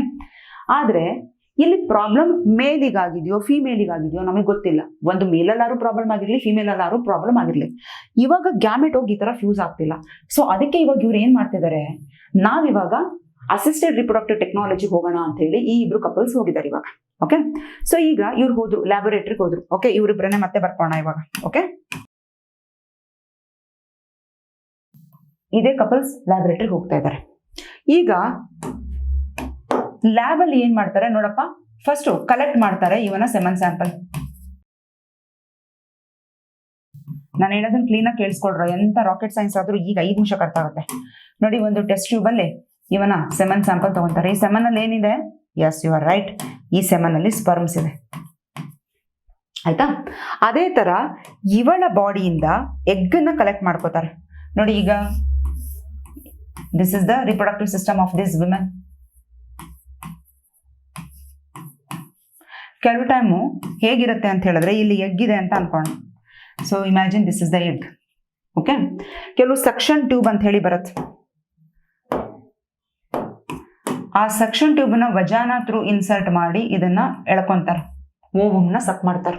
Okay, ಕೆಲವು ಟೈಮ್ ಮಲ್ಟಿಪಲ್ ಓವಮ್ ಬರಂಗು ಮಾಡ್ತಾರೆ. ಯಾವ ರೀತಿ, FSH ಇಂಜೆಕ್ಷನ್ ಕೊಡೋದ್ರು ಥ್ರೂ. FSH ಅಂತ ಹೇಳಿದ್ರೆ ಫಾಲಿಕ್ಯುಲರ್ ಸ್ಟಿಮ್ಯುಲೇಟಿಂಗ್ ಹಾರ್ಮೋನ್, ಇದರಿಂದ ಮಲ್ಟಿಪಲ್ ಓವ್ಯುಲೇಷನ್ ಬರಂಗು ಮಾಡ್ತಾರೆ. ಬಟ್ ಇವಾಗ ಓವಮ್ ಸಿಕ್ತಾ? ಓಕೆ, ಸೊ ಇಲ್ಲಿ ಓವಮ್ ಸಿಕ್ತು, ಇಲ್ಲಿ ಸ್ಪರ್ಮ್ ಸಿಕ್ತು. ಇದನ್ನ ಲ್ಯಾಬೊರೇಟರಿಗೆ ತಗೊಬರ್ತಾರೆ. ನೋಡಿ, let's imagine this is a laboratory. ಈಗ ಈ ಲ್ಯಾಬೊರೇಟರಿಲಿ ಎಗ್ಗನ್ನ ತಗೊಬರ್ತಾರೆ, ಸ್ಪರ್ಮ್ಸನ್ನು ಇಲ್ಲಿ ಹಾಕ್ತಾರೆ. ಈಗ ಇದನ್ನ ಫ್ಯೂಸ್ ಆಗಕ್ಕೆ ಲ್ಯಾಬೊರೇಟರಿಯಲ್ಲಿ ಬಿಡ್ತಾರೆ. ಇವಾಗ ಏನಾಯ್ತು, ಈ ಒಂದು ಸ್ಪರ್ಮ್ ಈ ಒಂದು ಎಗ್ ಜೊತೆ ಫ್ಯೂಸ್ ಆಯ್ತು. ಅಂದ್ರೆ ಬಾಡಿ ಒಳಗಡೆ ನಡೀತಾ ಇದೆ, ಹೊರಗಡೆ ನಡೀತಾ ಇದೆ. This is in the laboratory, ಈ ಪ್ರೋಸೆಸ್ ನಡೀತಾ ಇದೆ.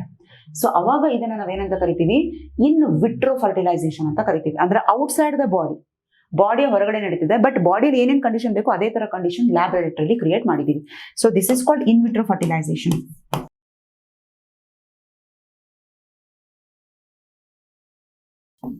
Outside the body of a female fertilization occur. Okay, ಎಲ್ಲಿ ನಡೀತಾ ಇರೋದು? ಲ್ಯಾಬೊರೇಟರಿಯಲ್ಲಿ ನಡೀತಾ ಇರೋದು. ಸೊ ಈ ಇನ್ ವಿಟ್ರೋ ಫರ್ಟಿಲೈಸೇಷನ್ ಅನ್ನ ನಾನು ಶಾರ್ಟ್ ಫಾರ್ಮ್ ಅಲ್ಲಿ ಹೇಳಬೇಕು ಅಂತ ಹೇಳಿದ್ರೆ ಏನಂತ ಕರಿತೀನಿ? IVF ಅಂತ ಹೇಳಿ ಕರಿತೀನಿ. ಅರ್ಥ ಆಯ್ತಾ? IVF ಅಂದ್ರೆ ಅದನ್ನೇ ಇಲ್ಲಿ ಕೊಟ್ಟಿರೋದು. IVF ಅಂದ್ರೆ ಇನ್ ವಿಟ್ರೋ ಫರ್ಟಿಲೈಸೇಷನ್. ಸರಿ, ಫರ್ಟಿಲೈಸೇಷನ್ ಮಾಡ್ಬಿಟ್ಟು ಏನ್ ಮಾಡ್ತೀರಾ? ಲ್ಯಾಬೊರೇಟರಿಯಲ್ಲಿ ಮಗು ಬೆಳೆಸ್ತೀರಾ? ಇಲ್ಲ. ಈಗ ಏನ್ ಮಾಡ್ತೀವಿ, ಈ ಫರ್ಟಿಲೈಸೇಷನ್ ಆದ್ಮೇಲೆ ಇದೇನಾಯ್ತು ಇವಾಗ ನೋಡಿ. So this become a zygote, this become a zygote. Okay, ಈಗ ಈ ಝೈಗೋಟ್ ಅನ್ನ ಡೆವಲಪ್ ಆಗಕ್ಕೆ ಬಿಡ್ತಾರೆ. ಸೊ ಝೈಗೋಟ್ ಡೆವಲಪ್ ಆಗೋದು ಅಂತ ಹೇಳಿದ್ರೇನು? 1 ಇದ್ದಿದ್ದು 2 ಸೆಲ್ ಆಯ್ತು, 2 ಇದ್ದಿದ್ದು 4 ಆಯ್ತು, 4 ಇದ್ದಿದ್ದು 8 ಆಯ್ತು. ಸೊ ಯಾವಾಗ ಈ ತರ 8 ಸೆಲ್ ಸ್ಟೇಜಿಗೆ ಬರುತ್ತೆ ನೋಡಿ,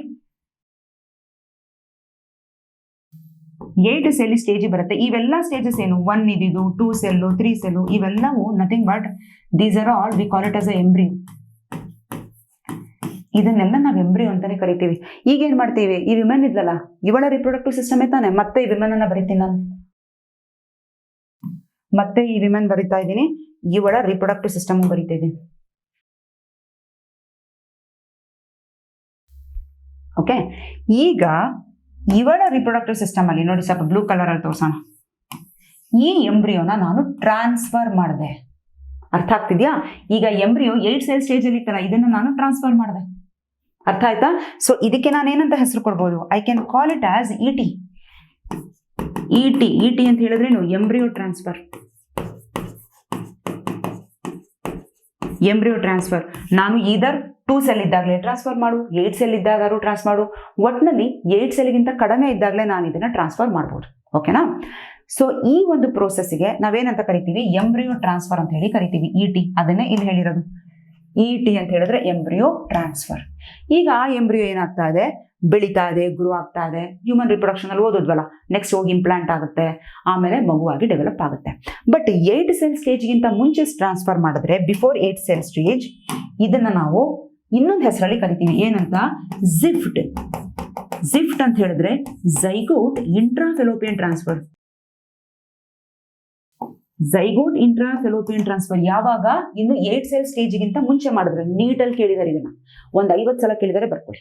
ಓಕೆ, ನಾನು ಮ್ಯಾಮ್ ಬರೀ ಝೈಗೋಟ್ ತಾನೇ ಮಾಡಬೇಕಾಗಿದ್ದು, 8 ಸೆಲ್ಗಿಂತ ಮುಂಚೆ ಮಾಡಿದ್ರೆ ಅದನ್ನ ET ಅಂತಾನೆ ಕರೀತಾರೆ. ಈಗ ಬೈ ಚಾನ್ಸ್ ಈ ವಿಮನಿನ ಫೆಲೋಪಿಯನ್ ಟ್ಯೂಬಲ್ಲೇ ಪ್ರಾಬ್ಲಮ್ ಆಗ್ಬಿಟ್ಟಿದೆ.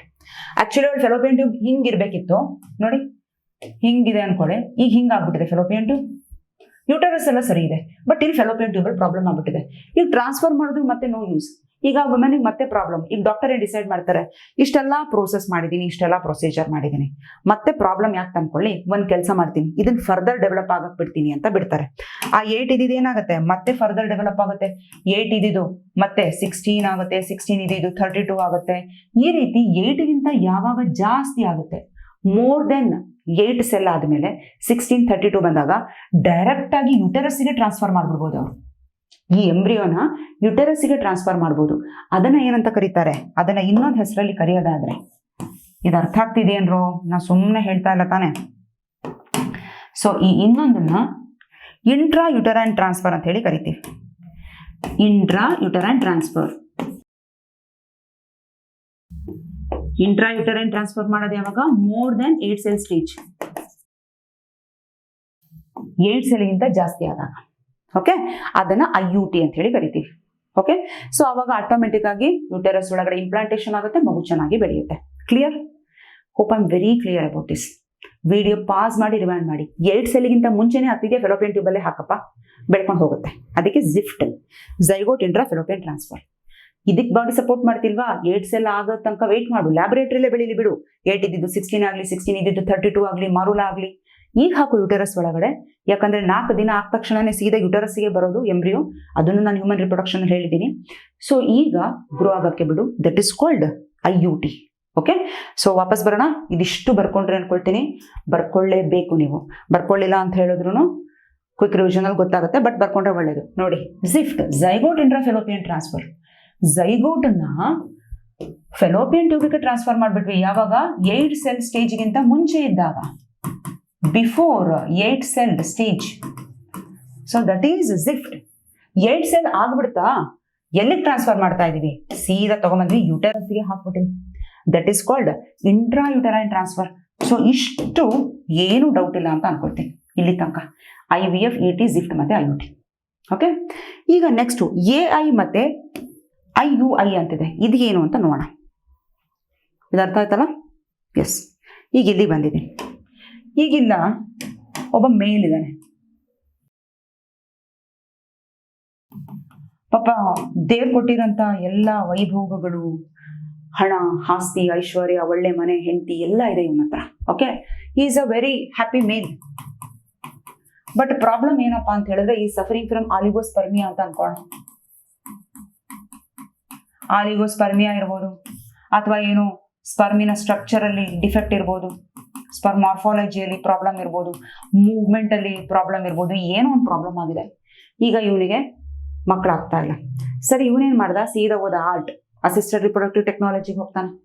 ಈಗ ಲ್ಯಾಬ್ರೇಟರಿಗೆ ಹೋದಾಗ ಒನ್ಸ್ ಅಗೇನ್ ಸೇಮ್ ಮೆಥಡ್. ಏನ್ ಮಾಡಿದ್ರು? ಇವನ ಸೆಮನ್ ಕಲೆಕ್ಟ್ ಮಾಡಿದ್ರು, ಸೆಮನ್ ಸ್ಯಾಂಪಲ್ ಕಲೆಕ್ಟ್ ಮಾಡಿದ್ರು. ನೋಡಪ್ಪ, ನಿನ್ನ ಸೆಮನ್ ಸ್ಯಾಂಪಲ್ ಕೊಡು. ಸೊ ಈ ಸೆಮನ್ ಒಳಗಡೆ ಆಬ್ವಿಯಸ್ಲಿ ಸ್ಪರ್ಮ್ ಇದೆ. ಎಷ್ಟು ಡಿಫೆಕ್ಟ್ ಆದ್ರೂ ಸ್ವಲ್ಪ ಸ್ಪರ್ಮ್ ಸಾರು ಕರೆಕ್ಟ್ ಇರುತ್ತೆ, ಹೋಗ್ಲಿ. ಸ್ಪರ್ಮಿನ ಮಾರ್ಫಾಲಜಿ ಬೇಡ, ಆಲಿಗೋಸ್ಪರ್ಮಿಯಾ ನಂಬರ್ ಆಫ್ ಸ್ಪರ್ಮ್ ಕೌಂಟ್ ಕಮ್ಮಿ ಇದೆ. ಓಕೆ, ಸೊ ಈಗ ಒಂದ್ ಕೆಲಸ ಮಾಡೋಣ. ಮೇಲ್ವರೆಗೂ ಹೋಗಕ್ ಆಗ್ತಾ ಇಲ್ಲ ತಾನೆ, ಅಥವಾ ಮೊಟಿಲಿಟಿಯಲ್ಲಿ ಪ್ರಾಬ್ಲಮ್ ಇರ್ಬೋದು. ಮೊಟಿಲಿಟಿ, ಸ್ವಿಮ್ ಮಾಡ್ಕೊಂಡ್ ಮೇಲೆ ಈಜೊಡ್ಕೊಂಡ್ ಮೇಲೆ ಹೋಗಕ್ ಆಗ್ತಾ ಇಲ್ಲ, ತಲೆ ಕೆಡ್ಸ್ಕೊಬೇಡ, ಅಷ್ಟೇ ತಾನೆ. ಒಂದ್ ಕೆಲಸ ಮಾಡ್ತೀನಿ ತಾಡು, ನೀನ್ ಬ್ಯಾರಿಯರ್ ಫೇಸ್ ಮಾಡಕ್ ಆಗ್ತಿಲ್ಲ, ಒಂದ್ ಕೆಲಸ ಮಾಡ. ಸೊ ನಿನ್ನ ವೈಫಿನ ರಿಪ್ರೊಡಕ್ಟಿವ್ ಸಿಸ್ಟಮ್ ಇದು. So it is a wife. ಈಗ ವೈಫಿನ ಓವಮ್ ಅಲ್ಲಿ ಏನು ಟಚ್ ಮಾಡಿಲ್ಲ. Okay, it's a wife. ಈಗ ಈ ಸೆಮನ್ ಸ್ಯಾಂಪಲ್ ಏನ್ ಮಾಡ್ತಾರೆ? ಇಂಜೆಕ್ಷನ್ ಅಲ್ಲಿ ತಗೊಳ್ತಾರೆ. So this is cervix, this is vagina. Okay, ಈಗ ಇದನ್ನ ಇಂಜೆಕ್ಷನ್ ಅಲ್ಲಿ ತಗೊಂಡ್ರು, ಯಾವುದು? ಈ ಸ್ಪರ್ಮ್ಸ್, ಈ ಸೆಮನ್ ಎಲ್ಲ. ಈಗ ಡೈರೆಕ್ಟ್ ಆಗಿ ವಜಾನಾಗೆ ಇನ್ಸರ್ಟ್ ಮಾಡಿದ್ರು. ಎಲ್ಲ ಸೆಮನ್ ಸ್ಯಾಂಪಲ್ ಇಲ್ಲಿಗೆ ಬಂತು. ಓಕೆ ಮ್ಯಾಮ್, ಇನ್ಸೆಮಿನೇಷನ್ ಅಲ್ಲೂ ಮಾಡ್ಬೋದಲ್ಲ?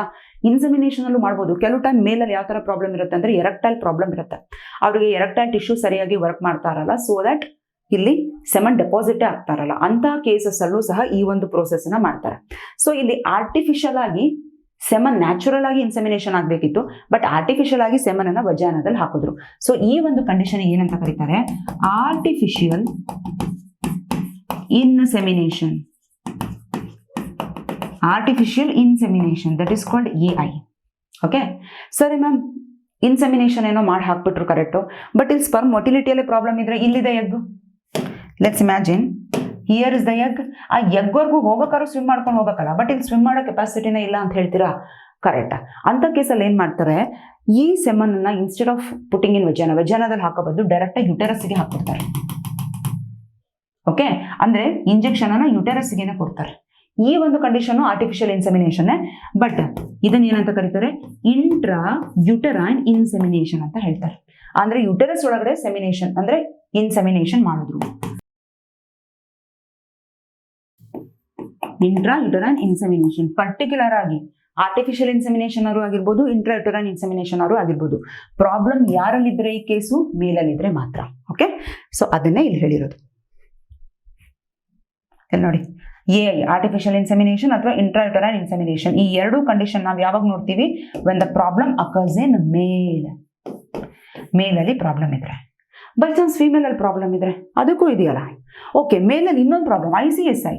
ಈ ಕಂಡೀಷನ್ ಸಹ ಮೇಲಲ್ಲೇ ನೋಡ್ತೀವಿ ನಾವು. ಇದು ಹೇಳ್ತೀವಿ. ಈಗ ಒಬ್ಬ ಪರ್ಸನ್ ಇದ್ದಾನೆ, ಪಾಪ ವಯಸ್ಸಾಗ್ಬಿಟ್ಟಿದೆ ಅಂತ ಅನ್ಕೋಣ. ವಯಸ್ಸಾಗ್ಬಿಟ್ಟಿದೆ ಪಾಪ, ಇವಾಗ ಮಗು ಬೇಕು, ಸುಮಾರು ಏಜ್ ಆಗ್ಬಿಟ್ಟಿದೆ, ಲೇಟ್ ಮ್ಯಾರೇಜು, ಬಟ್ ಮಗು ಬೇಕು ಅಂತ ಅನ್ಕೊಂಡಿದ್ದಾರೆ. ಇಲ್ಲಿ ಸ್ಪರ್ಮಿನ ಮಾರ್ಫಾಲಜಿಯಲ್ ಪ್ರಾಬ್ಲಮ್ ಆಗ್ಬಿಟ್ಟಿದೆ. ಓಕೆ, ಅದೇ ತರ ಇವರಲ್ಲಿ ಸರಿಯಾಗಿ ಮೊಟಿಲಿಟಿ ಇಲ್ಲ ಸ್ಪರ್ಮಲ್ಲಿ ಅಂತ ಅನ್ಕೋಬಹುದು. ಮೊಟಿಲಿಟಿಯಲ್ಲಿ ಪ್ರಾಬ್ಲಮ್ ಆಗಿರ್ಬೋದು, morphology of the sperm problem ಆಗಿರ್ಬೋದು, ಅಥವಾ ಈವನ್ ಸ್ಪರ್ಮಿನ ಕೌಂಟ್ ಕಡಿಮೆ ಇದ್ದು ಆಲಿಗೋಸ್ಪರ್ಮಿಯಾ ಇರ್ಬೋದು, ವಾಟ್ ಎವರ್ ಏನಾರು ಆಗಿರ್ಲಿ. ಸೊ ಈಗ ಈ ಮನುಷ್ಯ ಏನ್ ಮಾಡ್ತಾ ಇದ್ದಾನೆ? ಇಂಪೋಟೆಂಟ್.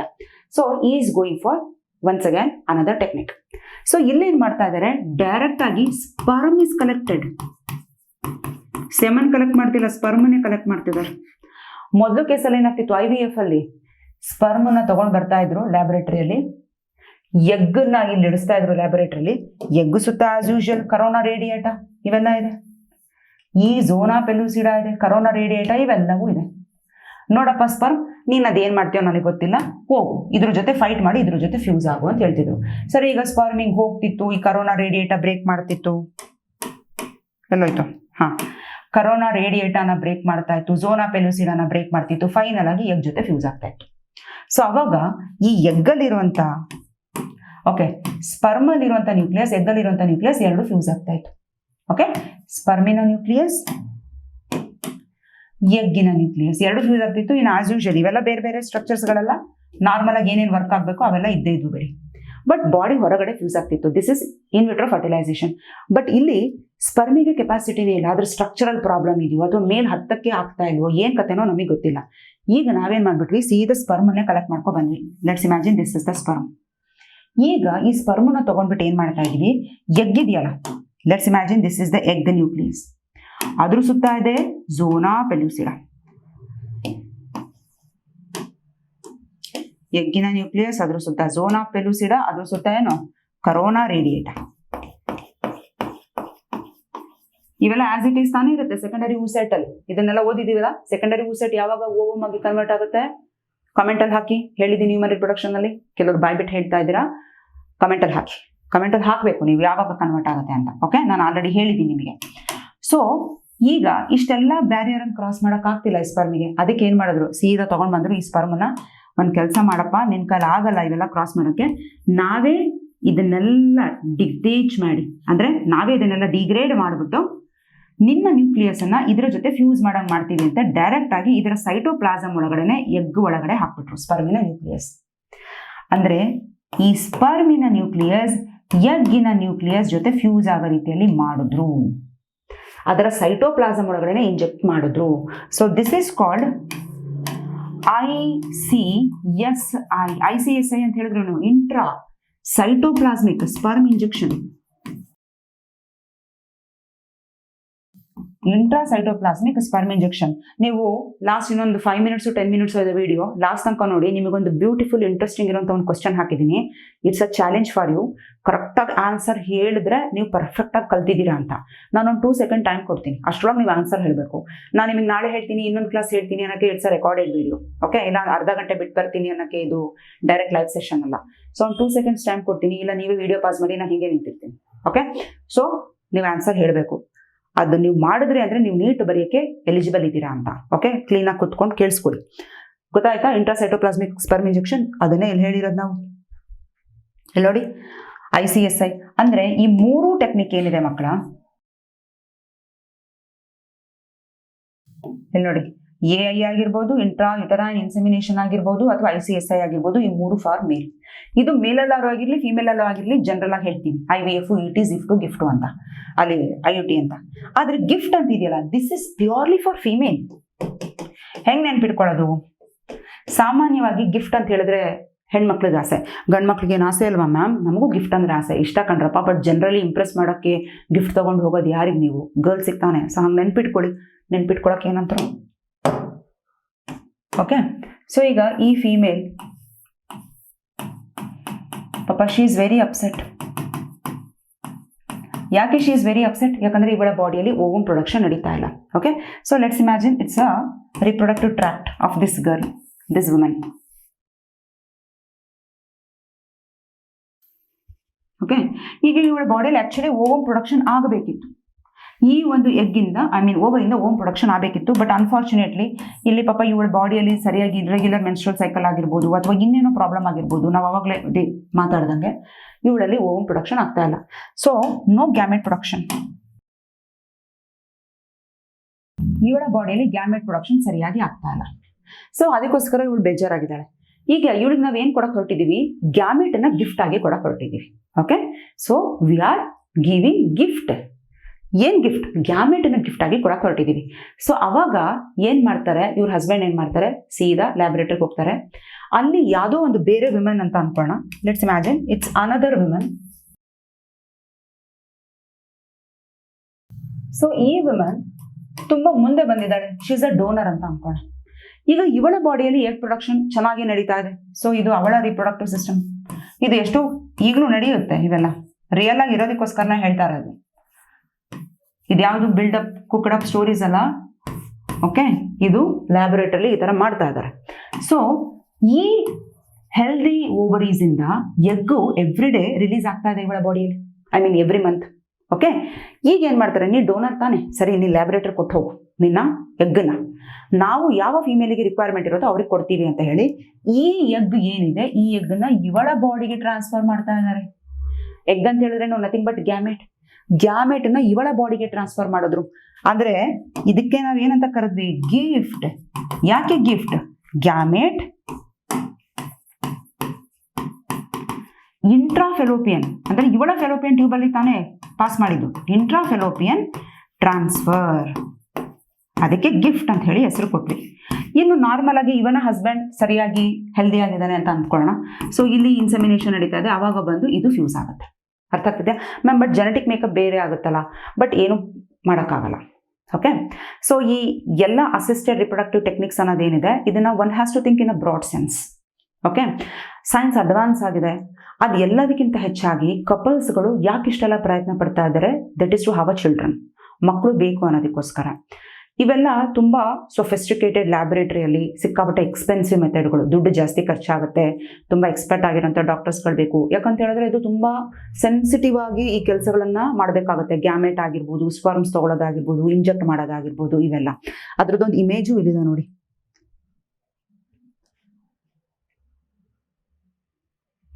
ನೋಡಿ, ಎಗ್ಗು ಒಳಗಡೆ ಸ್ಪರ್ಮನ್ನ ಯಾವ ರೀತಿ ಇಂಜೆಕ್ಟ್ ಮಾಡ್ತಾ ಇದ್ದಾರೆ. ಇದು ತುಂಬ ಅಂದ್ರೆ ತುಂಬ ಸೆನ್ಸಿಟಿವ್ ಆಗಿ ತುಂಬ ಕೇರ್ಫುಲ್ ಆಗಿ ಮಾಡಬೇಕಾಗಿರೋದು. ಕೆಲವರು ತುಂಬ ಅಫೋರ್ಡ್ ಮಾಡೋಕ್ಕಾಗುತ್ತೆ, ಕೆಲವರಿಗೆ ಮಾಡೋಕ್ಕಾಗಲ್ಲ. ಯಾಕಂದ್ರೆ ಕೆಲವ್ರಿಗೆ ತುಂಬ ದುಡ್ಡಿದ್ರೆ okay, they can go for it. ಕೆಲವ್ರಿಗೆ ದುಡ್ಡಿರಲ್ಲ, ಕಷ್ಟ. ಸೊ ಅಂಥವ್ರಿಗೆ ಇನ್ನೊಂದು ಆ್ಯಂಗಲಲ್ಲಿ ಯೋಚನೆ ಮಾಡೋದಾದರೆ, ರಿಪ್ರೊಡಕ್ಟಿವ್ ಹೆಲ್ತ್ ಅಂತ ಹೇಳಿದ್ರೆ ನಥಿಂಗ್ ಬಟ್ ನಾವು ಬ್ರಾಡ್ ಸೆನ್ಸಲ್ಲಿ ಯೋಚನೆ ಮಾಡಬೇಕು. ಎಷ್ಟೋ ಮಕ್ಕಳಿದ್ದಾರೆ, ಅನಾಥ ಮಕ್ಕಳಿದ್ದಾರೆ, ಆರ್ಫನ್ ಮಕ್ಕಳುಗಳಿದ್ದಾರೆ. ಓಕೆ, ಎಷ್ಟೋ ಮಕ್ಕಳುಗಳಿಗೆ ಪೇರೆಂಟ್ಸ್ ಸರಿಯಾಗಿ ಅವರ ಬೇಸಿಕ್ ನೀಡ್ಸ್ ಫುಲ್ಫಿಲ್ ಮಾಡೋಕ್ಕಾಗದಿಲ್ಲ, 2-3 ಮಕ್ಕಳು ಮಾಡಿ ಎಲ್ಲೆಲ್ಲೋ ಬಿಟ್ಟು ಹೋಗ್ಬಿಟ್ಟಿರ್ತಾರೆ ಅನಾಥಾಶ್ರಮಕ್ಕೆ.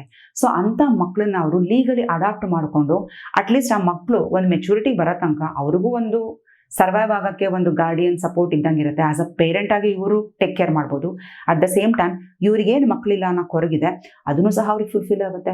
ಸೊ ಈ ರೀತಿ ಕೆಲವು ಕಪಲ್ಸ್ಗಳು ಯೋಚನೆ ಮಾಡೋದ್ರಿಂದನೂ ನಮ್ಮ ಕಂಟ್ರಿ ಇನ್ನೂ ಪ್ರೋಗ್ರೆಸ್ ಆಗುತ್ತೆ ಅಂತ ಹೇಳ್ಬೋದು. Okay, so this is over all chapter. ನಿಮಗೆ ಅರ್ಥ ಆಗಿದೆ, ಇಷ್ಟ ಆಗಿದೆ ಅಂತ ಅನ್ಕೊಳ್ತೀನಿ. ಇವಾಗ ಹೇಳಿದ್ನಲ್ಲ, ಒಂದು ಕ್ವೆಶ್ಚನಿಗೆ ಆನ್ಸರ್ ಮಾಡಿ ನೀವು ಲಿಟ್ರಲಿ ನೀಟ್ ವರೆಗೆ ಎಲಿಜಿಬಲ್ ಇಲ್ಲೋ ಅಂತ ಹೇಳ್ತೀನಿ ಅಂತ. ಬನ್ನಿ ಆ ಕ್ವೆಶ್ಚನ್ ಇಲ್ಲಿದೆ ನೋಡೋಣ. Look at here. If a person's epididymis has got blocked due to some reason, ಯಾವುದೋ ರೀಸನ್ ಇಂದ ಎಪಿಡಿಡೈಮಿಸ್ ಬ್ಲಾಕ್ ಆಗ್ಬಿಟ್ಟಿದೆಯಪ್ಪ. ಈಗ ಅಂತ ಪರ್ಸನ್ ಆರ್ಟ್ ಅಂದ್ರೆ ಅಸಿಸ್ಟೆಡ್ ರಿಪ್ರೊಡಕ್ಟಿವ್ ಟೆಕ್ನಾಲಜಿಗೆ ಹೋದ, ಅವನಿಗೆ ಮಕ್ಕಳು ಆಗ್ತಿಲ್ಲ. ಈಗ ಅವನು ICSI ಪ್ರಿಫರ್ ಮಾಡಿದ್ರು. ಅವನಿಗೆ what would be the success rate in ICSI ಹೋದ್ರೆ ಅವನಿಗೆ ಎಷ್ಟು % ಸಕ್ಸಸ್ ಆಗುತ್ತೆ ಹೇಳಿ ನೋಡೋಣ. Option A, blocked epididymis does not directly effect ICSI ಅದಕ್ಕೆ ಎಫೆಕ್ಟೇ ಆಗ್ತಿಲ್ವಾ, ಅವನಿಗೆ ಎಪಿಡಿಡೈಮಿಸ್ ಬ್ಲಾಕ್ ಆದ್ರು. Second option, due to blockage of epididymis block ಆಗಿರೋದ್ರಿಂದ sperm don't show motility, sperm ಅಲ್ಲಿ ಮೊಟಿಲಿಟಿನೇ ತೋರಿಸ್ತಾ ಇಲ್ಲ ಅಂತಾನ. Option C, due to blockage of epididymis blockage ಆಗಿರೋದ್ರಿಂದ ಸ್ಪರ್ಮಿನ ಶೇಪ್ ಚೇಂಜ್ ಆಗಿದೆ ಅಂತಾನ. ಸೊ ಇಲ್ಲಿ ಯಾವ ಆಪ್ಷನ್ ಕರೆಕ್ಟ್ ಇಲ್ಲ ಅಂತಾನೆ. ಯಾವ್ದು ಆನ್ಸರ್ ನೋಡಿ. ನಾನು ಹಿಂಗೆ ನಿಂತಿರ್ತೇನೆ, ನೀವು ನನ್ನನ್ನು ಹಿಂಗೆ ಪಾಸ್ ಮಾಡಿ 2 ಸೆಕೆಂಡ್ ಬೇಡ, 10 ಸೆಕೆಂಡ್ ಬೇಡ, 1 ಮಿನಿಟ್ ಟೈಮ್ ತಗೊಳ್ಳಿ. ನಾನು 1 ಮಿನಿಟ್ ಹಿಂಗೆ ನಿಂತ್ಕೊಳ್ಳೋಕ್ಕಾಗಲ್ಲ, ನೀವು ನನ್ನನ್ನು ಪಾಸ್ ಮಾಡಿ, ಬಟ್ ನಾನು ಆನ್ಸರ್ ಹೇಳ್ತೀನಿ. ಓಕೆ, ಆನ್ಸರ್ ಮಾಡಿದ್ರಾ? ಕಮೆಂಟಲ್ಲಿ ಹಾಕಿದ್ದೀರಾ? ಕಮೆಂಟಲ್ಲಿ ಹಾಕ್ಬಿಡಿ ಫಸ್ಟೇ. ನಾನು ಅಂದ್ಕೊಳ್ತೀನಿ, ಓ ನೀವು ಕಮೆಂಟಲ್ಲಿ ಇಷ್ಟು ಹಾಕಿದ್ದೀರಾ, ನಿಮ್ಮ ನಾಲೆಜ್ ಇಷ್ಟಿದೆ ಅಂತ. ಆಮೇಲೆ ನೀವು ಆನ್ಸರನ್ನು ನೋಡಿ. ಓಕೆ, ಬನ್ನಿ ಆನ್ಸರ್ ಹೇಳ್ತೀನಿ. ಮೊದಲನೇದಾಗಿ ಎಪಿಡಿಡೈಮಿಸ್ ಕೆಲಸ ಏನು ಅಂತ ಹೇಳಿದ್ದೆ. ರಿಪ್ರೊಡಕ್ಷನ್ ಚಾಪ್ಟರ್ ನೋಡಿದವರಿಗೆ ಖಂಡಿತ ಆನ್ಸರ್ ಮಾಡಿರ್ತೀರ. ಎಪಿಡಿಡೈಮಿಸ್ ಕೆಲಸ ರೀಕಾಲ್ ಮಾಡ್ಕೊಳ್ಳಿ ಮಕ್ಕಳ. ಇದು ಟೆಸ್ಟಿಸಲ್ಲಿ ಈ ಥರ ಎಷ್ಟೊಂದು ಸೆಮಿನಿಫೆರಸ್ ಟ್ಯೂಬ್ಯೂಲ್ ಇದೆ. ಸೆಮಿನಿಫೆರಸ್ ಟ್ಯೂಬ್ಯೂಲ್ ತಾನೇ ಸ್ಪರ್ಮ್ ಪ್ರೊಡಕ್ಷನ್ ನಡೀತಾ ಇರೋದು. ಇವೆಲ್ಲ ಟೆಸ್ಟಿಕ್ಯುಲರ್ ಲೋಬ್ಯೂಲ್. ಇವೆಲ್ಲ ಟೆಸ್ಟಿಕ್ಯುಲರ್ ಲೋಬ್ಯೂಲ್. ಈ ಸೆಮಿನಿಫೆರಸ್ ಟ್ಯೂಬ್ಯೂಲ್ ಇಂದ ಮುಂದಕ್ಕೆ ಹೋಗ್ತಾ ಹೋಗ್ತಾ ಟ್ಯೂಬ್ಯುಲರ್ ರೆಕ್ಟಿ, ಇರಿಟೇಟ್ ಟೆಸ್ಟಿಸ್, ವಾಸಾ ಎಫ್ರೆನ್ಷಿಯಾ ಇವೆಲ್ಲ ಕತೆ ಗೊತ್ತು ನಿಮಗೆ. ವಾಸಾ ಎಫ್ರೆನ್ಷಿಯಾ ಎಲ್ಲ ಗೊತ್ತು. ಸೊ ಫೈನಲ್ ಆಗಿ ಇದೇನಾಗಿ ಕನ್ವರ್ಟ್ ಆಗ್ತಾ ಇದೆ, ಜಾಯಿನ್ ಆಗಿ ಇಟ್ ಬಿಕಮ್ ಎಪಿಡಿಡೈಮಿಸ್. ಕರೆಕ್ಟಾ? So this is epididymis. Epididymis ಏನ್ ಕೆಲಸ ಮಾಡುತ್ತೆ ಅಂತ ಹೇಳಿದ್ದೆ. So epididymis is like a master, is a strict officer. ಈಗ ಇವನು ಸ್ಪರ್ಮ್ಗಳಿಗೆ ಕೋಚಿಂಗ್ ಕೊಡ್ತಾ ಇದ್ದಾನೆ. ನಾನು ಇದನ್ನ ಹೇಳಿದ್ದೀನಿ ನಿಮಗೆ ಹ್ಯೂಮನ್ ರಿಪ್ರೊಡಕ್ಷನ್ ಅಲ್ಲಿ ಏನೇನು ಕೆಲಸ ಮಾಡ್ತಿದ್ದಾನೆ. ಮಗನೇ ಇಷ್ಟೋ ತನಕ ಎಲ್ಲ ದೂಕುದ್ರು ಅಂತ ಹಿಂಗೆ ದಬ್ಕೊಂಡು ಬಂದ್ಬಿಟ್ಟೆ, ನಿನಗೆ ಸ್ವಿಮ್ ಮಾಡಕ್ಕೆ ಬರಲ್ಲ, ಬಾ ನಿಂಗೆ ಮೊಟಿಲಿಟಿ ಹೇಳ್ಕೊಡ್ತೀನಿ ಅಂತ ಮೊಟಿಲಿಟಿ ಕಳಿಸ್ಕೊಟ್ಟ ಸ್ಪರ್ಮಿಗೆ. ಕರೆಕ್ಟ್? ಯಾರು? ಎಪಿಡಿಡೈಮಿಸ್. ಅದೇ ತರ ಎಪಿಡಿಡೈಮಿಸ್ ಎಷ್ಟೋ ಸಲ ಹೊರಗಡೆ ಹೋಗಕ್ಕಾಗ್ದಲ್ಲ ಎಜಾಕ್ಯುಲೇಷನ್ ಇಂದ ಇಲ್ಲೇ ನಿಂತ್ಕೊಂಡ್ಬಿಡುತ್ತೆ. ಸೊ ಅದನ್ನು ನಾವು ಹೇಳಿದೀವಿ, ವಾಸಾ ಡಿಫರೆನ್ಸ್ ಕಟ್ ಮಾಡಿದಾಗ ಏನು ಮಾಡೋಕ್ಕಾಗ್ದಲ್ಲ ಸ್ಪರ್ಮ್ಸ್ಗಳು ಸತ್ತೋಗುತ್ತೆ. ಯಾಕಂದ್ರೆ ಎಪಿಡಿಡೈಮಿಸ್ ಅಲ್ಲಿ ನುಂಗ್ ಹಾಕುವಂತ ಸೆಲ್ಸ್ಗಳಿದೆ, ಫ್ಯಾಗೋಸೈಟೋಸಿಸ್.